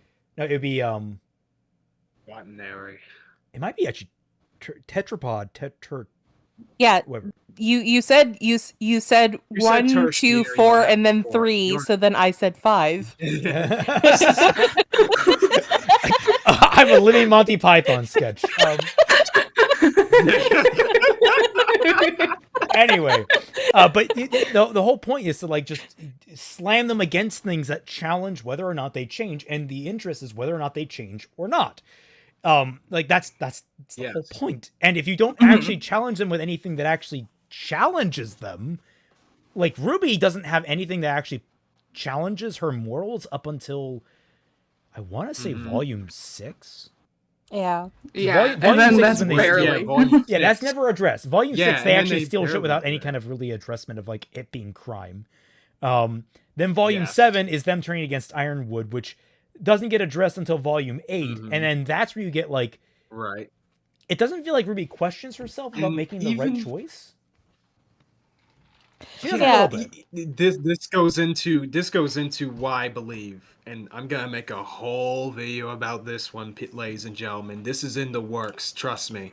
This is why I believe that volume 9 fucking fails, because the whole thing with RWBY's development up to this point, that is the thing that I was most looking forward to in that volume, and they fucking failed. What they did in volume 8 with her plan had massive consequences that you can't just ignore, right? And it had to impact her character in some major way. Like that's how that you works. need to actually hold back for a moment, because there's actually a problem with your perspective on that, because her plan got a lot of people killed. Sure. Yeah. But admittedly, Ironwood's plan would have also gotten people killed. So it was choosing two bad situations. The thing is they perceive it, aside from the 20 or so people that fell off the platform, as far And as the to people their that got knowledge, eaten by Grimm. and people that get eaten by Grimm, to their knowledge, everyone in that final plan of theirs actually made it through the portal to Vacuo. From their perspective. At least that's how they should be thinking about it. Fatman pointed this out when I was talking about Weiss struggling, and he was like, no, she shouldn't perceive that. She should perceive it as if they succeeded in getting everyone out of Atlas. And it's like, yeah, why don't they perceive it that way? It's almost as if they know what happened. It's almost as if they know that everyone wound up in the desert. Right.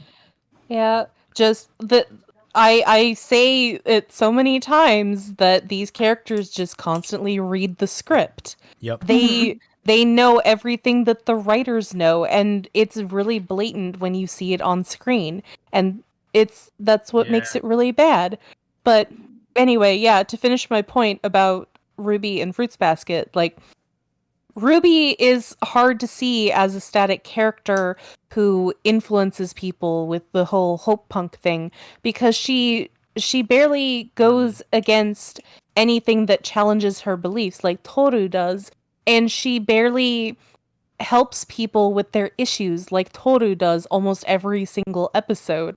And Volume 9 was supposed to be the point of like the end of season 3, where Toru is interacting with Akito and getting her safety kind of challenged with the idea of moving on from her mother, who has been a constant influence of her life thus far, and which is why I'm really disappointed with how Summer is handled, because Summer is almost a non-entity unless if something really dramatic needs to happen, whereas with Fruits Basket, Kyoko is something that is referenced or mentioned almost every single episode, because Kyoko is that important to Toru.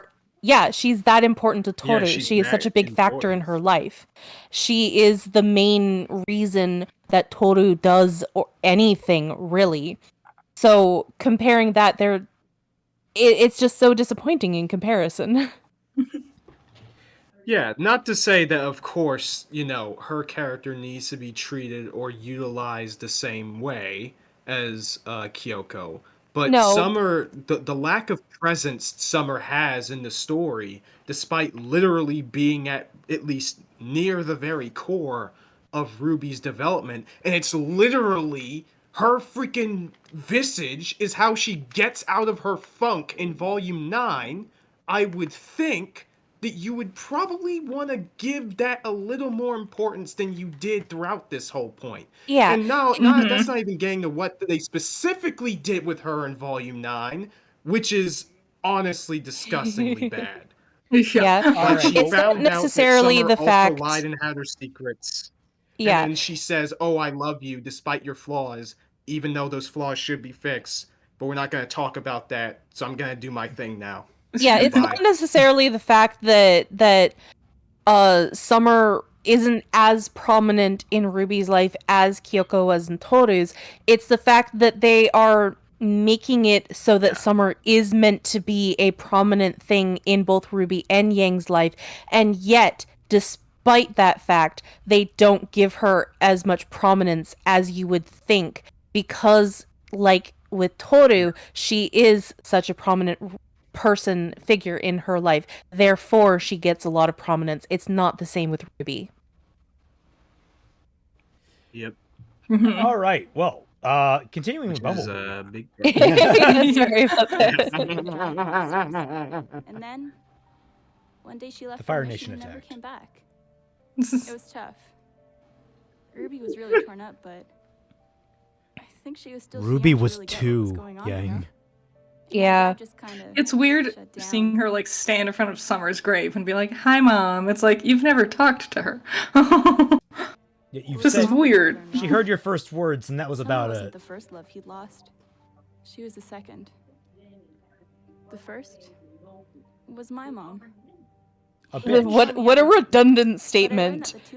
She wasn't the first love that my father lost. She was the second. Yeah, that's usually what she wasn't the first means. Yes, that is how that works.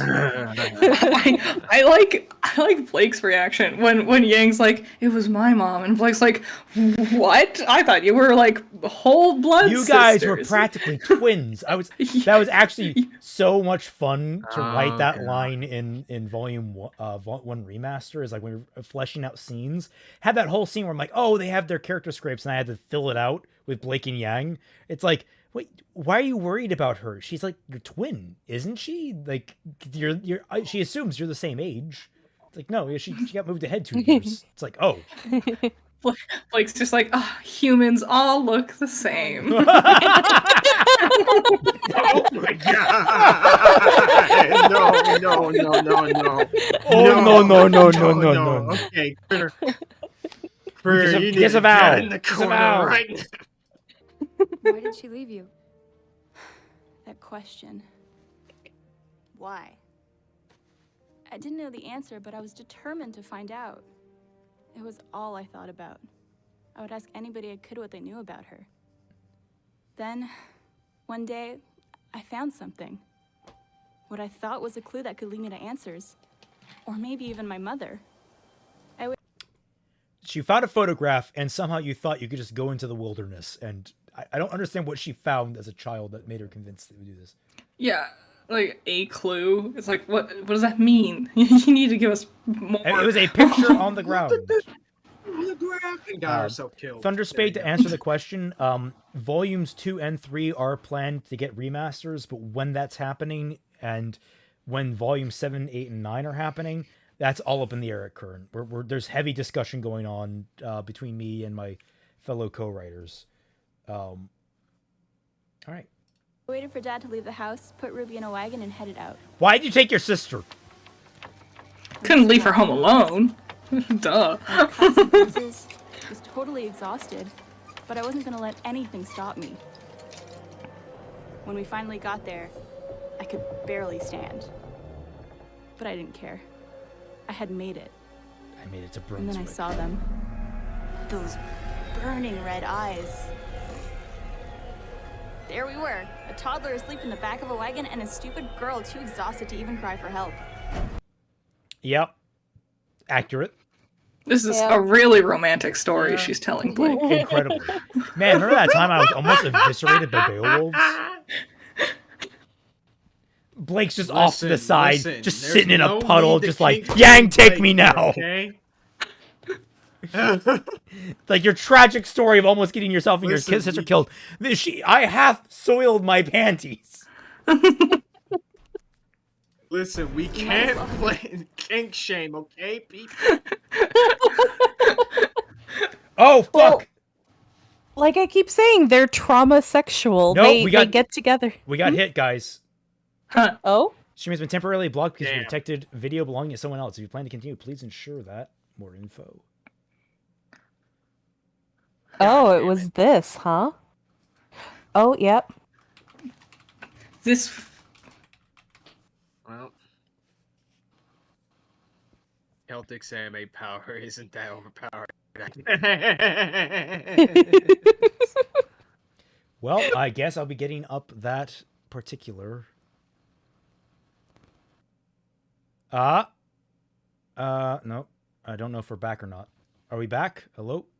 I don't see anything. Your stream is no so longer far. being blocked due to copyright issues. Okay. All right, well, folks, I'm going to just get a little thing in if I can find something in here. I just need an image somewhere. Everyone chat amongst yourselves while I try and fix this. As I was saying before we got the block, I kept making a joke in the last stream that the girls are trauma-sexual. They get turned on in their relationship because of traumatic things. And like, so much about the relationship does not feel like the healthy standard for what they should be having for the relationship. Exactly. That's why I don't like the ship, because all of the major things that happen in their relationship is because of trauma.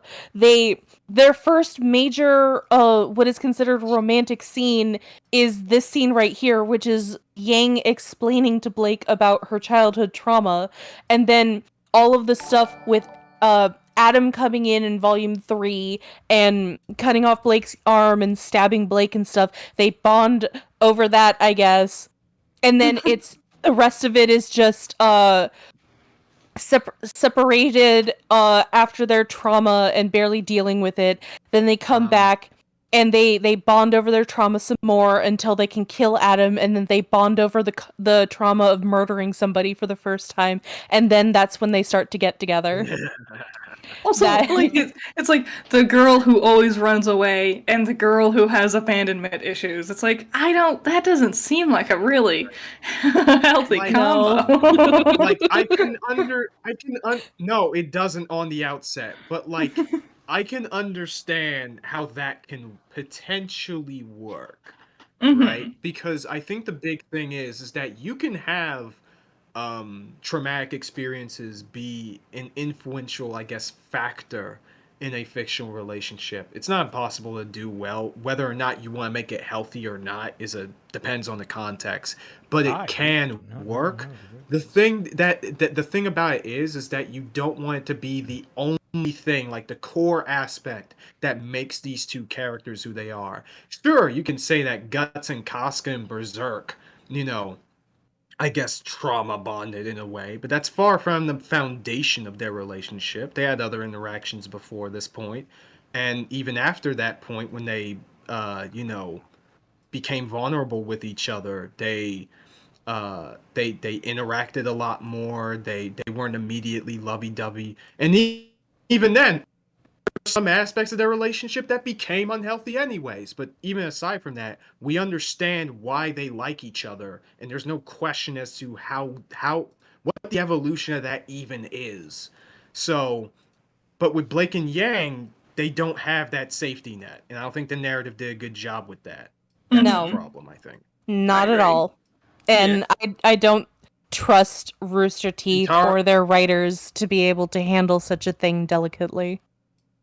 Well, you all you need to say is that I don't trust Rooster Teeth to be as good as Kentaro Miura. God bless his soul. There we go. That's all you need to say. All right.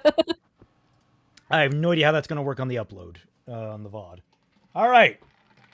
Served on a silver platter. But, as luck would have it, being very careful. Okay, we got Crow showing up. Yay, yay, yay. Crow! Woo! Crow, back when he was good. Back when he wasn't a fucking waste. Yeah. Yeah. So did I enter stream mode? What the hell? Yeah, let's just fix it. Okay. Fuck. Did anyone remember what time code we were at? Fuck. About halfway in. Yeah, more than half. A little more halfway, I think. Oh wow! Oh, perfect. Oh, perfect. Damn. Yeah. Actually, that might be the exact halfway point. Stubbornness should have gotten us killed that night.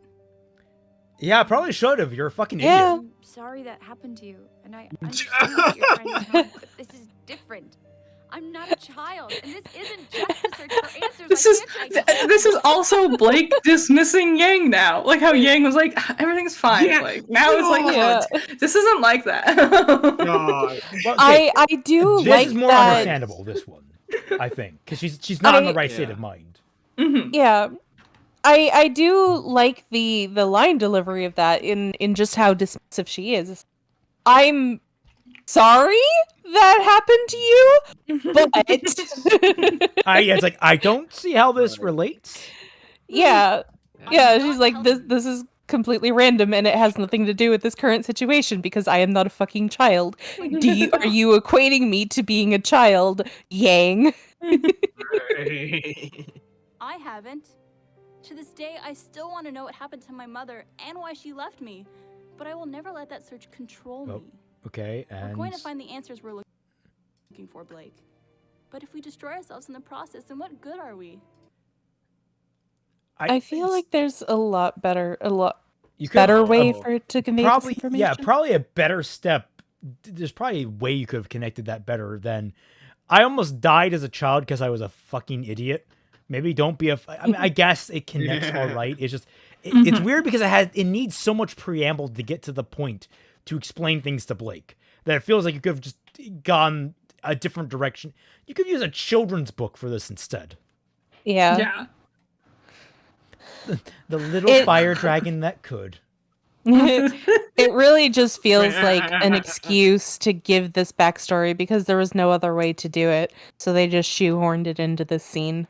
I don't understand. I'm the only one who can do this. Don't understand. No, you don't understand. If Roman tortured Okay, I'm annoyed that they have the fire effect without the actual like special effect. They just have the sound effect. You mean the the sound effect? Yeah. through that door, what would you do?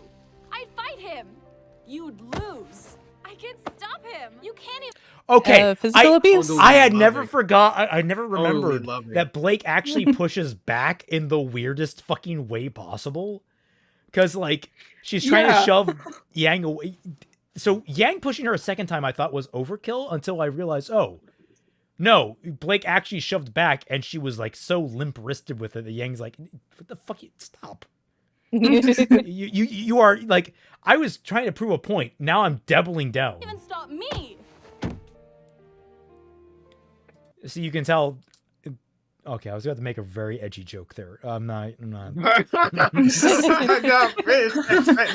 about crime statistics. I'm not going to. Oh, okay. I did not know. About domestic abuse. Hey, no, your play there, buddy. I thought you was talking about something. I disavow, ladies and gentlemen, for the sake. I don't know the crime statistics. I stand by them. Coward, Kaiser coward. Just please get some rest. Not just for you.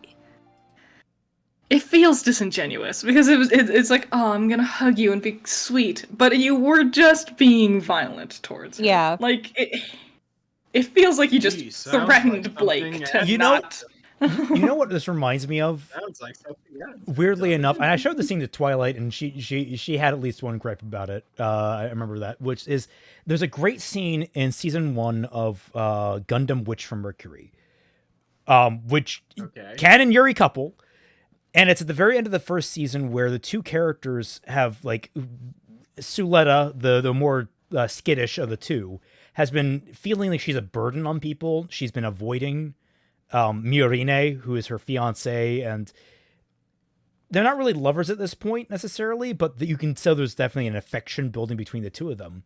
There's this great scene where, while trying to avoid Miorine, Suletta ends up engaging in this massive chase across a span of space station, and Miorine manages to trick her into coming back for her and being kind, and she tackles her, and she actually starts hitting Suletta like in this very like weak kind of like limp-wristed way, in like a I'm upset with you, but I'm going to just like like that kind of thing.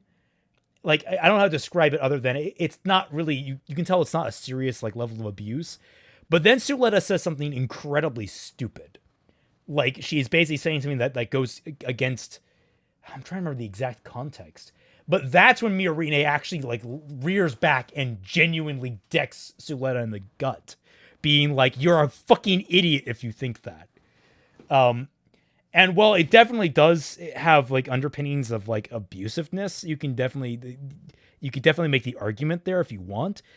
You can tell that it's all coming, that both of them know where all this is coming from, and they're just been dancing around the real problems. You can tell that it's a scene that was written by men. Yeah. Because men's first thing is to go for like the violent physical contact. It's the same scene that makes Digimon Survive so funny when the main character and Arata have like a physical fist fight.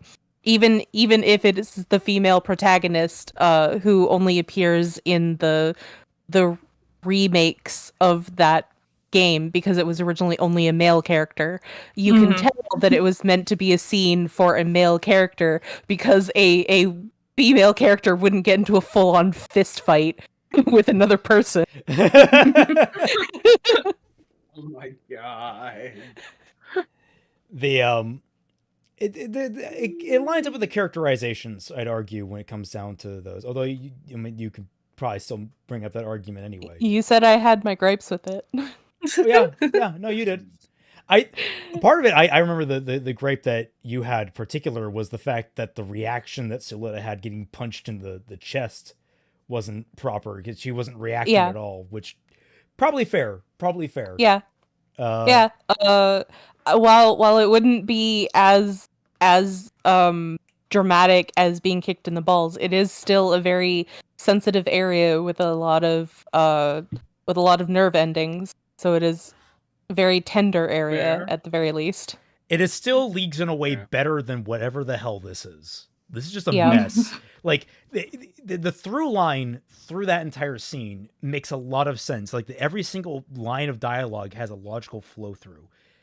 They're really reaching to try and get where they want to go with all of this.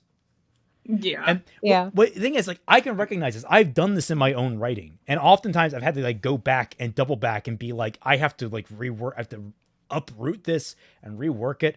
I had to do that for the volume 6.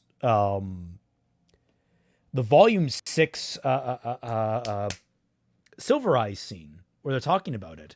That had some logical leaps that were made that I had to fix. Yeah. Yeah. Okay. Okay. Well, let's see. But for the people you care about. I still need to watch Witch from Mercury, by the way. I still need to see it. The first season's really good. Second season gets a bit messy. I'll save you a dance. Oh, so kind of like Iron Blooded Orphans. Got it. Oh, she winked. Pure love. Yeah. Only love. So okay, here's the question. How do we take this scene? I personally don't see it as romantic at all. Neither do I. It sucks because this is like the Bumblebee scene, the first big one for them. Yeah, I agree. I think that this is more of a friendship establishing where they're breaking the boundaries from being like casual friends to being best friends. Yeah, deeper friends with a deeper connection. It's not necessarily a romantic scene. It's just there are different layers to a person's relationship than whether or not they are acquaintances and whether or not they want to bone each other. And a lot of people don't seem to understand that. And it is... I think a lot of people see the wink and they do dance briefly and they conflate that idea with romance. But I think the true point was that Yang wanted to show Blake that she was going to be there for her if she needed support with whatever it is she's going through. Not necessarily romantically, but just emotionally. Yeah, it's one of those things where like I think that my issue with it is it's actually ringing to me of like we needed something a little bit before this to show what the normalcy for their friendship was, but we haven't really gotten that. We don't. Yeah, exactly. We don't get to see Yang and Blake in a vacuum. This is why the actor since the Emerald Forest. Yeah, just being casual. Yeah, ever since then, this never freaking happened. Like, I think that I think that's the main issue there that causes all of this confusion that literally does not happen in, most shows that do stuff like this. Granted, it's a lot of different contexts. Either they do tend to have a much more like faster paced structure when it comes to these relationships compared to this. But putting that aside, though, I understand why people kind of consider this potentially romantic, I guess, because I think this is a problem that I have with people post hoc rationalizing these things, which is that they see the end, they see the result, the conclusion of their relationship, and they are looking at the previous moments as build up towards it, which, okay, fine. I guess you can kind of call it that. But they not only, it's not just enough for them to see it as a build up and, you know, showing different evolutions of their relationship. They have to see it as romantic specifically, and that's the problem. Like the route that Rooster Teeth want to go, and let's say hypothetically they succeed in doing, is having them be casual friends, close friends, not really friends because, you know, after Volume 3 happens, they get separated, get into a like they get into a bad spat for understandable reasons. They get back in each other's good graces, arguably closer than they were before, and then we get to the romance there. Like that's the leaving behind any of the problems that we have with it. That's the structure that they have. That's the structure that they are putting down right in front of our eyes. But the issue is that there is no in between for a lot of these like segments, these phases in their relationships. So instead of gradually getting to them, we're just changing out like a different decal on our car. Yeah.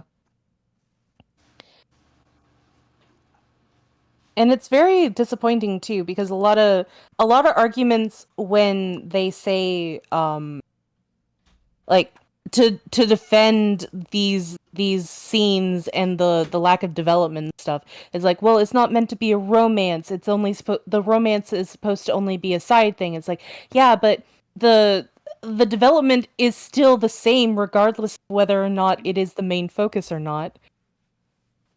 Mm-hmm. You still have to put in the legwork. Yeah, you still have to put in the legwork. It just depends on how much of a focus you're going to put on the romance as opposed to all of these other elements, and you have to balance them out properly while still developing them in a proper order and fashion. No,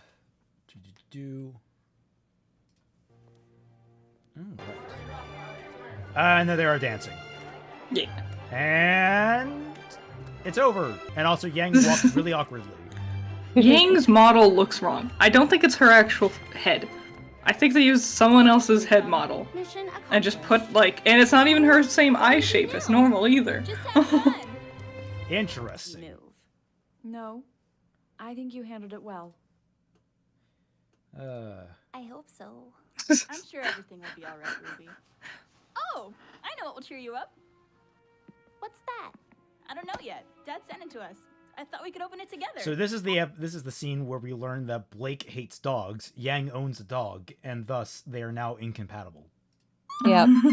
So, what would happen if they just are like, yeah, it's Dad's mail. We can probably get to it in like 3 days.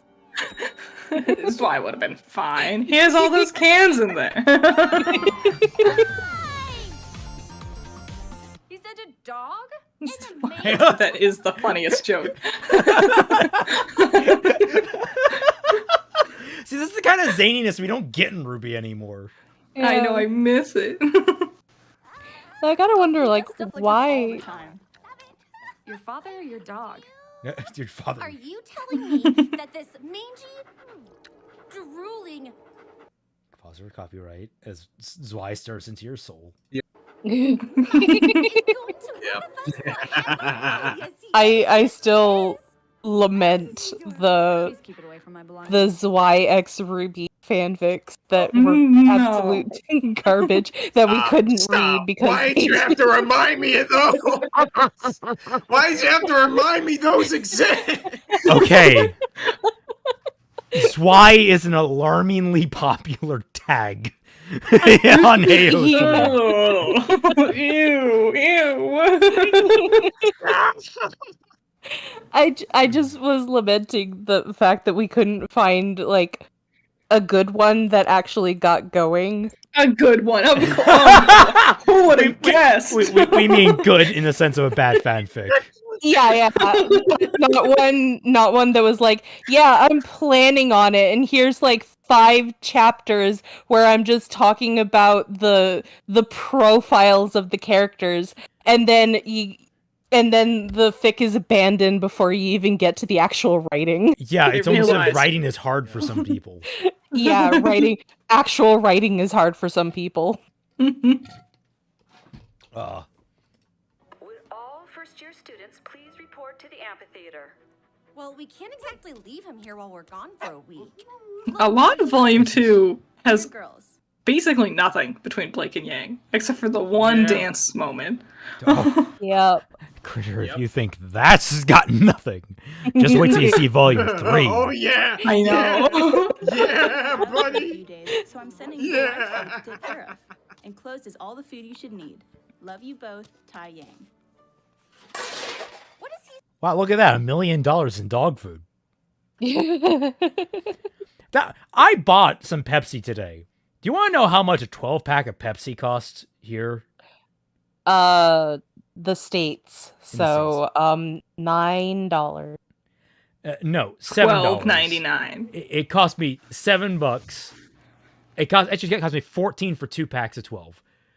And normally it would cost maybe 4 or 5. It is getting fucking expensive out. Mm-hmm. Yeah. Yeah. Well, that settles it. Come on, girls. So I'll be here when we get back. Oh, I'll miss you so much. We're going to be best friends. I can't wait to see you again. Oh, I love Weiss just being cute over Zwei. Yeah. Yes. But why send Y in the first place? That's what I want to know. Because he was going. He had to be out of town, so. Oh, okay. But wait a minute. If Zwei can take care of himself in the dorm room, he couldn't take care of himself at home? Yeah. Well, I guess. Arguably. Maybe Ty was out for a couple of weeks or months, as opposed to just a couple of days. To be fair, this was one of the volumes that I haven't actually seen. I haven't seen volumes 2, 4, and 5. What? So Yeah, you have watched 5. Oh, you haven't watched. Okay, you skipped 2 of the worst. Yep. I thought that I had watched volume 2, so during Maddo's watch through of it, I just didn't join, and I joined for volume 3, and then I think I had a headache when they were going to start volume 4, so I decided to bop out after about half an episode because the migraine was just starting to get really bad, and then the next day they were starting volume 5, and then I was just like feeling so worn out because half of the stream is just telling people to shut the fuck up and not talk constantly over the episodes so that we could actually understand what's going on. So I just felt so tired. That requires Twilight to have been a RWBY fan to begin with. She's not. I'm not. I don't even know how I got here and became friends with all these RWBY fans.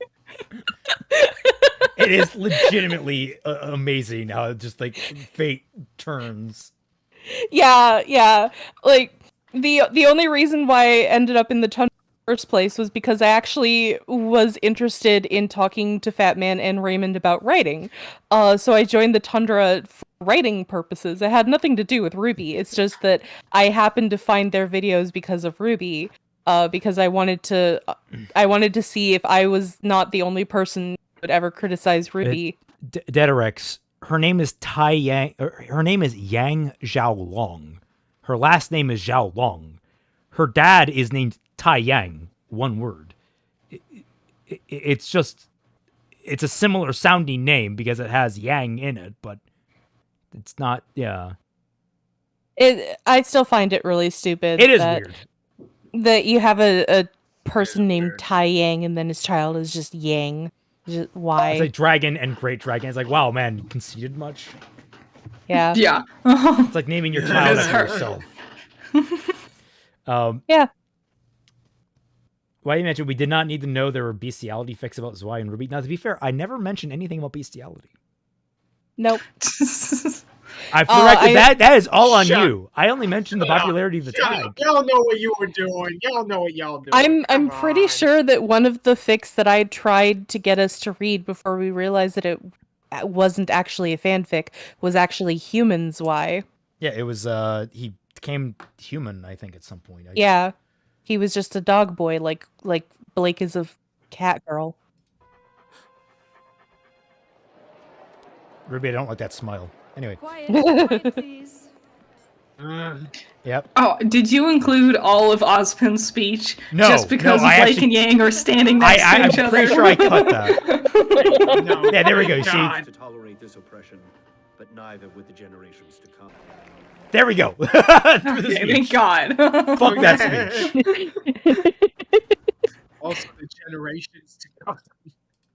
This is perfect. All we Just have to do fucking is shadow a got it. huntsman working in the southeast. Yeah, we'll follow them around my day and give them the slip at night. Let's check search. As you know, Bob, we're huntresses in training, so we gotta shadow these huntsmen. Well, it's in the southeast. Sounds perfect. I'm glad that they're contributing to the conversation by just saying things as opposed to contributing. It's like when you have like when you play a JRPG and you have too many characters and they all need to say something during the final fight. It's like, we got this. Let's go. It's like, I okay, would love to do all... like a too many cooks type deal where like you just have like one scene of a JRPG and like every character needs to give their input on something. So, but you just keep going. It just keeps going where it's like a new character, everything, and like you hit every single possible archetype, including like the off-brand archetypes that you get. Like you just keep on going. Oh man. First year students. Quadrant 5. Who doesn't love Quadrant 5? Everyone loves Quadrant 5. Wonderful. Any other ideas? We mail ourselves there. Quadrant 3 has a lot more nostalgia to it for me. I've always been more of a Quadrant 7 fan, personally. It seems that particular region is rather popular. In fact, I have the sneaking suspicion. Keep making sure we're still good. Because we're not really commenting over this because Blake and Yang aren't doing jack shit. Yeah. You will make your way there no matter which job you choose. Yeah, literally. Why are you glaring at her? Let's make out. Why are you glaring at her? What? Okay. Yeah. Osmond is like I have the sneaking suspicion you'll sneak out and wind up there somehow anyway. And so they're all glaring at Ruby like she was going to be at fault for. You are all on board with this plan. Yeah. Every single one of you just mentioned how on board. Why are you glaring at Ruby like she's going to be some mastermind? You're all in on this. It's so weird that it kind of feels like there are several episodes that are missing from this show that kind of goes into the shenanigans that Team RWBY goes through. Like, I can feel like this might be referencing that she went off to go fight Cinder, but that wasn't even like her fault, really. She saw someone doing something suspicious, went to investigate, and then got into a fight. Cinder. Yeah, she was doing her job. Mm-hmm. Like, yeah, she was doing her job. Like, this goes into that. Remember that scene later on in Volume 5 where, like, it's implied that, Team RWBY get away with things when they are in trouble? It's like, and I'm all like, when the fuck does that even happen? It's like, it's in Volume 3, in the very beginning, Nora is like, Glinda barely yells at us anymore. And I'm like, when has Glinda ever done anything in regards to any of your characters? It's like there are several hundred pages of fanfic that they wrote for their own show that just never made it on screen. But then they also didn't bother to actually release the fanfic notes either. Yes. Never makes you say that. I'm still curious as to how you all found yourselves at the docks last semester.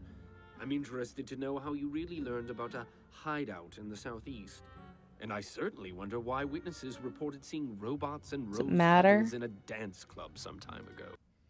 Did that's right. I would like to know why they're eyewitnesses to that too, because I have no idea what the fuck you're talking about. I've seen robots and rose petal. What do you mean? Ruby was nowhere near the dance club. The robot thing happened out on a fucking highway. What the fuck are you on about? What's in the cup? Yeah, what? What's in the cup? Ruby's like, any rose petal thing always gets blamed on me. Completely unrelated incident. A cherry tree fell over once and I got blamed for crushing an entire school. I mean, it just happened. They aren't even the same color. I'm red, they're lightish red. It's funny because I just finished talking about how it feels like they have several hundred pages of fanfic that just never got published into the actual show. And then this happens. Josh, fun fact, there are actual ships in the real world called Ladybug, Oil Tanker, White Rose, Cargo Ship, and Bumblebee, Bulk Carrier. That's amusing. Me.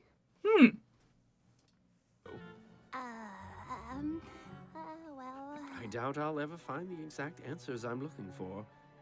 So, how about this? Instead of waiting for you How to about break this? the rules, How about this? Why don't we Make sure none of you move at all. Stock still. They were shifting very slightly. No. I don't know if I would call it breathing, but they were moving. That takes 2 fucking seconds to animate. Won't let you down. Thank you, Professor. Do not thank me for this. You're fucked. I am literally sending you to your death. Don't thank me. Teamwork and persistence have carried you far. But you must understand, the things that await you beyond the protection of the kingdom. They handle it easily. Stay close to your huntsman at all times. It's painted like the hardest part of them going on this mission is dealing with Oobleck. Exactly as he says. He will be leading you on this mission, and he can have you sent back to Beacon if he finds your skills to be unsatisfactory. It's really weird that they kind of imply that TB struggle a lot, but we never actually see. Volume 1. That's a... Yeah. Yeah. But only at the very beginning of Volume 1. That wasn't exactly uplifting, but it's the truth. It's gonna be tough, but I know we can do it. Hey, Team Coffee is back. Who the fuck are you? Why do you have a voice line? Also, oh my god, the mic quality. Yeah. Yes, it doesn't even talk to Team Coffee or anything. Also, I love the idea that everyone's like, oh, Team Coffee is back. Like, there's some kind of school celebrities. That's never elaborated on in the book, for the record. The books don't even mention anything like that. Have they been mentioned before outside of that one that Weiss was talking This about is the the first dance? time. Yeah, this is the second time that Team Coffee is mentioned. Yeah. So no one would know. Who are they? Why is it so important that they came back?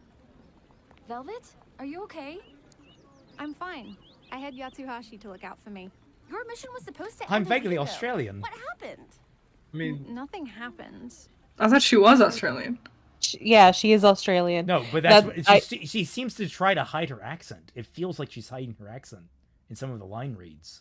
I find that really funny because she still says in Australian, which Fat Man didn't understand, so I made fun of him for it. There were just so many. Also, why does she have an Australian accent? She's from Atlas. Oh, there's no rhyme or reason for any of it. No. You think that Remnant has culture, Raymond? Fair. Really? Yeah, what? Come on, man. Be safe, okay? Yeah, with the time. Oh, she totally just did the fucking Commander Shepard. I should go. How you end a conversation, and she's the real protagonist. She had the dialogue wheel and she's like, I don't have anything to talk about with you guys. I'm just like, who are these background characters? I should go. I'll let you get back to your calibrations. We can do this. We've never backed down before, and we're not going to start now. Right. What does it even it fucking won't only mean? be us out there. We'll be fighting alongside a genuine huntsman. Yes, you will, and you're going to hard cut to Oobleck, and you're going to be disappointed because you apparently don't see your teachers as huntsmen.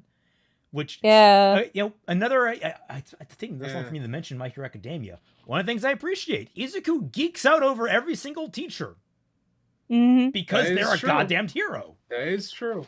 Oobleck's not as hot as Glinda, though. Fuck you! That man is a bombshell. Oh, I'm also wrong. I'm lying. Oobleck is totally best boy. Yes. Who's ready to fight for their lives? Why is it? Leon asked, "The hell you mean Velvet is from Atlas?" When was that ever implied? The books. I forget.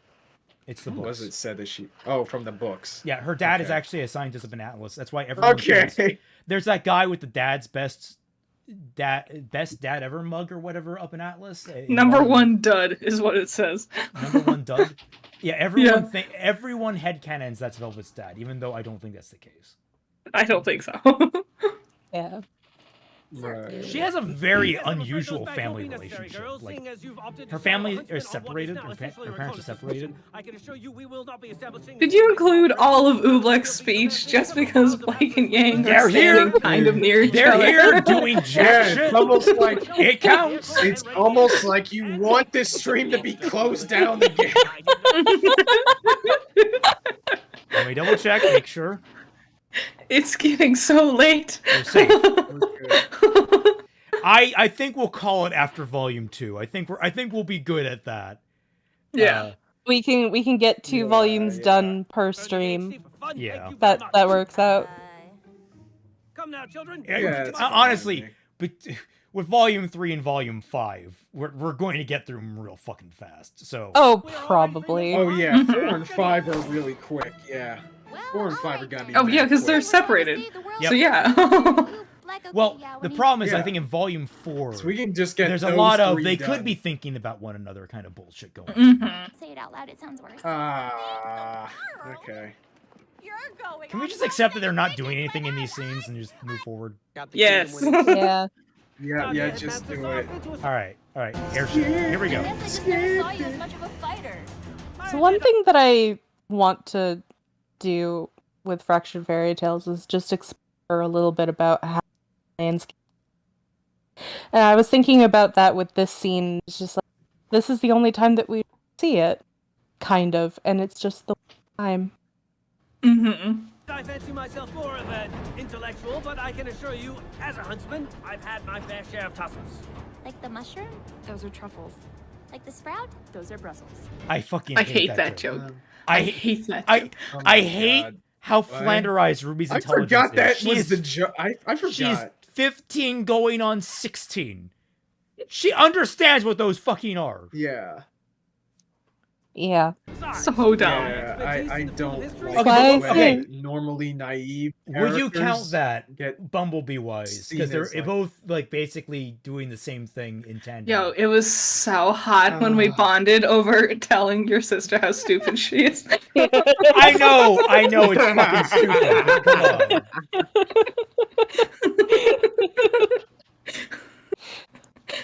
Y'all said it, not me. As well as my dabblings in the archaeological surveys, our dear headmaster saw it fit to assign me to this particular assignment. What does history have to do with this? Why, what a preposterous question, you silly girl. Why, history is the backbone of our I wish Why you is could this have here? Because they're technically in the scene. Probably the kidneys if I were to Secret headcanon. Oobleck hates Weiss. He grills Weiss constantly. He just Honestly, hates her. it deserves. Outside of Vale is home to wild forests and deep caves, but He should have been the one with the port speech. Yeah. Can you imagine Oobleck giving Weiss a dress down about how stupid maybe, she yeah. is? And like the dangerous positions that she takes with her history? That'd be amazing. Dude, that would be the roast of what? That's right. It was an expansion of Vale. But in the end, it was overrun by Grimm and fenced off from the rest of the city. Oh, Correct. unfortunate. And now it stands abandoned. A Yep. stark reminder. And a likely place for a hideout. Precisely. I like how you could have gotten more there with Blake being interested in what Yang is saying because she's A, not native to Vale, so she wouldn't know any of this. So she'd be interested in that. And B, you could see potentially the cogs in her brain turning as to like, oh yeah, no, this would be a perfect place for a secret base. But we don't see that. We get a cutaway, then we cut back. No. But we definitely needed the Truffles Brussels joke. Yeah. Also, why do you have Listen, Brussels? It's top tier. Brussels is a comedy. place. It's named after a... Brussels sprouts are named after a location. You gotta be careful with that shit.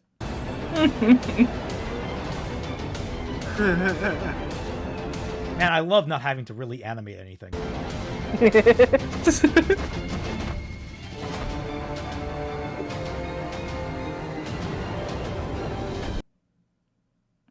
Okay, just pausing for copyright, making sure we're nice and safe and comfortable.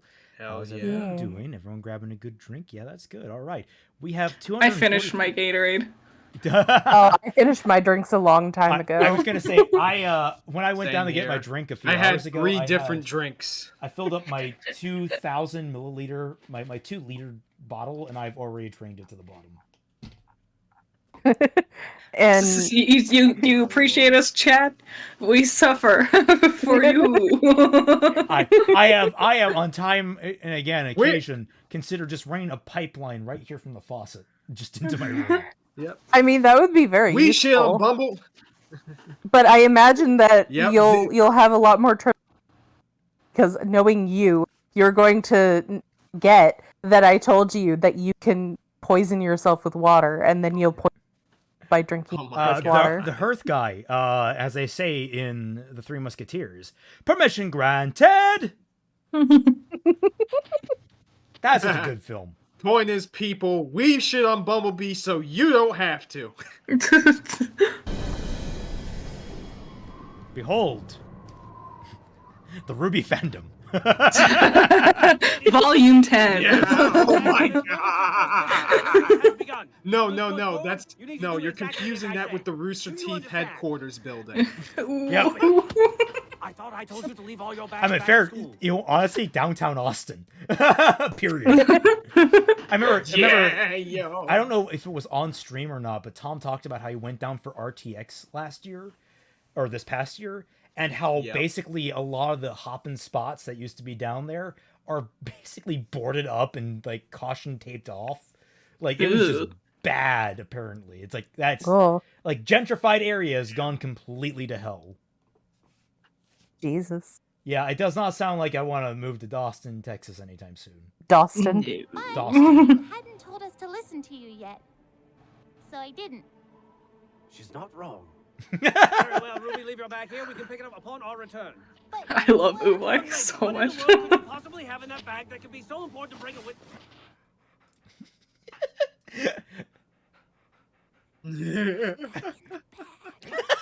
We're here. God, I miss the comedy of early RWBY. Their misses, they had some good hits. I'll take a million Truffles Brussels jokes if I got half as many jokes like that anymore. And you brought a dog. Genius! Canines are historically known for the perceptive nose and heightened sense of sound, making them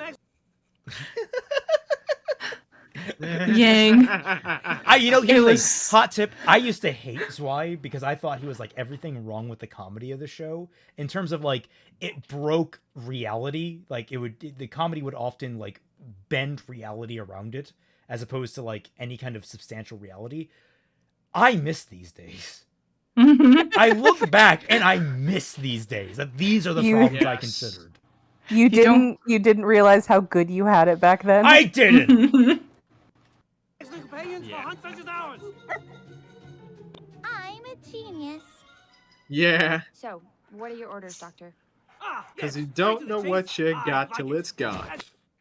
You've been informed the Southeast area has been marked as a recent hot. This side of it is poor swine. Spot for grim activity. Now there are several possible explanations for this behavior. One of which being grim. What? Grim. A creature of grim, approximately 100 yards from us at this very moment. Oh man. What? Stop. Huh? Oh, I love how all the Beowulfs had goofed up tails. Oh yeah. And there's like 3 different commentary tracks for Volume 2, and in every single one of them, everyone points out how the Beowulfs' tails are goofed up. I'm like, maybe we should have fixed that before we, I don't know, shipped the episodes. You could have also fixed it for Blu-rays. Mm-hmm. I do like Oop like. And now they've seen us. What? And now they've seen us. I take it tracking is out of the question? Inaccurate assumption. The pacing of Ooplik's jokes are all pretty good. What's the plan then? So there's fighting now, and it's over. Piece of cake. Yep, now it's just cutting through a lot of.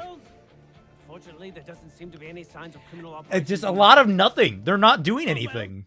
Yeah, it was just the prom. That was the only time. Hey, Doc, you know, I was actually looking forward to seeing You 3, set up camp in that building. Oh, Well- and please do make sure. Well, there they are in the background. Yep. There's more because we get Sure are. Yep.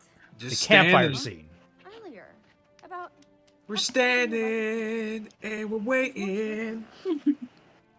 Yeah. Are you sure that it's just not like cut up every moment where one or both of them are just on screen? No, I'm pretty damn sure that it's every single moment that they're on screen together, or again potentially thinking of each other. But that's it. That was my criteria. It doesn't matter. Fair. We know why we're here, right? Was that a meaningful conversation between them? Were they kind of sharing their doubts? Who the fuck cares? We know why we're here. I would say it's them Yeah. bonding with Weiss. Yeah. Like the 3 of them specifically. It's Bee Schnees. Right. Yo. Damn it. I want to Yeah, leave this it was scene, even though I'm okay going to be in within terms of, earshot like- of this entire scene. Did Oobleck ask you why you wanted to be a huntress? Yeah. I mean, what did you tell him? No, he didn't. Weird. Oh well. Good night, guys. It's so concerning, so concerned, Ruby. Your the sister's one that clearly asked. thinking about something. I would ask why. Yeah. It's not even in character for her. Just be all like nonchalant about that. but Zell whatever. over here trying to be like, as you can see, the So weird. Yang is positioned closer to Blake's feet because she's just. Oh my god! She's trying to get a better view of that Bella booty in its natural state. Don't worry. Things will be better tomorrow. Wait, is Oh, this it's- supposed to be a somber scene? Yeah, it's weird. I guess. Only spent like a day or 2 over here, but I don't know, man. Jurassic Park, this is not. God, I forgot how much this drags. Oobleck You really is the forgot? light of our life. Dragon. Rock the dragon. Oh, So Yang asked Blake if she was awake. Why do you think he asked us about being a huntress? Like, what was he trying to say? He was trying to ask you why you. He was trying to determine your willingness to do things that are probably going to be hard. Maybe he was Yeah. just curious. You think? Yeah, what the fuck? No. Also, Kaiser. It's not my Dragon Ball. Of course I'm awake. You two are talking. That's right. She had the Canadian. Yeah. With the actual Listen, I'm proper spacing. voice actors. Okay, Not what you think. so I'm Oh, not. excuse let's me. try and like speed up a little. What is there in this scene to talk about necessarily? Because it's these 3 bonding over their mutual reasons for fighting. Meanwhile, Blake is also having like kind of a meltdown over the fact that she always runs, despite the fact that she doesn't. Which is why I feel the need. Yeah, she kind of alludes to Adam Yeah. out of nowhere. She hasn't ever addressed. Like, this is the second time this volume, and we're near the end, that she's ever referenced him, and never has it been out loud. Because earlier Oobleck was like, "What are you fighting for?" And she's like, "Equality."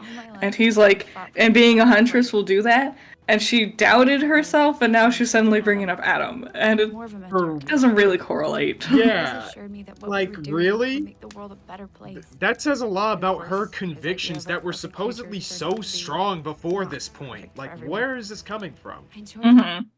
The academy because I knew huntsmen and huntresses were regarded as the most noble warriors in the world. Why? Are What's they? going on? Fucking, I don't know why. With my laptop. Oh. Well, Kaiser's dead. Rip the robot. I'm not dead yet. Wait, can you hear me? I can hear you. Sometimes I could still hear his voice. I'm just gonna put your screen behind everyone else's so you're not obstructing them. There we go. That black void doesn't. Yeah, sorry. Sweet, we got the void on stream. You know how hard it is to get the void? Man, it's always so busy. The hell is? Hold on. I swear to God, if you disconnect and just completely upset how I have everything set up, I'm going to be so angry. We are so close. That depends to the on end. how this freaking laptop is gonna take it. We're so close to the end of Volume 2. At least Critter and I are broken up now that Kaiser is kind of gone. But... Yeah. I might Always I fighting might for good, need to actually restart this. Oh no. When I leave the academy. Well, How can I? God damn it! What did I just say? Look at it, everything's messed up now. Oh God! Oh no! Twilight's where Critter was. Critter's where Twilight was. Oh no! We just teleported, man. It was a magic trick. Critter's gotten black spots now. She's halfway transformed into Judgmental Bitter. Oh It's no! happening. That's you've summoned.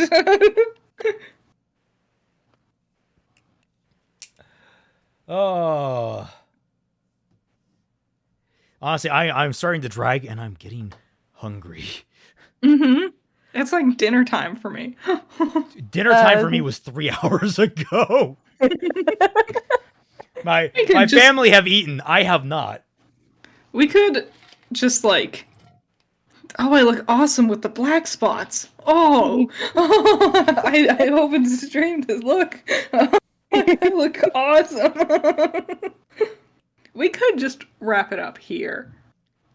Nothing else happens. We can for get the rest through of volume volume 2. We can at least put touch notes on it because I feel like, not that any of our detractors will watch this, but at the very least we can say we've gotten through all of the volume and actually made comment on it. Yeah. Mm-hmm. I would agree with that. I'm not hungry at the moment. It's only 6 p.m. for me. I know it's later for you guys. That's the unfortunate thing about us being in different... We've been going for what, 6 hours? We have. No, wait. 5 hours? Oh, no. Yeah, 5. Yeah, 5. 5, a little bit over 5 hours, yeah. Because we started at 1. Well, He's gone. Kaiser's gone. Kaiser's back. Okay, we're back. I can hear you guys. Woo! Yeah. To her again. Get your shit. Yeah, 1 minute. Shoot, for some reason that thing closed down? What? Oh. What closed down? Oh, fuck. When a lot crashes. The RWBY. Oh, yeah. 5 hours? Yeah, 5 hours. Yeah. The food called. We've actually been doing pretty good considering that this video is so much longer than Zell's video, and yet we've roughly managed to have the amount of time. Yeah. It's that's interesting. We're also At like least. carrying all the weight here. Zell isn't here to have commentary that we comment upon. Yeah. Yeah. I do have another Bumblebee video that I do want to cover, that I was recommended. So Oh, the Xiaolong Media one? Yeah, Xiaolong Media. Yeah. Oh. Okay, that one I'm planning on talking about on my own terms a little bit later. From what I remember, it's going to be a lot of the same things that we saw with Zell's video, just with much less detail and substantially less pretentious, to be honest. But there's one particular part of it that I think is a really telling point in the video, and I already talked to Twilight about it. We can talk about it off stream, but it's a very telling moment. Interesting. It'd be interesting to talk about. Yeah. Kaiser and I have spent quite a few hours over the course of making Bumblebee video and after making Bumblebee video talking about the Bumblebee stuff and all that kind of good stuff. It's what led to these streams. Right. Captain doesn't go down with the ship, the ship goes down with him. Yep. Fuck, if we're the ship in this analogy, I ain't doing that. Who the fuck says he's the captain? I'm the host. All right, here we go. I guess they're taking the Kaiser part of my name seriously. Literally, sorry. Do so many years of hate. I'm sure you'll figure it out. You're not one to back down from a challenge, Blake. But I am. I do it all the time. Do you have your stream back up, I didn't know what to Kaiser? Yeah, he does. Yeah, I just brought it back up. Okay. Yeah. So I ran. When I realized my oldest partner had become a monster, I ran. Even my semblance. My emphasis on oldest, as in like uncomfortably older. Yeah. The ability to leave behind a shadow of myself. An empty copy that takes the hit while I run away. Yeah, so that's the meaningful. At least you two have something that drives you. I've just kind of always What? gone with the flow, you know? You actually have. God, you see, this is what makes it so hard, is that they are literally talking in the opposite direction of their own characters, so I don't know whether or not to count this as bonding, because you're not learning jack shit about them. It's sometimes they'll just, the writers will just like forget all development they've had, and instead go back to that back of the box of the first DVD that just calls them like a party girl and like a stowaway or whatever, and just revert back to that. And it's like, you guys, no! This is why you have to clean up your forward. notes. You have to clean up your notes so much. Yeah. It's like when in writing, I know that there's a lot of people who try and force the ideas that they have into a story, even when as they're writing it, the story is developing differently than what they're intending it to go. So they kind of just hackney these themes and motivations into the story, even though that it doesn't make sense. That's what this feels like. Whereas they have developed the story in a way that the initial motivations that they came up with, they were in the planning stages, don't work anymore, but they still want those things in there, so they just shoot them in where it doesn't make sense. This Instead is of developing why impatience is the. Remember, Instead it was of developing them gradually. But it was planned from the beginning. It was planned from the beginning. That's fine. Yeah, it was planned from the beginning, guys. Although that's the problem. If it's planned from the beginning, but it doesn't develop from there. Yeah, it was. Maybe that's the problem. It really was planned from the beginning, but it was only just that initial plan, regardless of the development of the show. I did say to Raymond that I think that Volume 9 would have been a lot better if it was Volume 4 instead of Volume 9. Yeah. In a lot of ways, probably. Yeah. You could do that. Like if you. Like, yeah. That's the status quo really early. Ruby? Yeah. And that's where you learn about all the gods. Where's Ruby? Makes sense. And that is where they were struggling with all of those issues that they had. Yeah. All right, Raymond. You Sure. gotta redo all of Fixing RWBY. No! You gotta rework Volume 9 and Volume 4. So yeah, they're concerned over Fixing Ruby. RWBY version 2. Do you think she fell? Fell! Don't worry, I'll do that with my Fixing series, Raymond. You got nothing to worry about. Of course! What is it? How could I be so stupid? Dr. Oobleck, what's wrong? Magic Land! Yes, an expansion of Vale that was inevitably destroyed by creatures of Grimm, previously home to thousands of people, working people commuting to the city, the main city, developed as... Pause. Go back and forth between the two girls. They sure are standing next to each other. They sure are. Power Rangers. Yep. City evacuates into metro tunnels, and what do they find? The southeast quadrant of Vale is known for wild forests and deep caves. Doc, what are you saying? My dear, we're not just looking for an underground crime network. We're looking for an underground crime network. God, I love that joke so much. I missed it on my first. Yes, it's so good. It's like, it's so good. Oh, I miss Joel. They've been working in caves? No, Mountain Glen was I wonder Vale's first if they would expansion. have to recast For a short him. period of time, they Who could you get to recast Oobleck who could capture that No one. speed? There is no one, I think. Maybe I Ed don't from Bare think- Naked Ladies. What? What? Okay, I know it's an oddball, but one, Bare I Naked Ladies never- regularly works with Rooster Teeth. They do a lot of their music videos. And Ed is the guy that does like 1 week. Like you know, it's been 1 week since you've talked to me. Yeah, I know. Yeah. I've watched the Digimon movie. Yeah. Oh right, I forgot it's in that. But there's a Yeah. huge section of that's just this rapid fire, and that's what Ed is really good at. He actually sings incredibly fast with a pretty good diction. He could actually maybe do a good Oobleck. He also has a kind of higher end voice. So I could actually see maybe they get a guest star of Ed from Bare Naked Ladies in here. He actually did play a character in Red vs. Blue. He played Captain Flowers in Red Yeah, vs. Blue. Florida! Yeah, woo! To aggressive perimeter defense and unique transportation, the city developed in the Yeah, they're labyrinth. just saying there's They this took up shelter planet. beneath the city. It's just planning.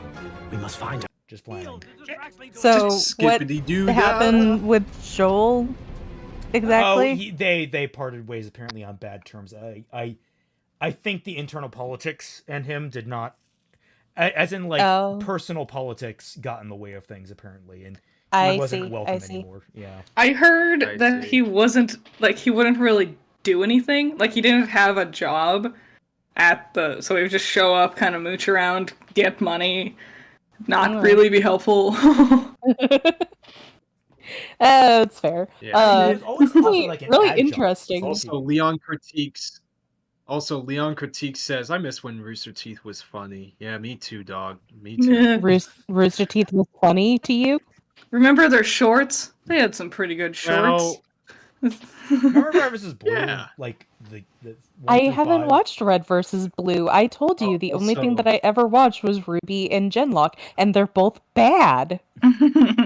Well, Red vs. Blue Also, seasons Leon 1 through Critique 5 were said Joel might have said something about Trump, he thinks. I don't know he if that had definitely, anything he to do definitely. with I know he them was a parting big Trump ways. supporter, and that's what, like I'm saying, personal politics.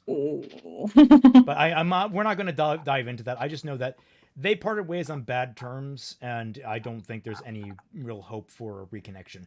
It's why He wasn't doing anything anyway.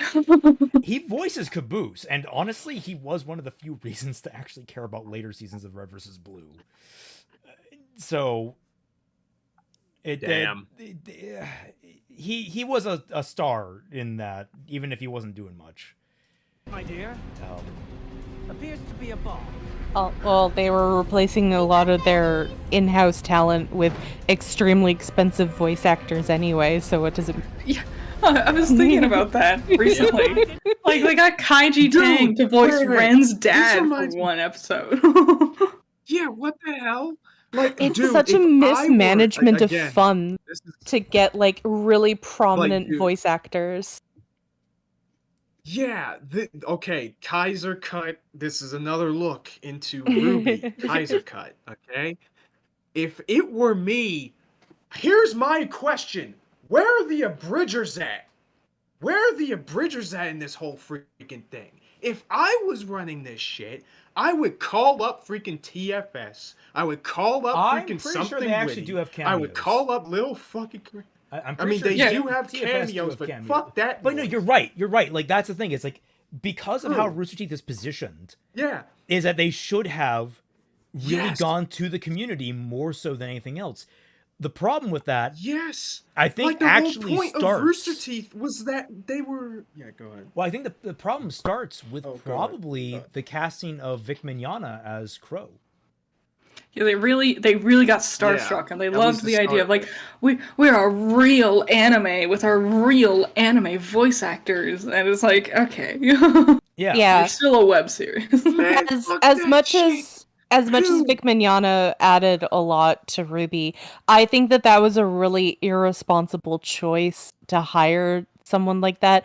And then obviously they went with like Yuri Lowenthal and whoever else that they had that was like a big name voice actor or voice actress. Cortana. It's like what they should have done is to go after people that are new in the industry that maybe don't they aren't as expensive, but they also need work in order to gain the skills and to get into the industry. I'm not saying they haven't actually been good at it, like, because they actually, I think, was it the Curious Cat, I believe, was a tuber. He wasn't a voice actor, I don't think.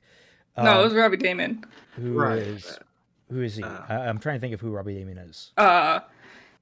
He's Akechi in Persona 5. Oh, never mind then. I take that back. Marrow.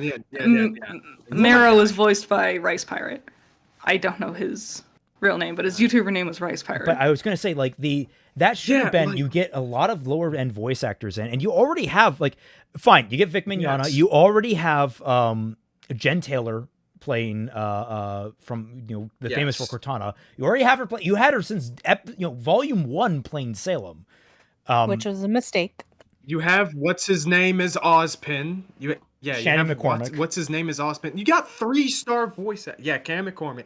You have 3 big names on your slot. Stick with that, and like I said, call up TF. I don't care. The only one that I will contest, is Yuri Lowenthal voicing Mercury, because it's Yuri Lowenthal is not a mark of quality.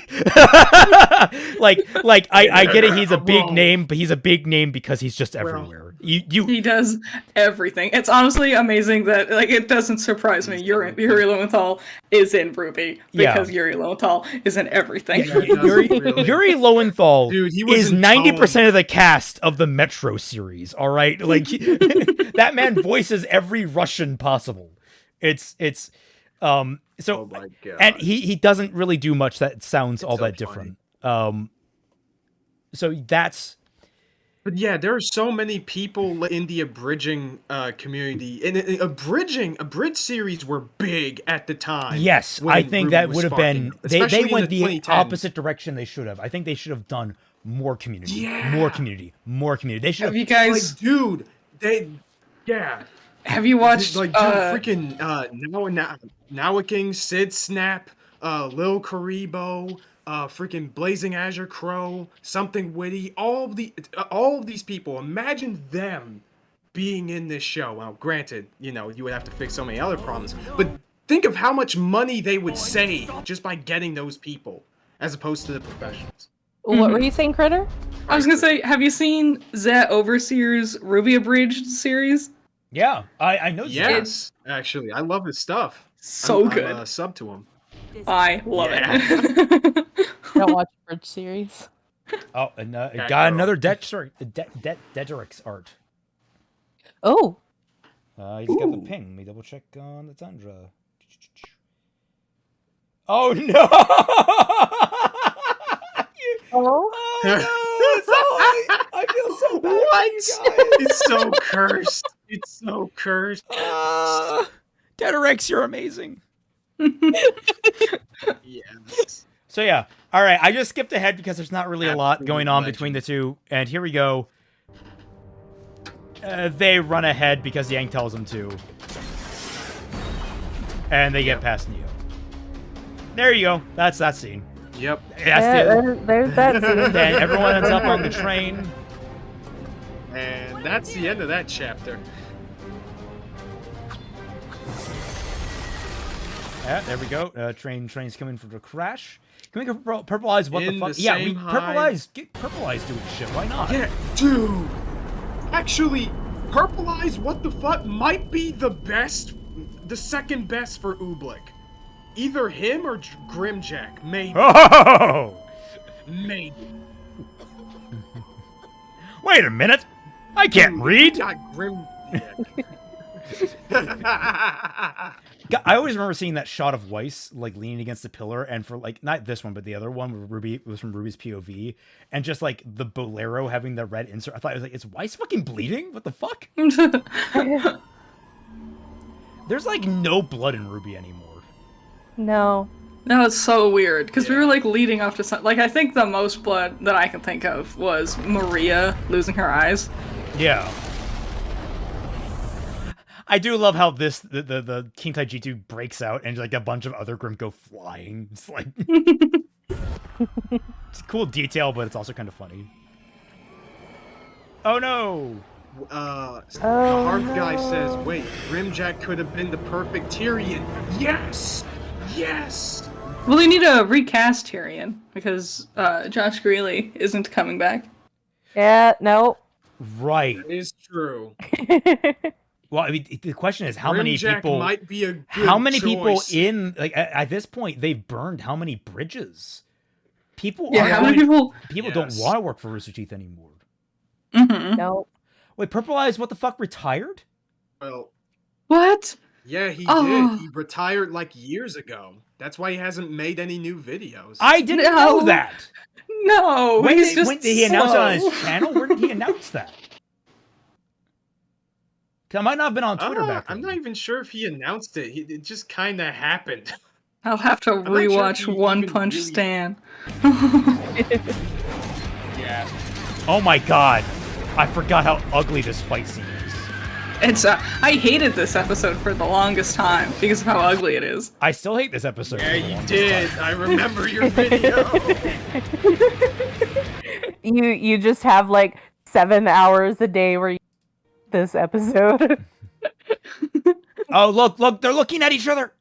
Oh, more accurately, Blake is looking at Yang, and Yang is looking at Blake's boobs. So why is Yang super tall? I get they're trying to do a perspective thing, but it just does not work. Oh my god, look how much they love each other. There's animated as the victory screen from any Monster Hunter hunt completed. They're so in love. That's I take that back. Actually, that's an insult to Monster Hunter. We did it. So this is love. Do do do do do. We did it. Oh, look how blown out they are again. Yeah. They saw Weiss looks awful. Yes. Weiss is literally just glowing. Volume 2 is weird because it's a lot of the team interacting all as a team, not a lot of individual moments. Yeah. Which is kind of fine, but like, I don't know, Ruby and Weiss still get their little moments. Given what happens, given how they structure things later, it's just oof. That's a big oof. Although I hate this scene. Oh well, not every story has it. Yeah. It goes into this larger issue that I have with how Ruby does its story and kind of into its fairy tales is that, yeah, everything is built around the fairy tales, but then they just they use Ruby to shit all over fairy tales. Mm-hmm. I hate it. Also, I hate it because like fairy tales not all stories have a happy ending like fairy tales. Most fairy tales don't have a happy ending. There's the whole joke about German fairy tales where it's like, and the children, because they did not eat the porridge, like a Frankenschwein came out and crushed their balls, and then they died. The end. Well, to be fair, that is the German versions of them, which aren't usually like. Well, I wouldn't say that they're necessarily there are regional variants. Just usually the French version actually get written down, and then the German versions are used that the Grimm brothers picked up, so they're the ones that get. But the point stands that like there's a lot of popular fairy tales in the versions being German that end with horrible, horrible mutilation. Yep. Because a lot of them, the whole point, like the lesson was, they're listen cautionary to your tales. parents or you'll be eaten in the woods. Yep. Yeah. What now? A lot of it was propaganda that was invented by the Grimm brothers because they weren't in the original story. I don't like the Grimm brothers. Absolutely. I'm going to sleep forever. Yep, going to sleep forever. Yep, there we go. You mean you're going to sleep with Blake forever, right? That's what you meant? Okay, good. I love the whole time. You see, that's why you keep that blanket open. And yeah, there we go. We did it! Holy shit! Oh my and God. then compare. We have 15 minutes left for Volume 3. We're not doing that today. We'll do that next stream. Oh, probably. If we can manage it, it would be like same time next week, hopefully. Sure. If that's doable for everyone. Yeah, sure. All right. We'll make sure, double check our schedules and stuff. Yep. Actually, we'll make plans. Hold on. Let me. Oh my God. Double check. Oh, we've been going for almost 6 hours. I knew this would happen. I knew this would happen. We all knew this would happen. After I didn't join last time, and then you guys were like, join us this time. And I looked at the 5-hour stream you finished, and I was like, okay, I'll get a Gatorade. Oh, God. You need 2 Gatorades for next week. It has been wild going through this. Okay, so let's draw some conclusions, Sophie. We're up to Volume 2. What is the state of Yang and Blake's relationship? They sure do it. They sure do and exist. They are friends. Yeah. But I wouldn't call them any closer with each other than they are with the others in the team. You know, I would call all 4 girls unilaterally friendship. Yeah. Yes. I would put that. Actually, no. I debate that a little bit. I still think that Ruby and Weiss get these little tiny scenes, even as we've been watching. I knew it was gonna be. I know. Look, I will put my fucking dollar in the jar. But hear me out here. Even though we're keeping an eye purely on Blake and Yang, notice how many times Weiss and Ruby have had little moments on top of the train, smiling at each other before Weiss does the ice wall thing. Like Chipper goggles. Now breathe in the copium. I'm not even arguing. I'm not even arguing as a ship. I'm arguing purely as friends. Purely as friends. They've had more meaningful, closer interaction than Blake and Yang have. I think a lot of it was Volume 1. A lot of Volume 2 was plot and exposition. Yes.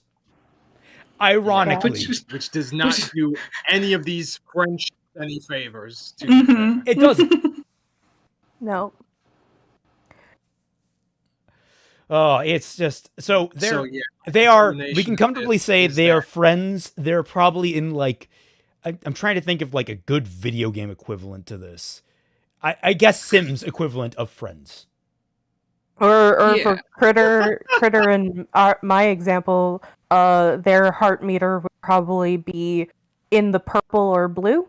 Yeah, like 3 out of the 10. Yeah. Yeah. Something like that. I guess persona-wise, they would be like, I don't know. Yeah, that's a measure that I can. They'd probably be a 2 or 3. No, I think they'd be a 2 or 3. They're almost to the they'll die for you level, but they're not quite there yet. Mm-hmm. And like that's in the middle of combat. That's not like that. Sure. Yeah. That was another thing. A lot of their interactions in Volume 2 is just them in combat, where it's like, of course they're gonna back up their teammates. But they don't even. But here's the thing: for most of the combat, they don't even back up each other in any significant way, which always weirds me out. People say that like, "Oh, Blake and Yang back each other up during battle countless times," and I'm like, they did this like 2 fucking times, dog. Calm the fuck down. Like I can't. It makes it very hard. This is why them getting back in sync with each other in Volume 6 in the opening fight always fucking... Annoyed you? What was it? Yeah. Bothered the shit out of me? Yes. It bothered the absolute shit out of me. Because they didn't... Like, their relationship was fine, I guess, prior to that. But number one... there's all the shit that happened after Volume 3 and everything. And number two, if they're just getting back in the swing of things to how they were before, there's nothing... Like, we barely see them in that close of sync with each other consistently, you know? Like I'm not talking about that they should have as many episodes per season as, like, Teen Titans or something. But what I am saying is, they gotta establish some of this shit if you want it to be meaningful. Especially because we're going through, because Volume 6 hits, and obviously their relationship takes a big step during Volume 6.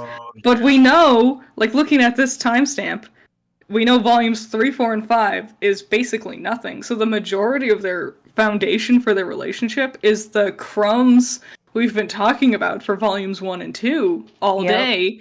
And we dive into Volume 6 with them being head over heels for each other. Right. Oscar says, hello everyone, I am back. I have a problem with the candle scene and how people interpret the scene as romantic. Also, no, the wink does not make sense, Pete, part 1.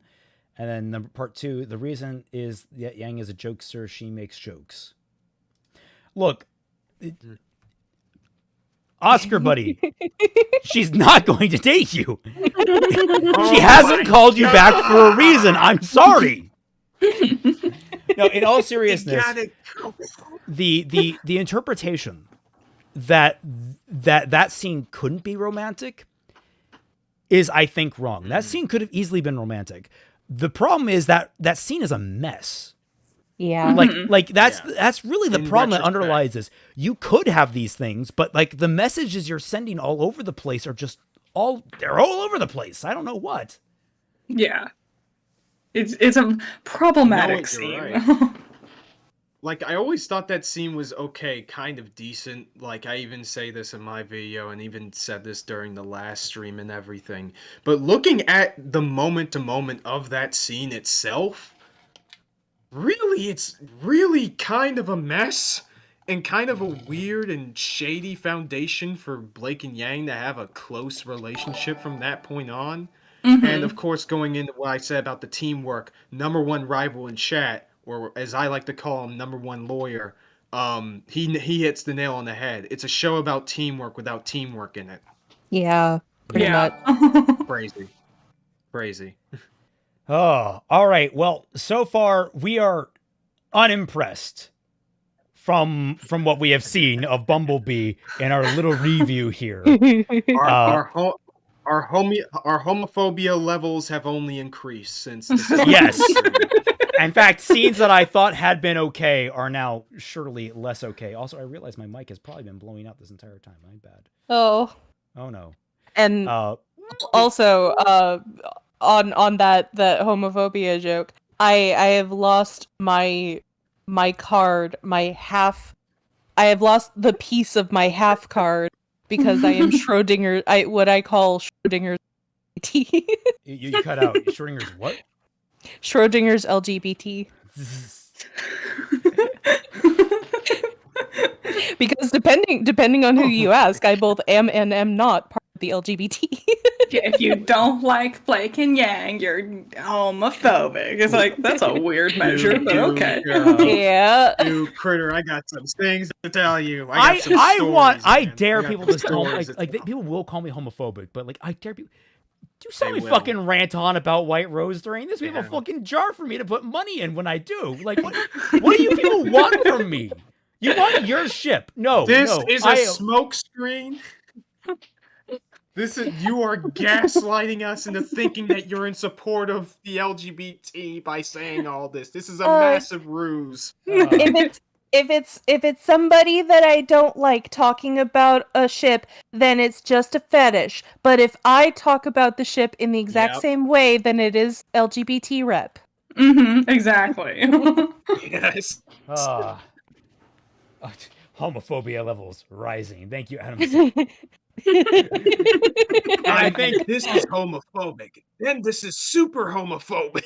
All right. Well, on that note, I want to kind of wind down here. So, how about you all basically say where people can find you, that sort of thing. I guess we'll go at least on my screen from top left to right to bottom. So basically, Critter, then Twilight, then Kaiser. So make your pitches. Oh, me first? Yes. Oh, I'm on YouTube. I'm the Judgmental Critter. I just recently uploaded a video about Bumblebee, if you want more of that. I'm working on a very long script that's already 19 pages long, talking about everyone's fairy tale inspirations. Look forward to that. That's me. I'm gonna release an announcement for something fun tomorrow. It's gonna be an animation, like an AMV challenge. It's gonna be exciting. So that's what I got going on. Nice. I'm Twilight Guardian. I am a small YouTuber as well. I have my one big Digimon deep dive video. You should go watch that, especially if you have a passing interest or curiosity in Digimon. I haven't gotten to the first season of the anime yet, and the video is almost 3 hours long, so you can tell how much of in depth I go with it.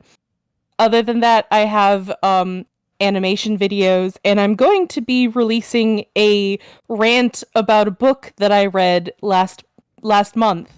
It's going to be great. It's really wild. It's going to be a fun time. That's all that I have. I don't have much. Kaiser. Hi there, my name's Kaiser Shonen. I shit on Bumblebee, so y'all don't have to. But for real though, yeah, Kaiser Shonen's the name. I have my own channel on YouTube. If you go on my about page, there are links to my Twitter, my AniList account, and also the link to Ko-fi in case you want to support me financially. It's no big deal if you don't. I have many videos talking about RWBY. The Bumblebee Too Little Too Late analysis retrospective has hit 43K views as of this time, and it's still going strong.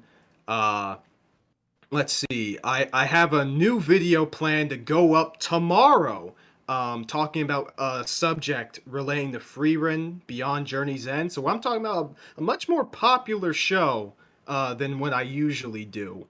So I hope y'all stay tuned for that. It's gonna be coming up at 9 a.m. tomorrow, Eastern Standard Time. So stay tuned for that. I also have me and my friends' podcast, the New Types podcast, where we mainly just shoot the shit about whatever 3 or so anime that each of us have experienced, and we just talk about it and make so many dick jokes. So many dick jokes. So if that's your dealio, go jump in on there. The links to it is on the channel, as well as a playlist filled with all of the episodes in case you want to catch up with them.